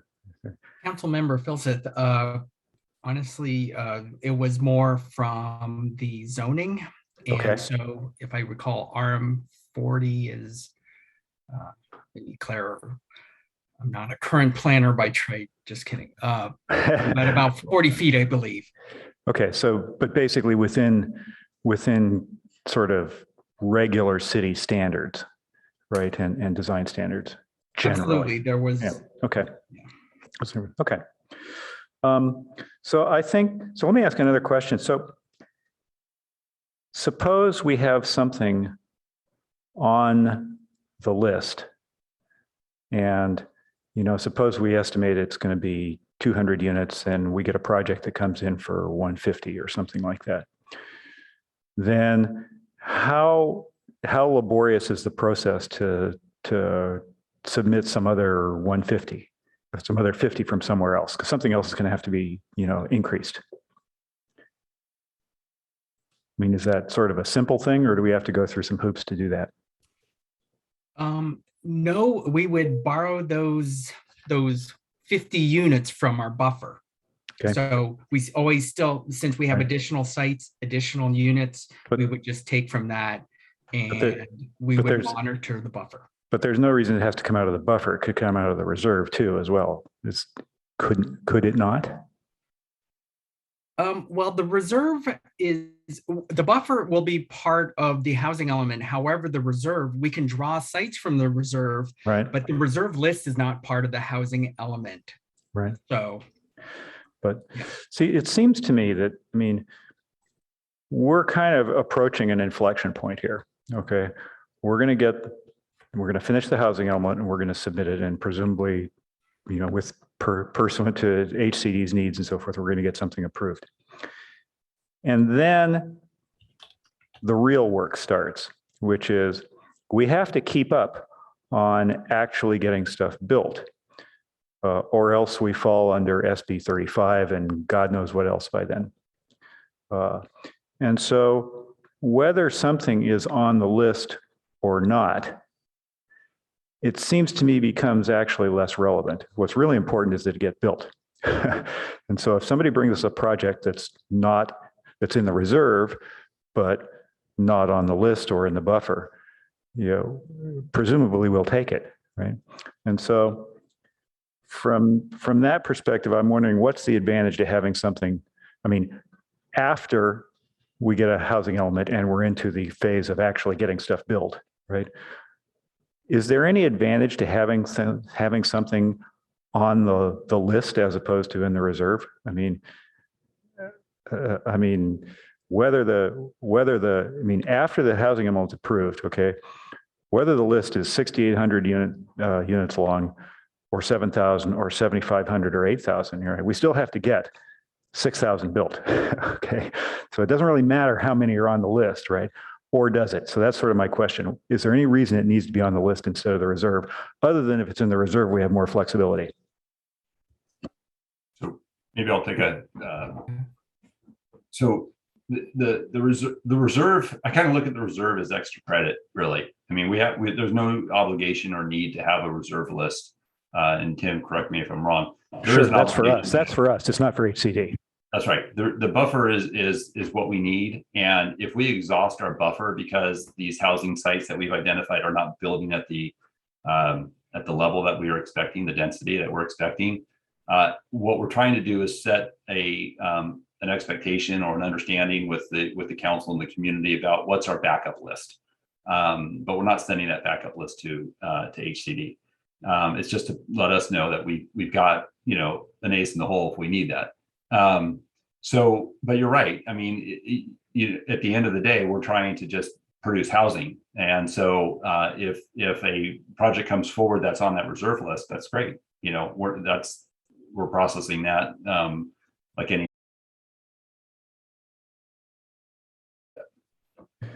I guess it seems to me that what we need to be thinking about, you know, after January of next year, right, is not necessarily the 6,800, but the 8,800, okay? Because we're going to have to get 6,000 out of the 8,800. Right? And so it seems to be less, less material whether the reserve is 10% or 15%, right? Or 5%, other than HCD probably won't accept if it's 5%. What we really need to be focused is on the, you know, the totality, because that's what's going to source the next phase, which is actually getting stuff built. So it seems to me that exactly what's on the list and what's in the buffer and what's in the reserve is less material after we pass January of 2023, because what then necessarily is kind of the next is the pivot. Let's see. Okay, appreciate Commissioner Stone asking about the transit center and I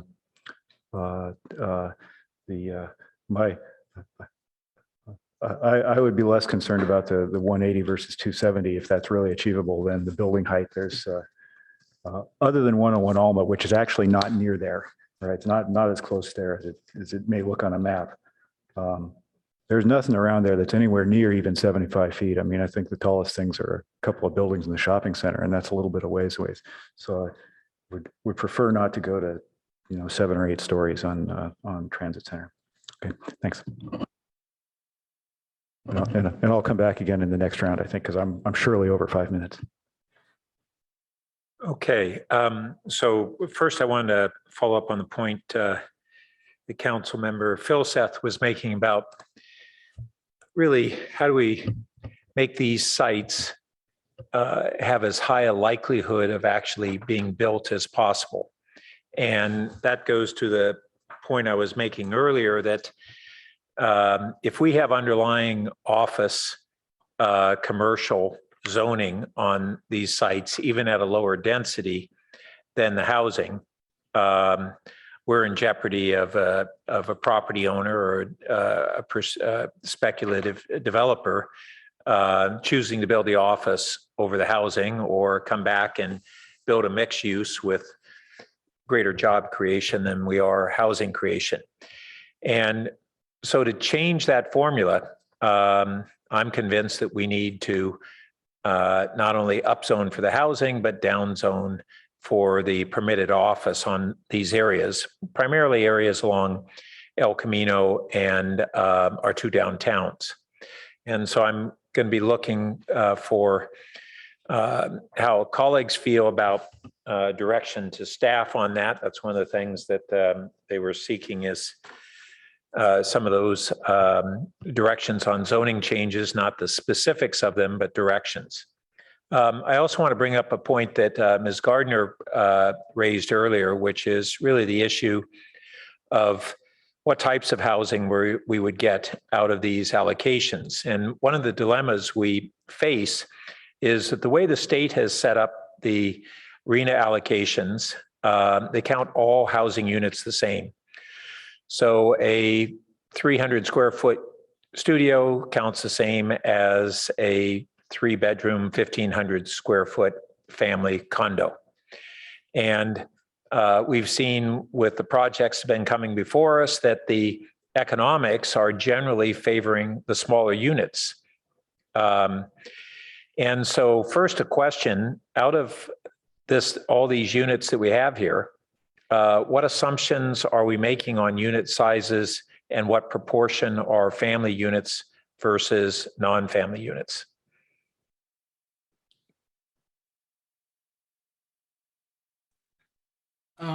I will say one of the things we need to look at in policies and programs is providing for large families. So that is certainly a program that we'll need to put in to help incentivize or encourage larger family units. They're yeah, but we've got a certain square footage that we're projecting into these various lots.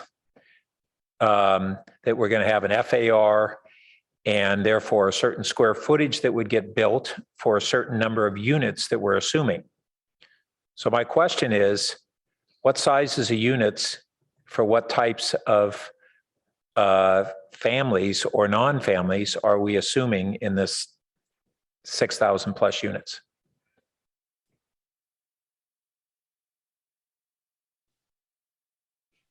Sorry. So yeah, while Tim's so I think what we did, Tim, do you have the average unit size, like area? How did you calculate the unit per acre for the sites? Because we didn't look at bedrooms, Mayor. We weren't looking at, which ones were going to be. Well, how about square footage per unit, and we can make certain assumptions ourselves. Yep.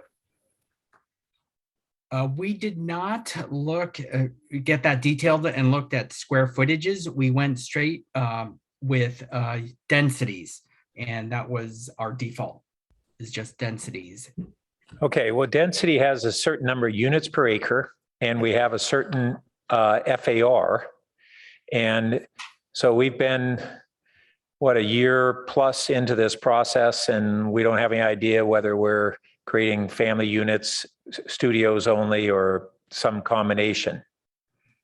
So again, and so Tim we can look at the some of those early assumptions about units per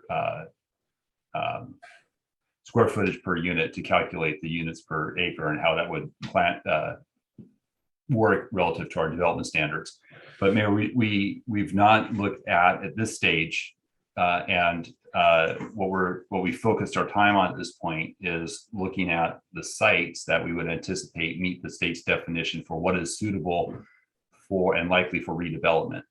And the policy stage of this program, this process, we'll look at what incentives the city might provide or what policies we might incorporate to stimulate going forward. Clearly understand your point about how RHNA doesn't distinguish between a studio and multifamily, and that's an issue. But we haven't calculated that out at this stage.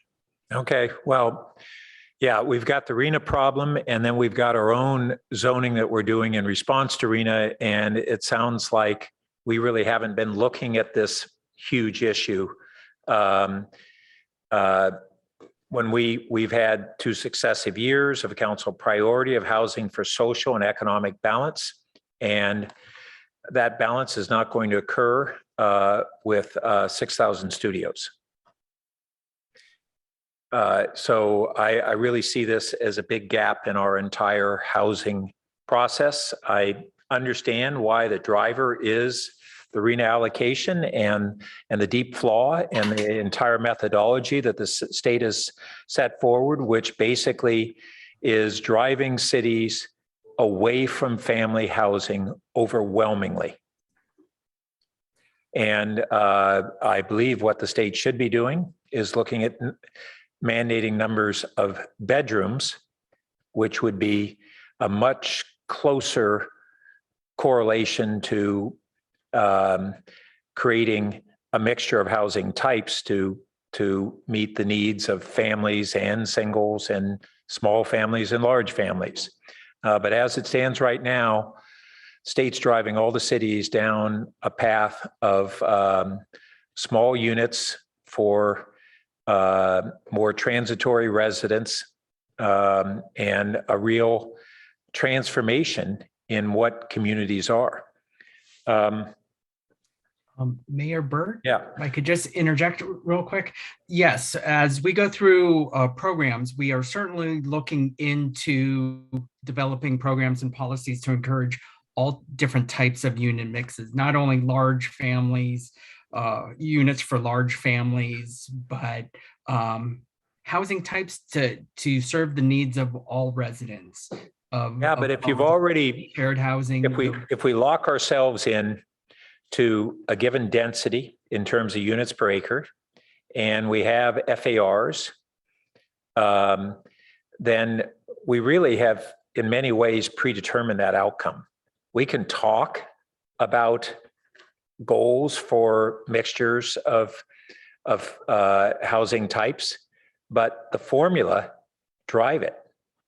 I mean, this is why we're seeing we've only got a couple of prospective housing proposals been coming forward that have been other than predominantly small units. And that's what the market's going to drive. It's what RHNA's driving. And I think we need to step back and recognize that. Unfortunately, we're going to have competing values and objectives really between meeting the RHNA numbers and fulfilling our own values and objectives for having a mix of social and economic balance. And that's a big tension, and we don't seem to be talking about it. I just want to lay out one other set of considerations in the, we have GM zones, and we need to be very careful about incompatible uses. And that applies also in the research park in the ROLM areas, although we don't have much proposed there. And this is the circumstance we had with CPI, where we inherited from 60 years ago zoning of R1 housing right across the fence from industrial and hazardous material uses. The GM zone has had a lot of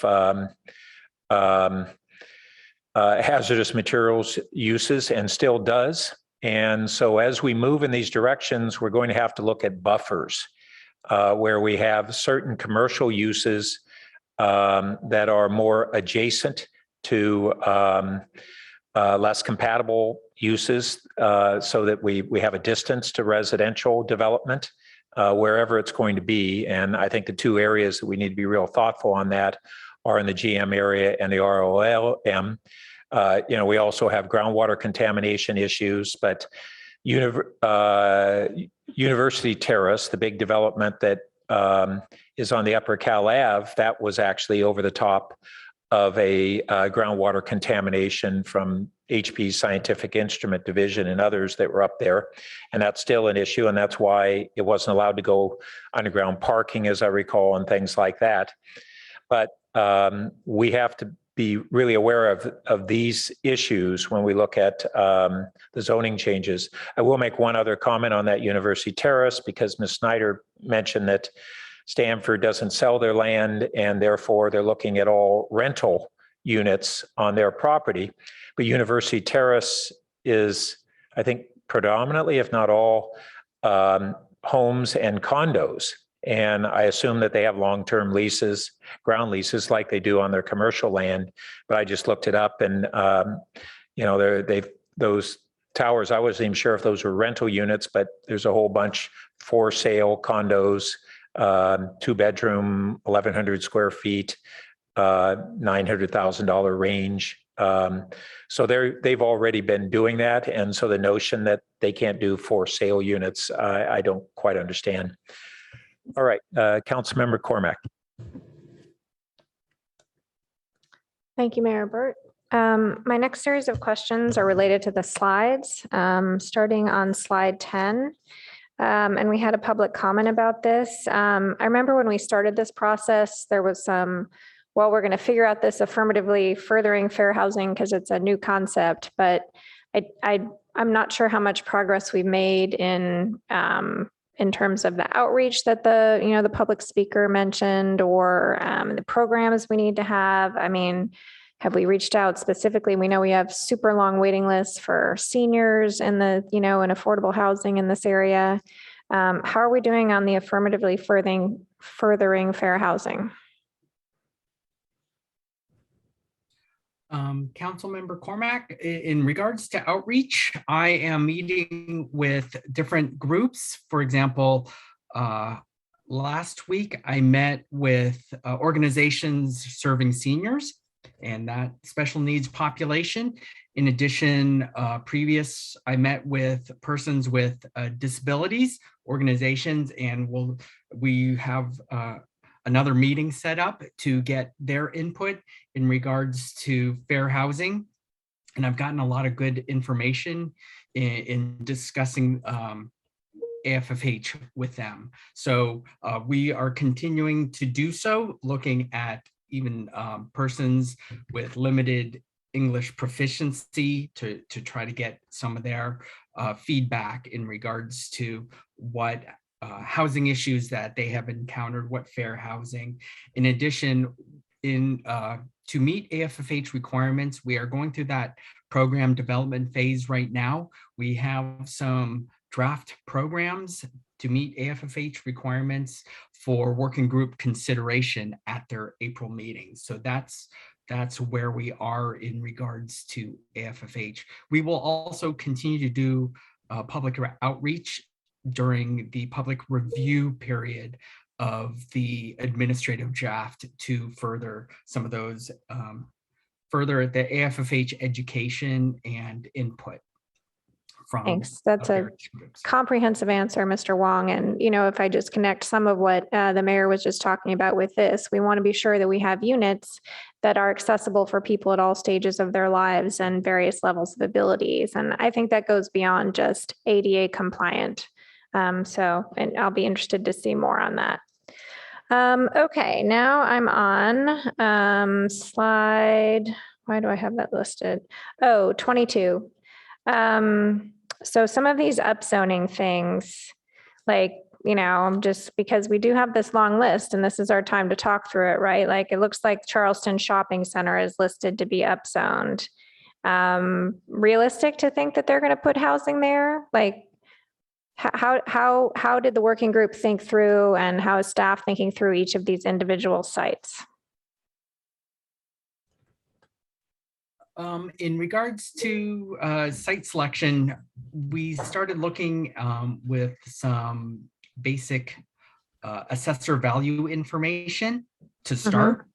And then we looked at potential candidates based on that financial analysis, if you will. And then as part of that, we had the working group vet these sites in addition to just proposing the list. And then in addition, we looked at the age of the buildings and also how much were they single story? Are they underused? Those factors were all part of the review process.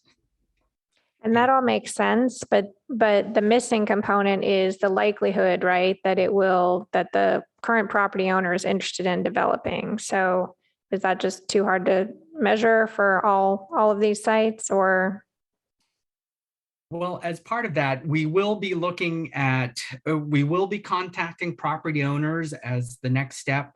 But in addition to contacting them, we are talking to developers to get greater input to help increase the likelihood, potentially through programs. In addition, sorry, I had an idea, but it slipped. Okay, so it sounds like the next step in the process is if you own a property that's on this green upzone list. Oh, sorry, now I've moved it. The upzone in whatever color this is. Yeah, it is green. That you're going to get notice and there'll be a discussion of some kind. Yes, they'll be notified that their property is proposed to be upzoned. Okay. And some additional questions follow up with them. Okay, and if they say we're not going to do it, then you'll take them off the list and we'll go pull something from our buffer reserve or extra credit, whatever we're calling it. So I just want to Tim, maybe you can correct me if I'm wrong on this. So certainly every property that's going to be affected will get noticed. I don't believe, and again, tell me if I'm wrong. We're probably not going to have a conversation with every single property owner that's on this list. We will reach out to ones that sort of are maybe they have a unique property or some reason why we would need to go out and have further conversations. So we'll flag that those properties. It may be that HCD comes back and says, hey, we're not so sure about these dozen properties here. Can you demonstrate for us that these are suitable or sites? And we may need to continue or start a conversation with the developer at that time. Some sites might fall off, some will stay on, but that's again why we have this deep reserve list as well. Okay. Mr. Mayor, may I continue? I don't see other lights on you. Okay, great. Thank you. All right, next is slide 27. So now we're on to faith-based institutions, and not all of us were on the ad hoc, so I appreciate the rest of us being able to ask our questions on this. Thanks for the clarification. That's just large parking lots. I'm a little conflicted on the 100% affordable at this because, one of the statements the mayor made earlier, we want to make sure that this is going to work for people, and we know that it's expensive to do that. So what are staff's thoughts on what we should be allowing at faith-based institutions? And did any of these, it looks like there are 5 or so, indicate that they're interested in redeveloping their parking lots?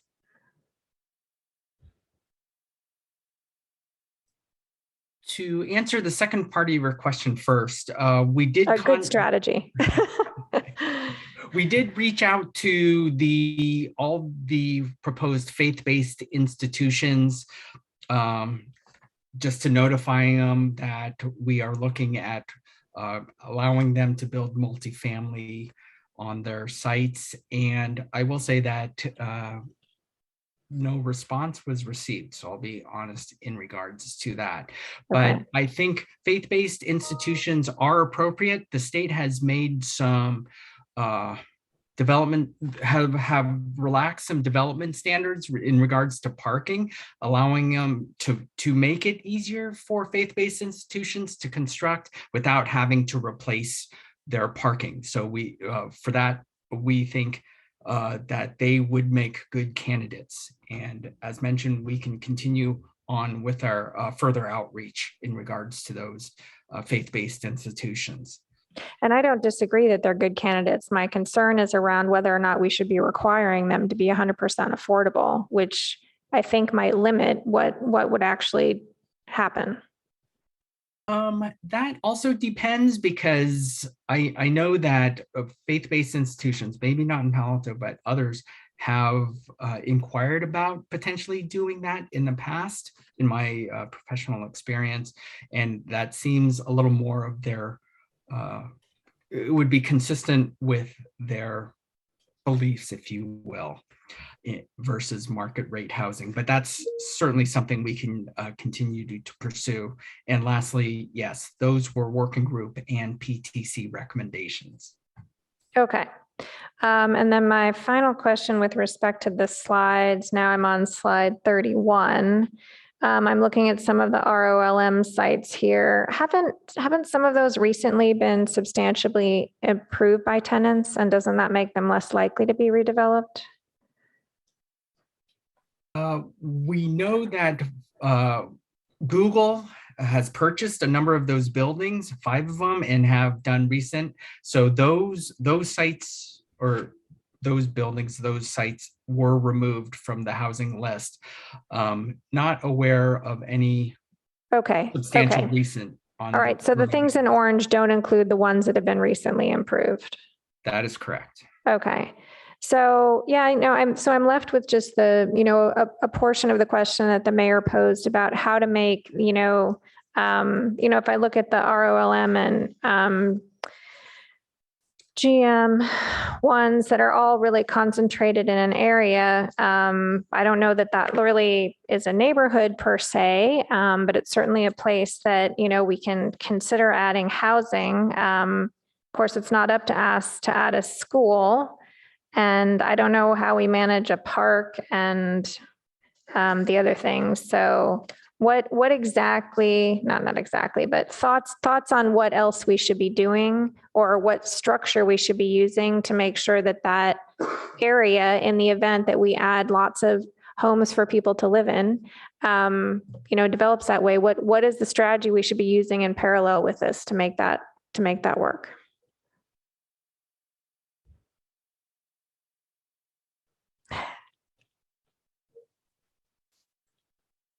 I'll just jump in. I don't think we've actually gone to that step yet. That was something that was brought forward and from the Planning Commission in their deliberations. And certainly, I think there are some existing amenities and shops and et cetera that are in that general area. And I think what we were thinking is that with time, things will naturally develop to be more supportive. We lost Claire. Sorry. There we go. Okay, over time, we lost you at overtime, yeah. Oh, over time that I think some of these amenities and services will naturally develop based on the residents moving into these neighborhoods.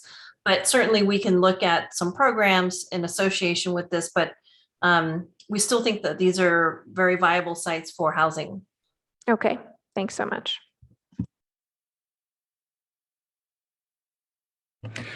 Councilmember Philseth.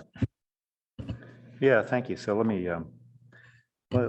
pick up on that, since it's probably a good segue. So I actually found those sites, the GM and RLM sites, quite intriguing. But first of all, I agree with the mayor that on the RHNA, the reality is RHNA is pushing us to do some things which are probably not optimal things for communities to do. Since we are measured only on number of units, the impetus to build, lots and lots of small units, as opposed to something that's more representative of the community, is quite high. And that's true. On the other hand, the state is threatening us with SB 35 if we don't get there. And who knows what other things. I mean, there are proposals floating around right now to prevent cities from collecting impact fees if we don't meet our RHNA targets.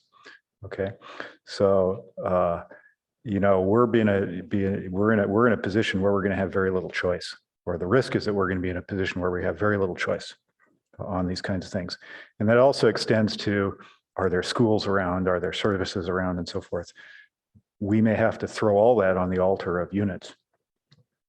But let me, but I do find the GM and ROLM zones quite interesting. And let me lay out or defend the case for those. From a VMT perspective, you know, the biggest VMT impact for housing is easy access to jobs, and particularly to job growth. Because remember, if you're going to house existing jobs, then you need to get people to move from wherever they are to the new housing you've built. And the overwhelming majority of these units we build, especially if they're small, you know, they're going to be one bedroom apartments that rent for $3,500 a month. And the market for those, to be frank, in Silicon Valley, you know, is software, is people earlier in their careers. It's more likely to be single. It's software engineers moving here from Texas or Toronto or someplace like that to take newly opened jobs. But that is the market for this. And there's no job growth in Palo Alto. There has not been any since 2016, okay? Where the new job growth in the Valley is North Mountain View, North Sunnyvale, and San Jose. And so from a VMT perspective, you know, that's what we ought to keep in mind as we think about housing geography. Now, the transit center is actually a reasonable location for San Jose, although it's still 20 miles to Google at Diridan Station. But if you want easy access to North Mountain View and North Sunnyvale, then the GM and ROLM zones, East Meadow Circle and Fabian Way and so forth, are actually the, you know, the right places to look. Now, the objection is what that means is there's going to be vehicles on 101, and that's true because there is not transit out to those locations. But that is the way the Valley is developing. And it's not all going to be cars, because between the bike bridge and the Bay Trail, at least there's significant bicycle access to Google in North Bayshore. And the truth is, if you work in one of those places and you live at the transit center on El Camino and University, you're probably going to drive anyway, and only much farther. So I think for North Mountain View, North Sunnyvale, and also to some extent for Facebook expansion in East Menlo Park, close to 101, counterintuitive as it may seem, I actually think that makes a lot of sense. Also, the reality is that those areas, East Meadow Circle and Fabian, they're already dense and tall. And so there's going to be more compatibility with what's there, and frankly, probably less expensive to building higher, okay? So I think there's a strong case for those zones. Why does that matter? Let me switch gears and talk about comment on the parking lots in downtown a little bit. We're going to do what we need to do, and if we need to do those, we'll do those. But I share the working group's concern about losing parking spaces downtown, which we're already losing as we've gone to permanent parklets and so forth, right? And also, it is public land, and as a parking lot, the public can use it. But if we give it to somebody for their home, then it's not really public land anymore. And I think in general, we should be trying to get more public land, not less. And so we'll do it if we need to do it, and we may well, right? But it wouldn't be my first choice. So my priorities I would prefer to relax design standards in the GM and ROM area as a higher priority than doing the parking lot thing. Although I think the 100% affordable, if we can get it, mitigates that to some extent. Right? I agree with the PTC on looking at services in that area. There is Charlton Center in that area. There's also the Mountain View Rengstorff Plaza, and there's all along Charleston Road and Mountain View. There's a bunch of stuff there as well too. But so I think that we should look at that, and if we have to move stuff from the reserve list onto the build list, as it were. And I think looking at those areas, that would be one of the first places I think we should look at, relaxing some of our design standards and raising height limits and stuff like that. Okay, thanks. Vice Mayor Koo.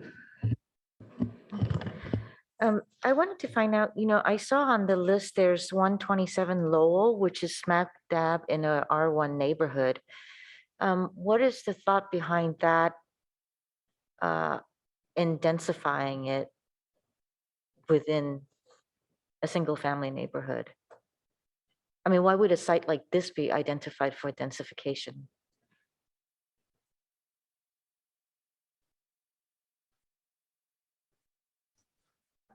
Tim, you're mute. Sorry. In regards to Lowell, I'll have to go back, but I do believe it is zoned multifamily. There may be a single family residence on the property, but it is zoned multifamily. And just to point out that there are no proposals to upzone any R1, R2, RMD, or any low density zoned Oh, site. okay, so RMD, R1, R2, RE, those are all excluded from upzoning. Those are all off the, those were never considered. Okay, very good. Thank you for clarifying. Well, and I also agree with what the mayor said, as well as what Councilmember Philseff said, in terms of looking at the ROLMs and the GMs, and then also looking at services, neighborhood serving services to complement it. There is some GM or ROLM along Park Boulevard.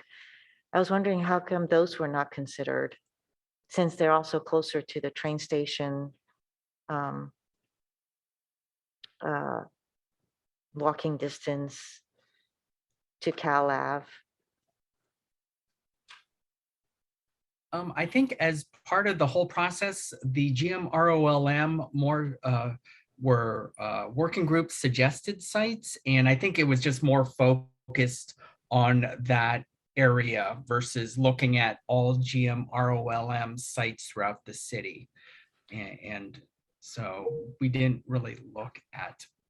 Okay, well, maybe going back, you could consider taking a look over there to see if there might be sites that might kind of be accommodated, and instead of, and leaving the surface parking lot, the city surface parking lots as buffers, or maybe even reserved for future housing element cycles.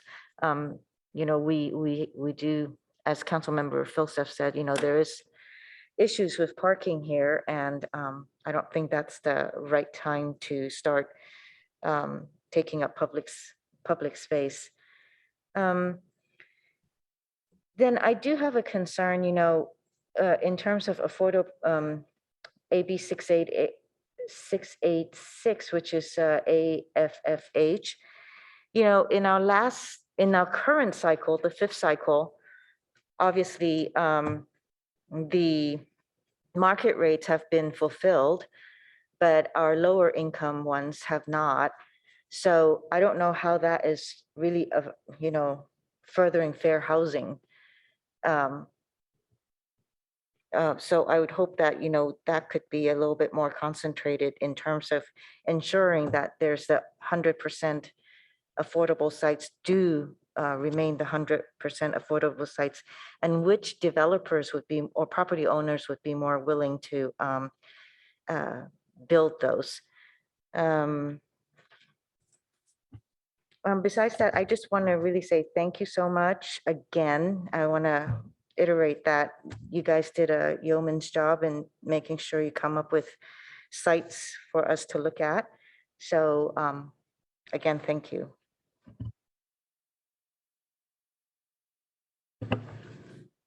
Okay, I'll come with a few follow-up comments.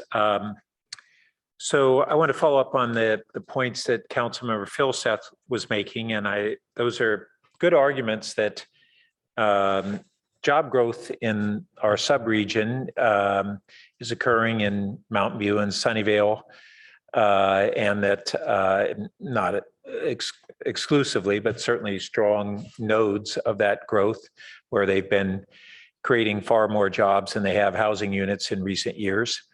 And that the areas near 101 that are ROLM and GM would serve that. So we'd oddly be a bedroom part of our community serving other job centers nearby. So that would have low impacts on our community in terms of trips within the community and otherwise, but I'm more inclined to look at a different approach, which is how do we make livable communities of where people live, work, and shop and socialize within our community. And we certainly can't assure that new residents to these housing units are going to work in our community.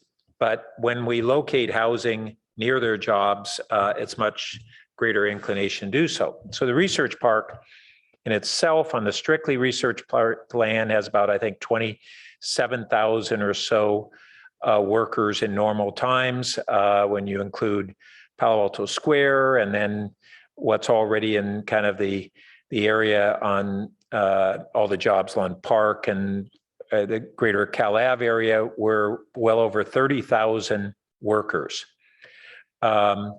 And so expanding housing in a couple of those areas in the near term, what I'll describe as the lower research park, closer to El Camino, lends itself to housing that is adjacent to Cal Ave and adjacent to the NVCAP area with some of its potential services.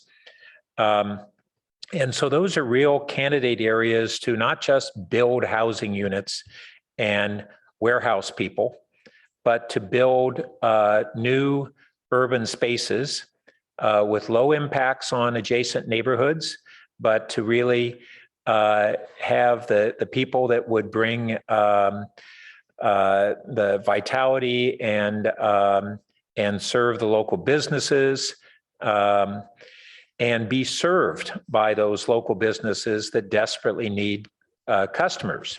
And as we've seen, we're in a trend where we want to look at people who live here serving our neighborhood businesses and services, and not just people who work here.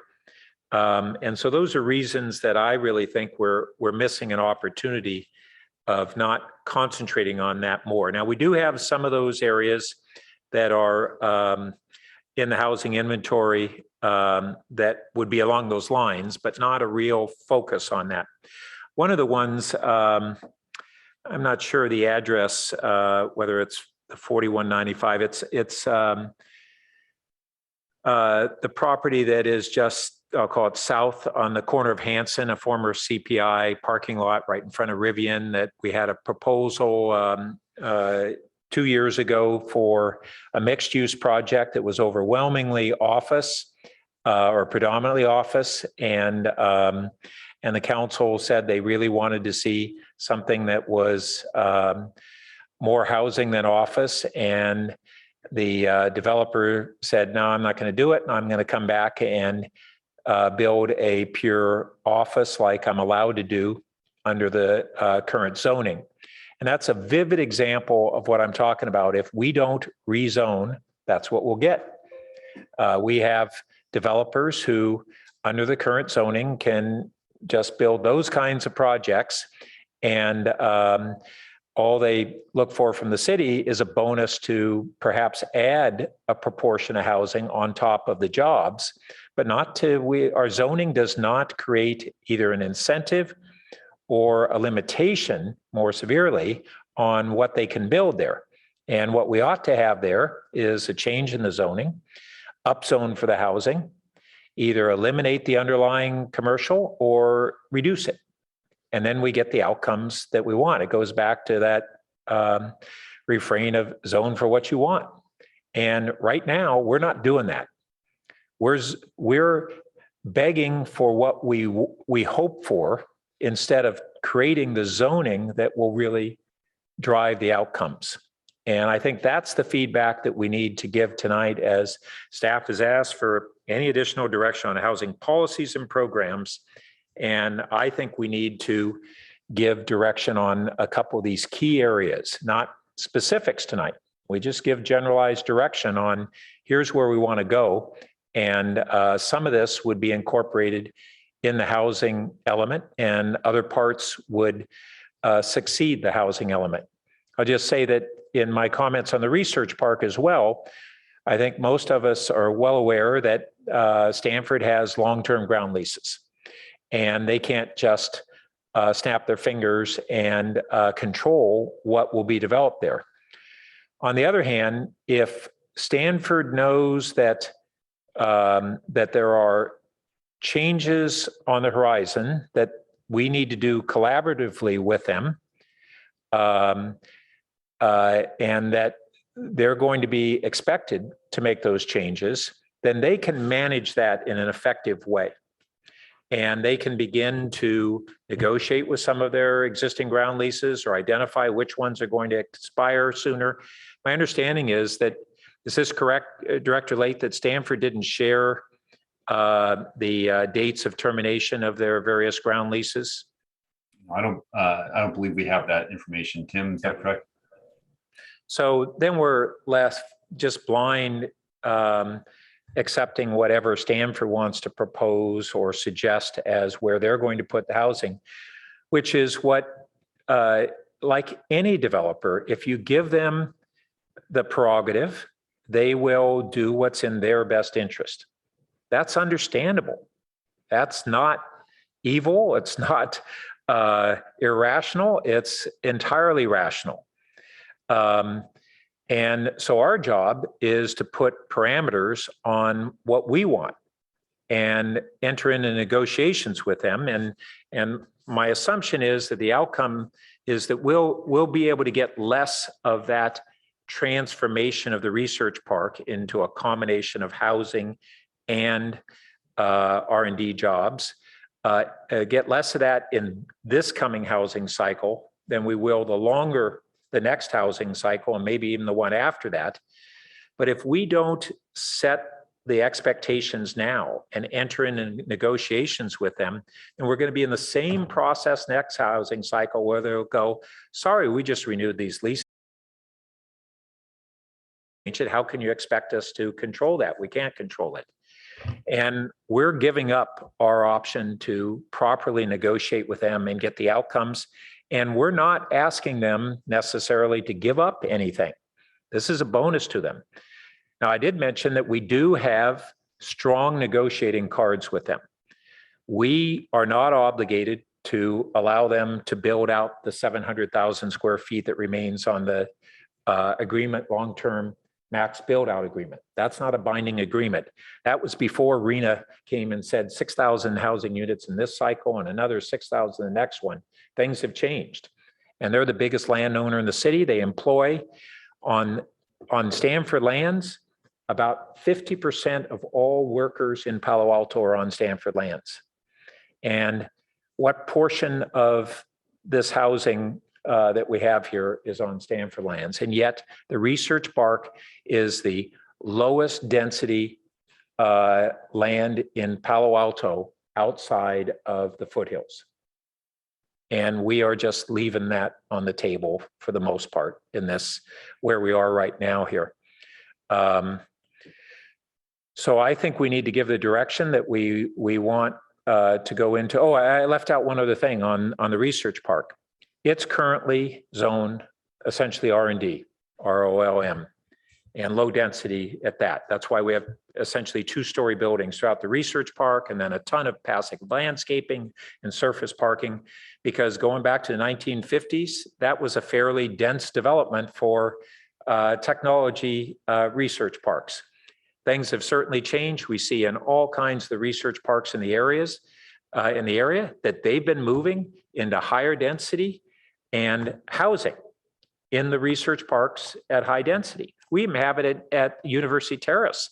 It's tucked away, but those condo towers are 4-story. They're about 50 feet already in the research park, and nobody even notices it.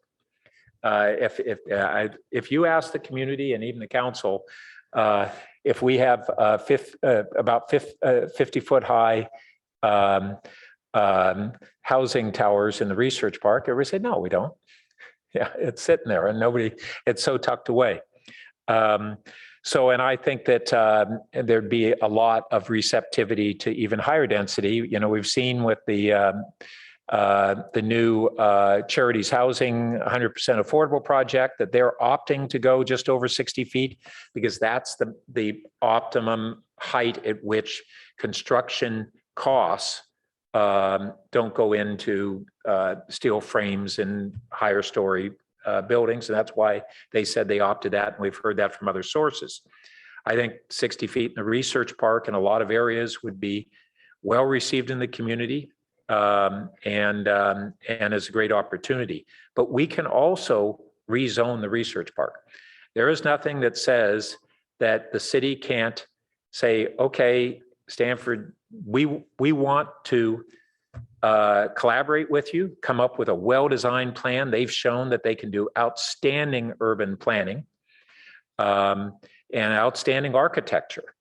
And that's what we want to do. But our leverage is that we could come and say, all right, we try to do that. We'll just rezone whatever areas of the research park we choose to rezone. We'd have to amortize it, 10, 20 years perhaps. But we can control zoning in the research park just like we can control zoning anywhere in the city. This is our police power as a city. And we're not exercising it, and we're not even exercising it in negotiations with Stanford to get them to simply come to the table and have a collaborative agreement and not have to do that, to allow them to continue to have their max build out on office, to allow them to densify some areas on that office in exchange for liberating land for housing. And we're just not entering into that because we basically did a process where we said, Stanford, tell us what you want. And I think we're missing the boat. Okay, Councilmember Philseth. Well, you asked the question, so I thought I'd answer it. On the idea of moving some commercial FAR to residential, I would concur with that. Also, I think the mayor made an argument, if I heard it right, for more family-oriented housing in the El Camino Research Park area and maybe small units more suitable for GM and ROM. And I think, that makes some sense too. And I should add that not all the research park is going to be a candidate for this. I did a ballpark based on 700 acres. If we did a 2.0 FAR, for instance, on 10% of the research park, only 10% of it, we built that out. That's about 6,000 housing units at 1,000 square feet, essentially smaller family units, not the tiny ones, or it's 500 square foot, it's 12,000 units. And if we, over the long term, did 20% of the research park, still predominantly R&D, that would be 12,000 family units. There is an immense amount of acreage and an ability to do real urban design that makes livable, walkable communities that are aesthetically and from a community standpoint, real communities. This won't happen overnight. I'm not under any delusion on that, but the first steps of it can happen in this housing element. Sorry. All right. I think we're ready to see whether the staff would like us to do you have a sense of any consensus, or would you like us to put any of this in motions?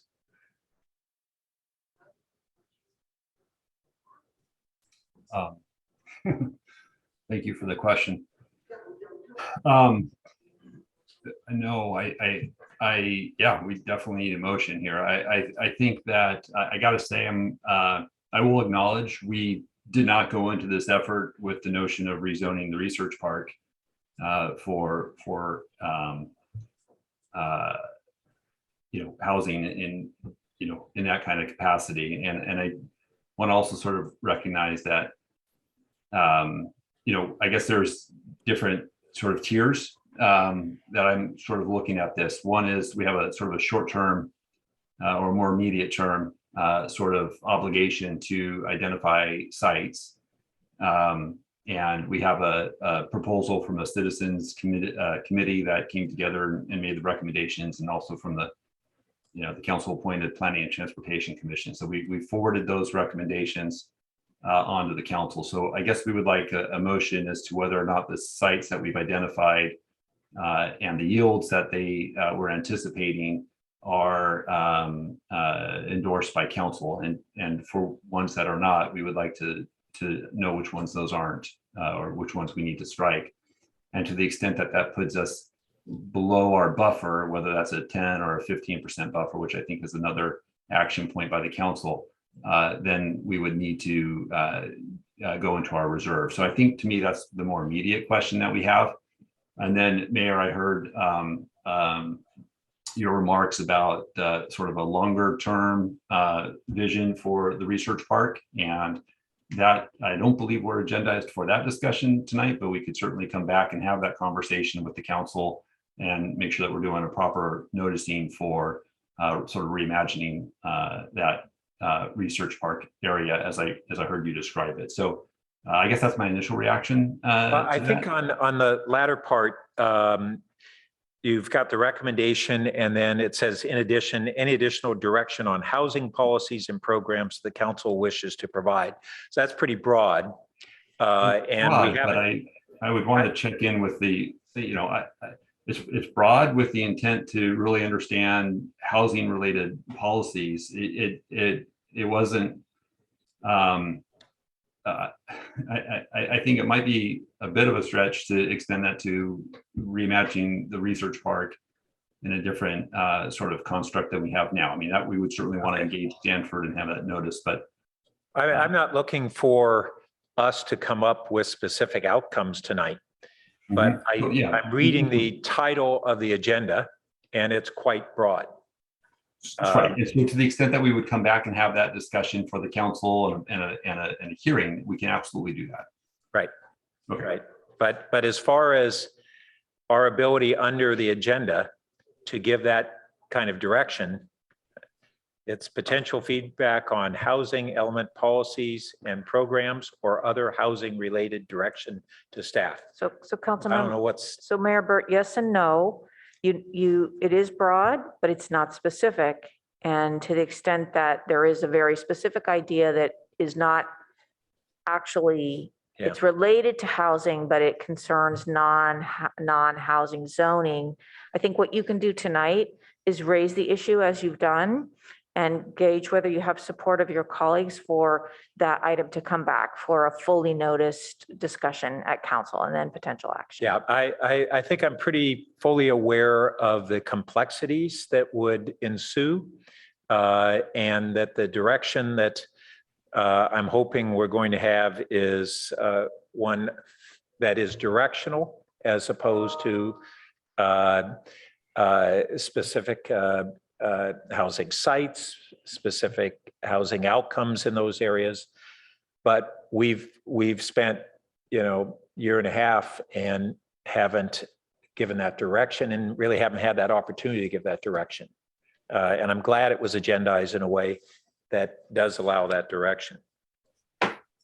So I'll go ahead and move the staff recommendations that are listed on 1 through 7 of the report with the housing sites, and then I'll have supplemental information. So here's what we have, and we can look at, and before doing that, I'll just add one comment I didn't add on the city-owned parking lot strategy, which we had actually had a discussion and council direction on. I would not be in favor of losing parking in those areas, but just like when we discussed it last time, it wasn't a net parking loss. It was housing in addition to retaining parking. And so I don't think that's an either or situation. So in addition to these strategies, which I think I'm in agreement with, and I don't disagree with the housing sites specifically. So let's see. So that the first preamble covers the sites, and then these are kind of guidelines within that, and endorsing kind of the principles that were used for selection of those sites is how I'd characterize it. So under an H, I would add for staff to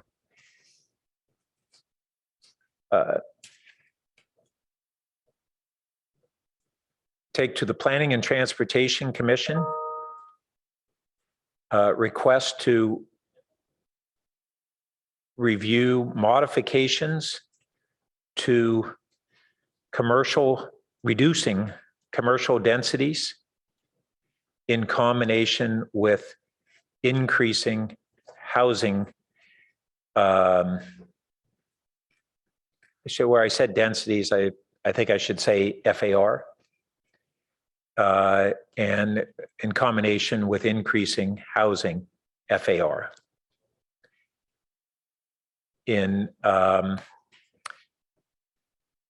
With a focus on properties in the El Camino Real zone and the 2 downtowns.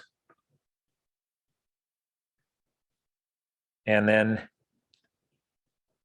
I would be to, for staff to begin negotiations with Stanford Research Park on identifying additional housing sites for the coming housing element and subsequently. If there is a second. Second. Okay. Mayor Burt, Yes. these 2 items are very specific and concrete, and sending them to Planning and Transportation puts the council, having endorsed this program. This is not sufficiently agendized tonight to Okay, allow so how can we property owners frame it? you need to bring it back to council to have a discussion where we notice property owners in these areas, not Okay. not All by right, cars so or whatever. let's go ahead and then Thank you. instead of staff on H, instead of staff take to Planning Commission to return to council for a discussion and direction on then remove request to review. Okay, and then same kind of preamble on I, rather than staff to begin negotiations. Okay.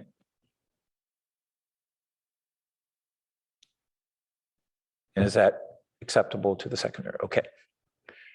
All righty. I don't think I need to speak further. Anybody wish to either amend or speak to it? Councilmember Phil Seth. Oh, I'm sorry. Councilmember Stone's light isn't working, so sorry. You're next. No worries. Yeah, just briefly, I kind of already spoke to this earlier. I think the work that staff has already done on this in conjunction with the working group and PTC, as well as the ad hoc committee, this has been extensively just researched and well thought out. I agree with these strategies identified. This was such a massive lift. The fact that we're even here is really telling. I agree with all the critiques that have already been made tonight regarding the state really tying our hands and forcing us to be really in the situation of smaller units. I think that's something that we need to continue to consider while talking to our city lobbyists and state representatives. And I agree with the mayor's arguments so far regarding the opportunities that could present themselves with the Stanford Research Park. I've long been interested in that, and I appreciate, Mr. Mayor, your articulation of that tonight. And I think this motion does a good job forwarding that. Thank you. Councilmember Philsett. Yeah, just to make sure I'm clear. So your notion that staff is to think about relative to Stanford is a dialogue whether they would be interested in exchanging more housing in the research park in exchange for relaxed design standards and building heights and things like that. Yeah, but that would be based upon this returning to the council for a fuller discussion on it. Good, thanks. Councilmember Cormack. Thank you, Mayor Burt. If the clerk could put Councilmember Stone as the seconder. And then as I look at CD&E, I think those were things for us to do. So I'm not, should those all be removed from the motion? We were just supposed to consider things. Sorry. C, D, and E were all just things we were supposed to consider. So I don't know if we need to put them in the motion because we consider them. Usually so welcome staff's thought on whether or not C, D, and E should be there. Yeah, so thank you for that, council member. So for, sorry, just trying to see this.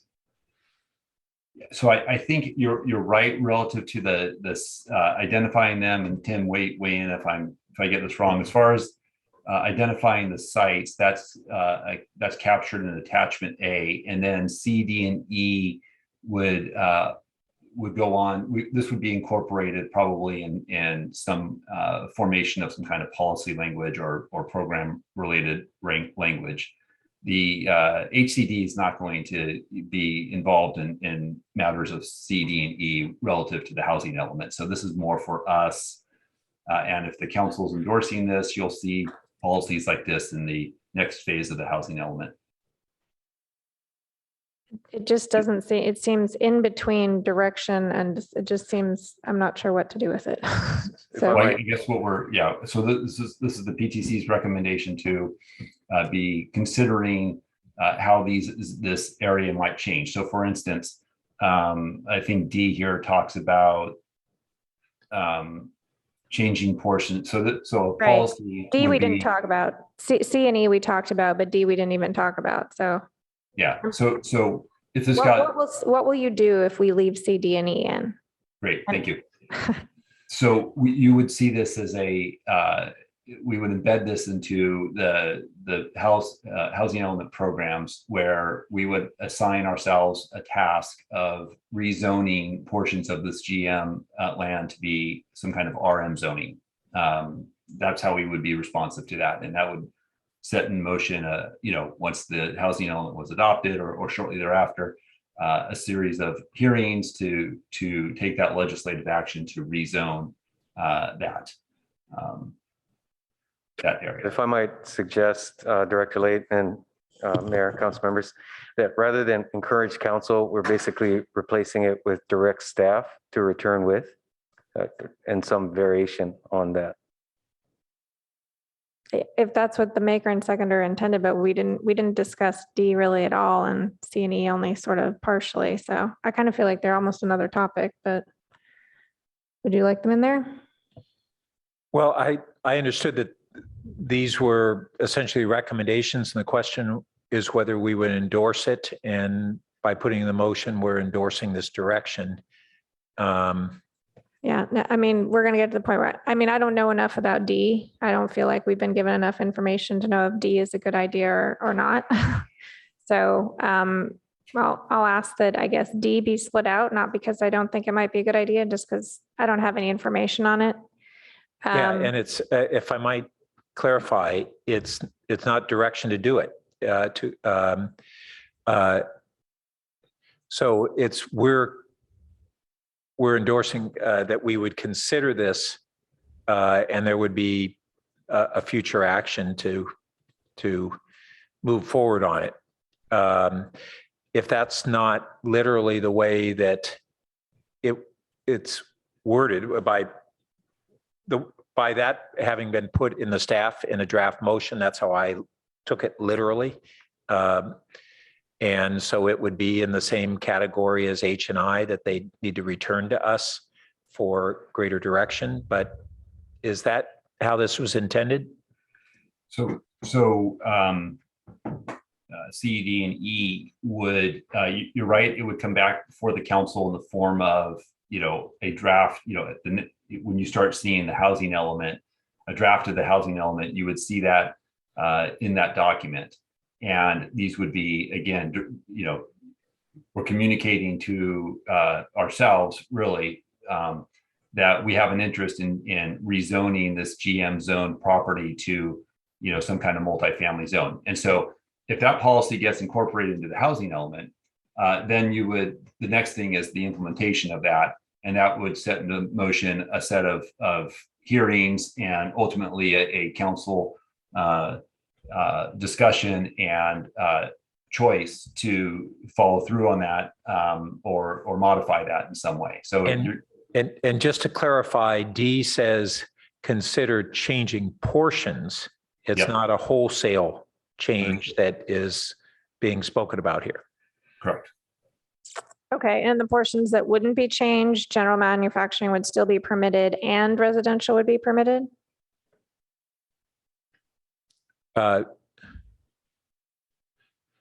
No, I think the wording may not have been ideal here, but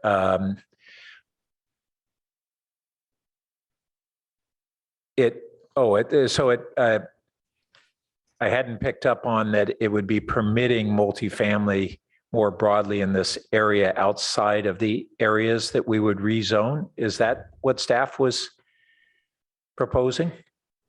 So Tim, I'm gonna Yeah, this ask didn't come you- from staff, didn't it? Or PTC, but Yeah. they had an understanding anyway. Yep.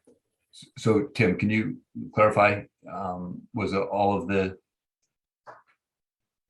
I don't think it got that specific, but I think the intent was just to make sure that maybe those sites that are proposed for multifamily or as part of the housing list be carved out with the multifamily. Okay, zone. in that case, it seems like it'd be appropriate to delete everything after uses so that we're only talking about rezoning certain areas, but not also permitting residential more broadly in the area. It's that there would be portions of the GM zone that we would look to turn into multifamily. But the way this is worded right now, it's both.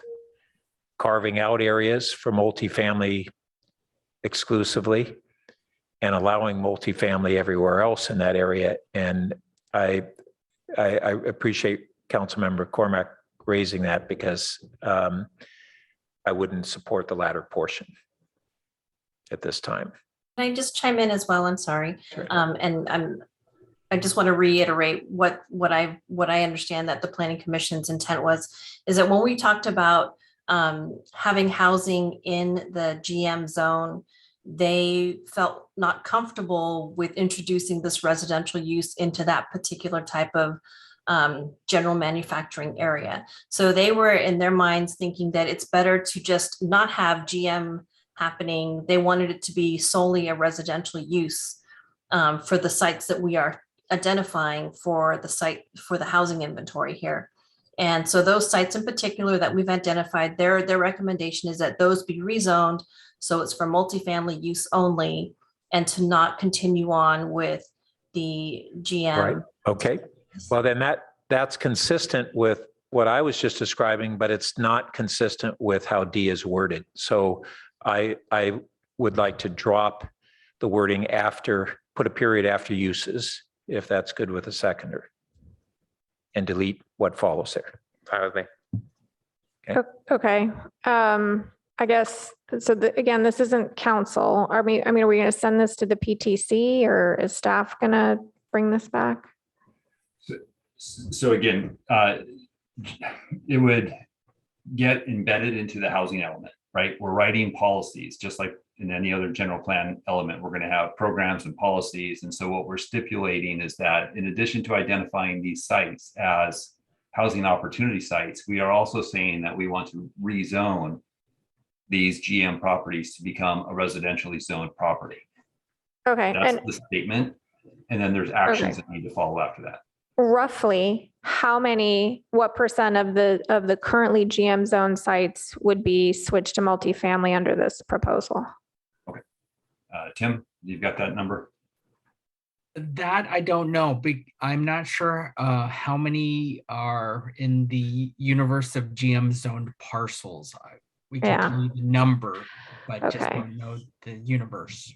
Okay, I know we're just asking to think about it, but still makes me nervous. So little information and okay.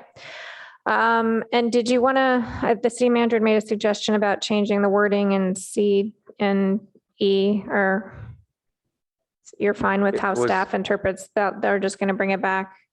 Okay.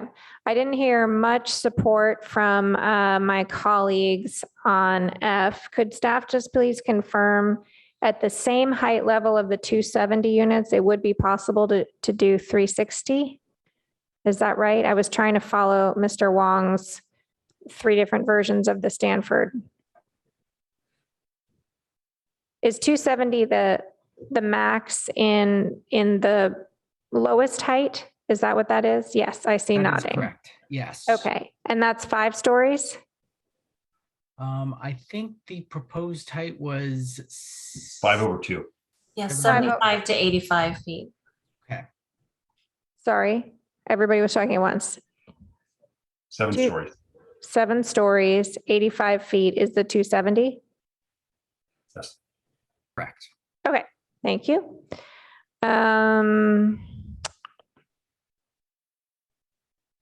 Okay, so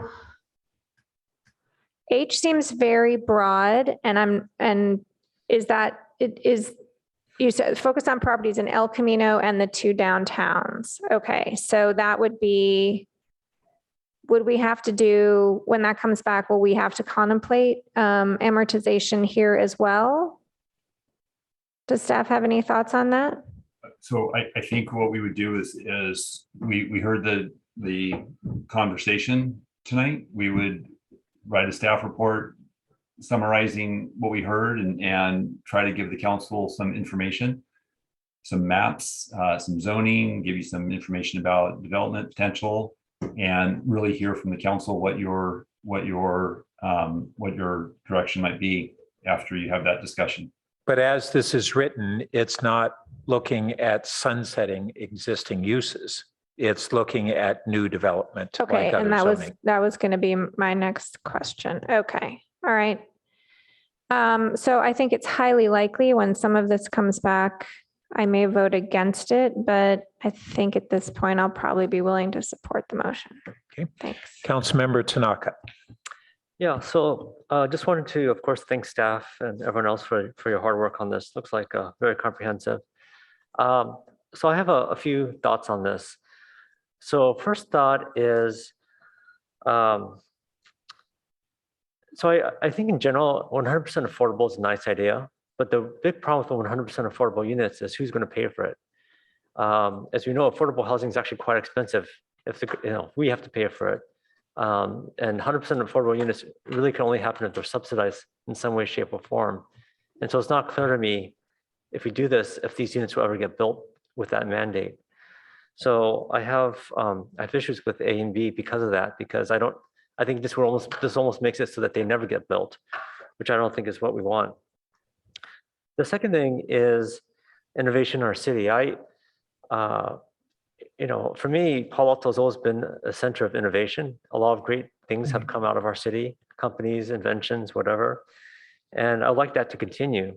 And so I kind of see a lot of this motion as a direction towards making us more of a BITM community, which I don't think that's what the Palo Alto I want. The Palo Alto I want is a place that, the next great startups start here, that great inventions are made here, that a lot of innovation still happens in our city. And I'm worried about limiting our capability in that area. Also, some of the members of the public mentioned Superfund concerns, and it also concerns me as well. And a lot of these businesses help pay for our city services. So I'm thinking about the impact to our city budget. So for that reason, while I support the overall approving of the housing element sites and their associated unit yields, as reflected in attachment A, I will not support A, B, D, E, G, H, and I. So if that could be split out, that'd be great. Otherwise, yeah, so I can only support the main motion, but not a lot of these sub items. So I asked the mayor if you could accommodate me on that. I'd really appreciate it. Not at this time. That's, starting to have you individualize the motion. Councilmember Filseth. Actually, I'd like to ask this city attorney. I thought if the motion can be split, it should be split. Yes, Mr. Mayor, the council's rules provide that if an item is severable and there's a request, it should be split. All right. So you want to split what again, Councilmember Tanaka? A, B, D, E, G, H, I. Exactly. Okay, so I'm going to clear the lights, and if the clerk can, we're going to vote just on those points that Councilmember Tanaka asked to have split. And okay, Councilmember Filseth, and then Councilmember or Vice Mayor Koo on the split just those items. Yes. Can I ask just to make sure I understand correctly? So the original preamble of the motion plus C and F will go in one vote, and then A, B, D, E, G, H, and I will be a second vote. Well, I think it'll be just those listed, the ones Councilmember Tanaka did. And then if those are supported, then they'll go into the main motion, or we just have two motions? You have two motions, and so if the vote is recorded as two motions. And just to clarify, I think for everyone in the clerk that it's Councilmember Tanaka's intention to vote for the main part of the motion. So he is voting for the sites, just not the characterization of the type of units as affordable in A, B, and G, and then some of these other elements. Right. So sequentially, though, would we vote for on the items that Councilmember Tanaka wants to have separated? I think if you And just then do the balance of the motion. I think if you just do the main motion with C and F, that'll be one motion, and then everything else is a second motion. Yes, and it doesn't matter what order you take them in. Okay, so then we'll first vote on the items that Councilmember Tanaka wants to vote on separately. So, sorry. And yeah, and before doing that, we have, go ahead, Director Late. Okay, thank you. I'm sorry, Mayor. I just want to, I don't know, I want to just get a word in, and I'm not quite sure what the right time is here. So I just, with respect to the motion and sort of the staff work going forward, what I guess I need to know is if this passes, I feel like you're telling us to proceed as we've presented and as recommended by the PTC. I'm particularly mindful of item I on the list as we come back. If there is an expectation that we might identify some additional sites through that process where we're coming back to the council, getting direction, engaging in the negotiation, time-wise, we're going to be well past our, place where we need to be to get a housing element sent to the state. So we could always amend our housing element subsequently, but I'm concerned about the timing relative to I in particular. So how about if we're not stipulating that it needs to be done to any portion that has to be done prior to our housing element, but let's not preclude it. Okay, fair enough. Thank you. Okay. Councilmember Philsett.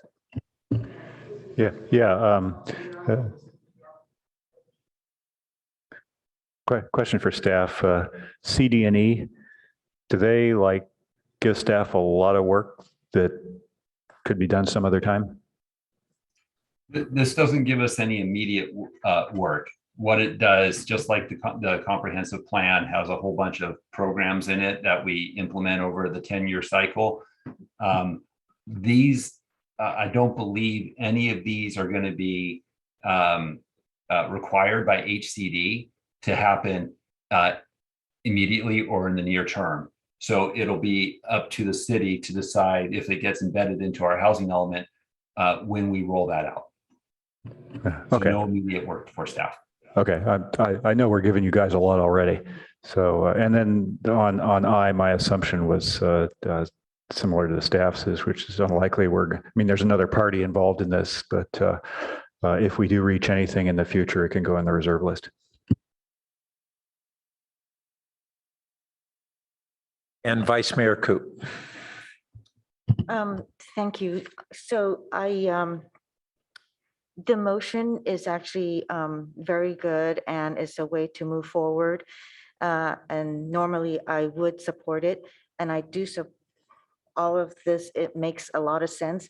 However, I'm not going to support the RHNA numbers that has been allocated to the city of Palo Alto when there is by using a flawed methodology. And the recent auditor of the state of California has actually issued findings that shows that HCD has not sufficiently reviewed or supported housing needs assessments, that Department of Finance may provide reasonable population projections, but it has not provided sufficient support for its projections of the number of households. And a recent news article that was written by Jonathan Lansner also asks a very prudent question. So are we building to help current residents or as a tactic to lure folks from elsewhere? In addition to all of that, there's also insufficient funding that comes from the state. We had the HomeKey project, where in the future, the city still has to come out with funding in order to keep it operating. But lastly, it's really concerning when we intercept and we have an email from a member of the DOF to another member at HCD that says any population number can be consistent with any housing target by tweaking the PPH, which stands for persons per household and vacancy. For that matter, population projections can be consistent with any housing jobs projection by triangulating PPH, vacancy, and labor force participation rate, which is employment. I mean, it's very concerning when you can manipulate numbers like that to come out with housing allocation numbers, which is more than triple what we used to have. So I am in protest of the allocations, and I cannot support a housing element plan that has flawed methodology. So thank you.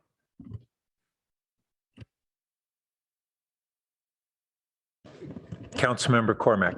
I'd like to request that item B be voted on separately. Which one again? B.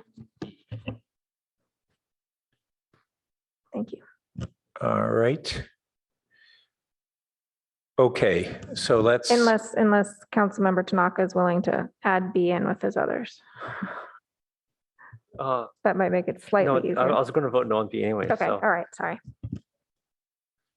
So does that mean you're asking for B to be I am. separated? I All am. right, so let's then, in that case, let's take B first, and then we'll go into Councilmember Tanaka's list and then the balance.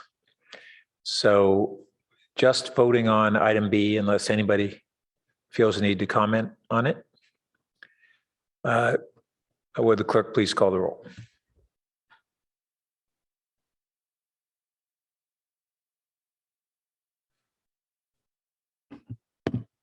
Councilmember Filsa, Yes. Mayor Burt, Yes.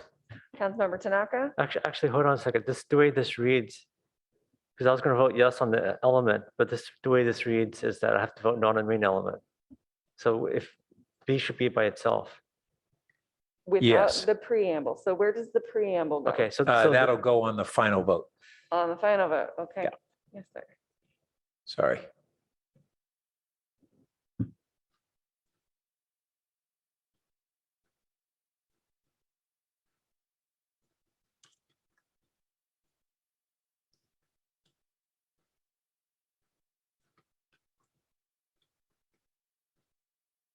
Sorry, I just want to make sure I get it correct. No problem. Okay. Okay. We'll start over just for item B. So Councilmember Filsa. Mayor Burt, Yes. Councilmember Tanaka, No. Councilmember Stone, Yes. Vice Mayor Ku, No. Councilmember Cormac, Yes. motion carries 4-2. Okay, and now we have the set of letters that Councilmember Tanaka wanted to vote on separately. So it's A, D, E, G, H, and I. They got all mixed up, okay. Okay, so here's the original motion or the numbers. So it would be without the motion preamble. Okay. Has a strikeout of B, C, and F. Okay. Is that correct? Is that correct? You said A and B? A, No, B. no. A No, is B we just included. voted Yeah, on. B were voted We on. voted on D, B, and then E. C and F will go separately. G, H, and I. Yeah, looks right to me. But A got cut off, Madam Clerk. Oh, yeah, something changed on A. Sorry, it's just. This is the faith-based institution strategy. Yeah. The first phrase of A got deleted inadvertently, Thank you. Madam Clerk. There we go. Is this right? Looks right. Okay. We're ready to vote on that. Councilmember Stone, Yes. Councilmember Cormac, No. Councilmember Tanaka, No. Vice Mayor Ku, No. Mayor Burt, Yes.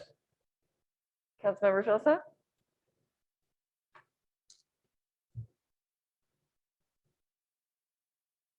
Yes. motion is 3-3. Actually, I'd like to change my vote. Okay. Yes. Okay. Motion carries 4-2. Okay. So now we go to the balance, including the preamble, right? I'm sorry, who was the no? Councilmember Cormac, you voted no on that one, is that correct? Okay, so now this is.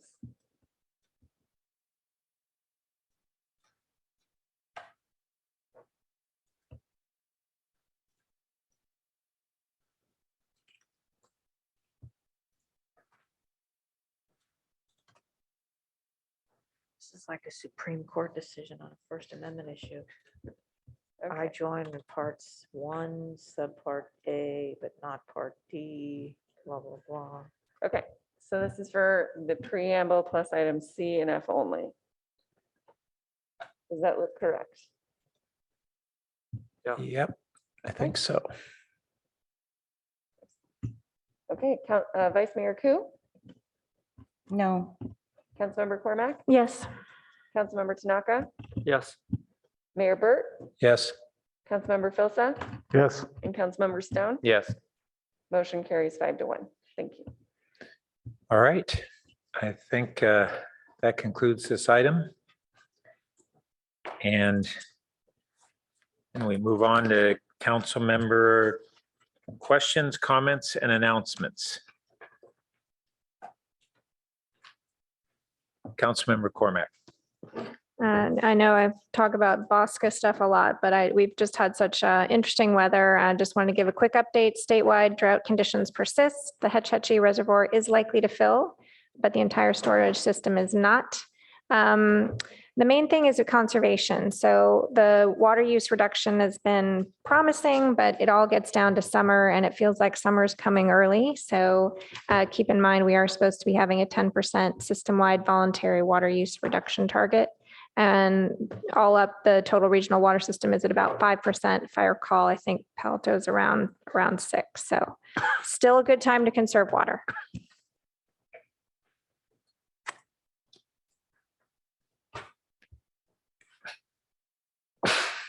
Excuse me. So I think that I don't see any other comments. So that concludes our meeting. Thank you all.